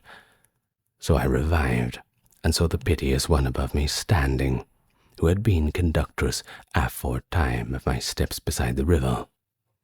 And all in doubt I said, Where is Beatrice? And she, behold her, seated underneath the leafage new upon the root of it. Behold the company that circles her, and the rest behind the griffin are ascending with more melodious song and more profound. And if her speech were more diffuse, I know not, because already in my sight she was from who the hearing of aught else had shut me. Alone she sat upon the very earth, left there as guardian of the chariot, which I had seen the biform monster fasten. Encircling her, a cloister made themselves the 7 nymphs, with those lights in their hands which are secure from Aquilon and Auster. Short while shalt thou be here a forester, and thou shalt be with me for evermore, a citizen of that Rome where Christ is Roman. Therefore, for that world's good which liveth ill, fix on the car thine eyes, and what thou seest, having returned to earth, take heed thou write. Thus Beatrice and I, who at the feet of her commandments all devoted was, my mind and eyes directed where she willed, never descended with so swift a motion fire and from heavy cloud, when it is raining from out the region which is most remote, as I did beheld the bird of Jove descend, down through the tree, rending away the bark, as well as blossoms and the foliage new. And he, with all his might the chariot spoke, where it had reeled like vessel in a tempest, tossed by the waves now starboard, now larboard. Thereafter I saw leap into the body of triumphal vehicle a fox, that seemed unfed with any wholesome food, but for his hideous sins unbraiding him, my lady put him to a swift flight, as such a fleshless skeleton can bear.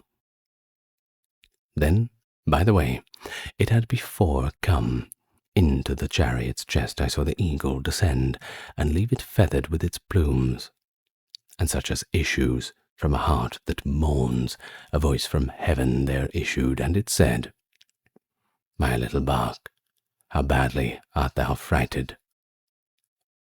Methought then that the earth did yawn between both wheels, and I saw rise from it a dragon, who through the chariot upward fixed his tail, and as a wasp that draweth back its sting, drawing unto himself his tail malign, drew out on the floor, and went his way rejoicing.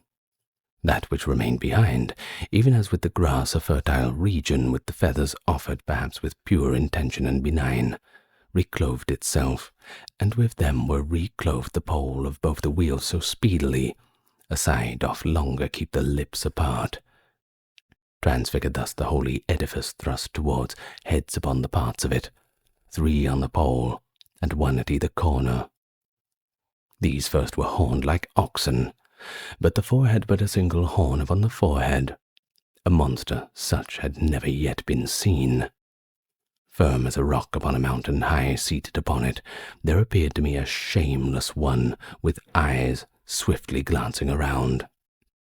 And, as if not to have her taken from him, upright beside her, I beheld a giant, and ever and anon they kissed one another. But because she her wanton, roving eye turned upon me, her angry paramour did scourge her from the head unto the feet, and then full of jealousy and fierce with wrath, he loosed the monster, and across the forest dragged it so far, he made of that alone a shield unto the one and the strange beast. Canto XXXIII. Deus venerunt gentes, alternating, now 3, now 4, of melodious psalmody, the maidens in the midst of tears began. And Beatrice, compassioned and singing, listened to them with such countenance that scarce more changed was Mary at the cross. But when the other virgins place had given for her to speak uprisen to her feet with colours of fire, she made the response, Modicum et non videbitus me, et iterum, my sisters predelict, modicum et vos videbitus me. Then all in 7 in front of her she placed, and after her, by reckoning only, moved me and my lady and the sage who stayed.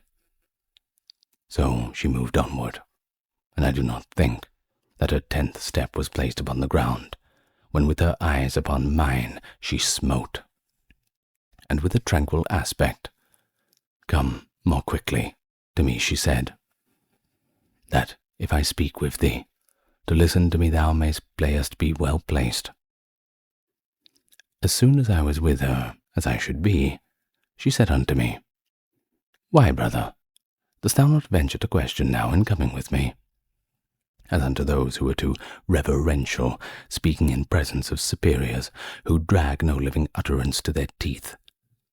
It me befell that without perfect sound began I, My necessity, Madonna, you know, and that which thereunto is good.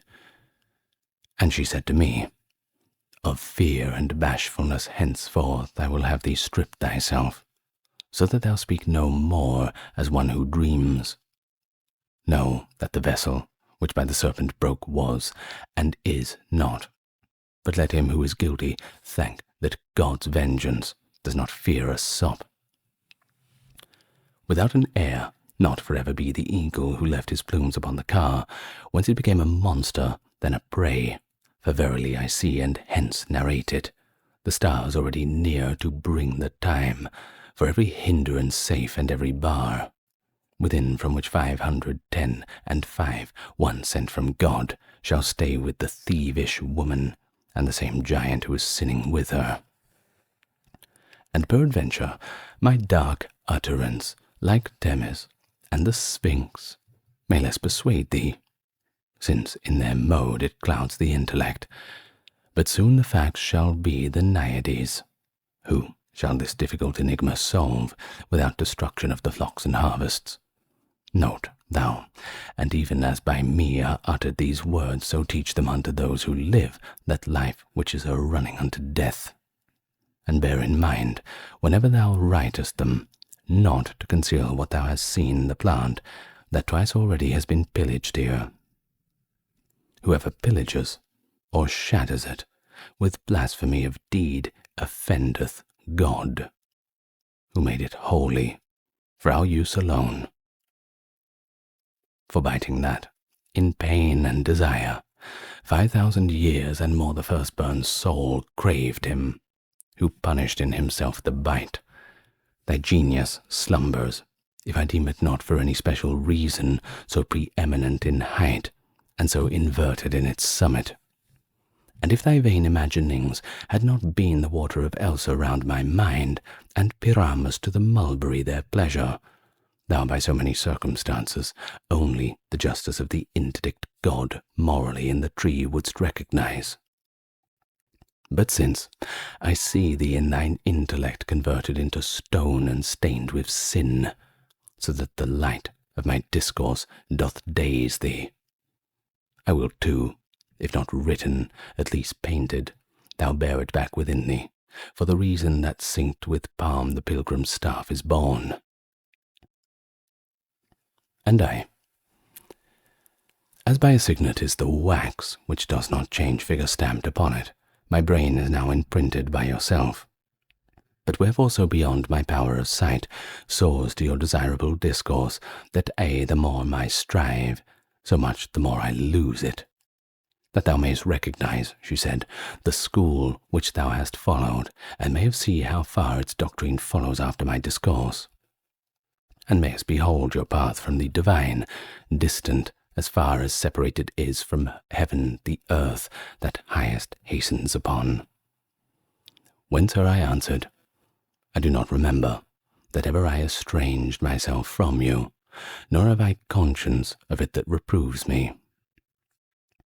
And if thou art not able to remember, smiling she answered, recollect thee now, that thou in this very dark day hast drunk of Lethe. And if from smoke a fire be inferred, such an oblivion clearly demonstrates some error in thy will elsewhere intent. Truly from this time forward shall my words be naked, so far as it be fitting to lay them upon to rude gaze. And more coruscant, with the slower steps, the sun was holding the meridian circle, which with the point of view shifts here and there, when halted, as he come to a halt, who goes before a squadron as his escort if something he find upon his way, the ladies 7 at dark shadow's edge, such as beneath green leaves and branches black, the Alp upon its frigid water bears. In front of them, the Tigris and Euphrates. Methought I say forth the issue from one fountain, and slowly part like friends from the other. O light, O glory of the human race! What streams is this where unfolds itself from out one source, and from itself withdraws?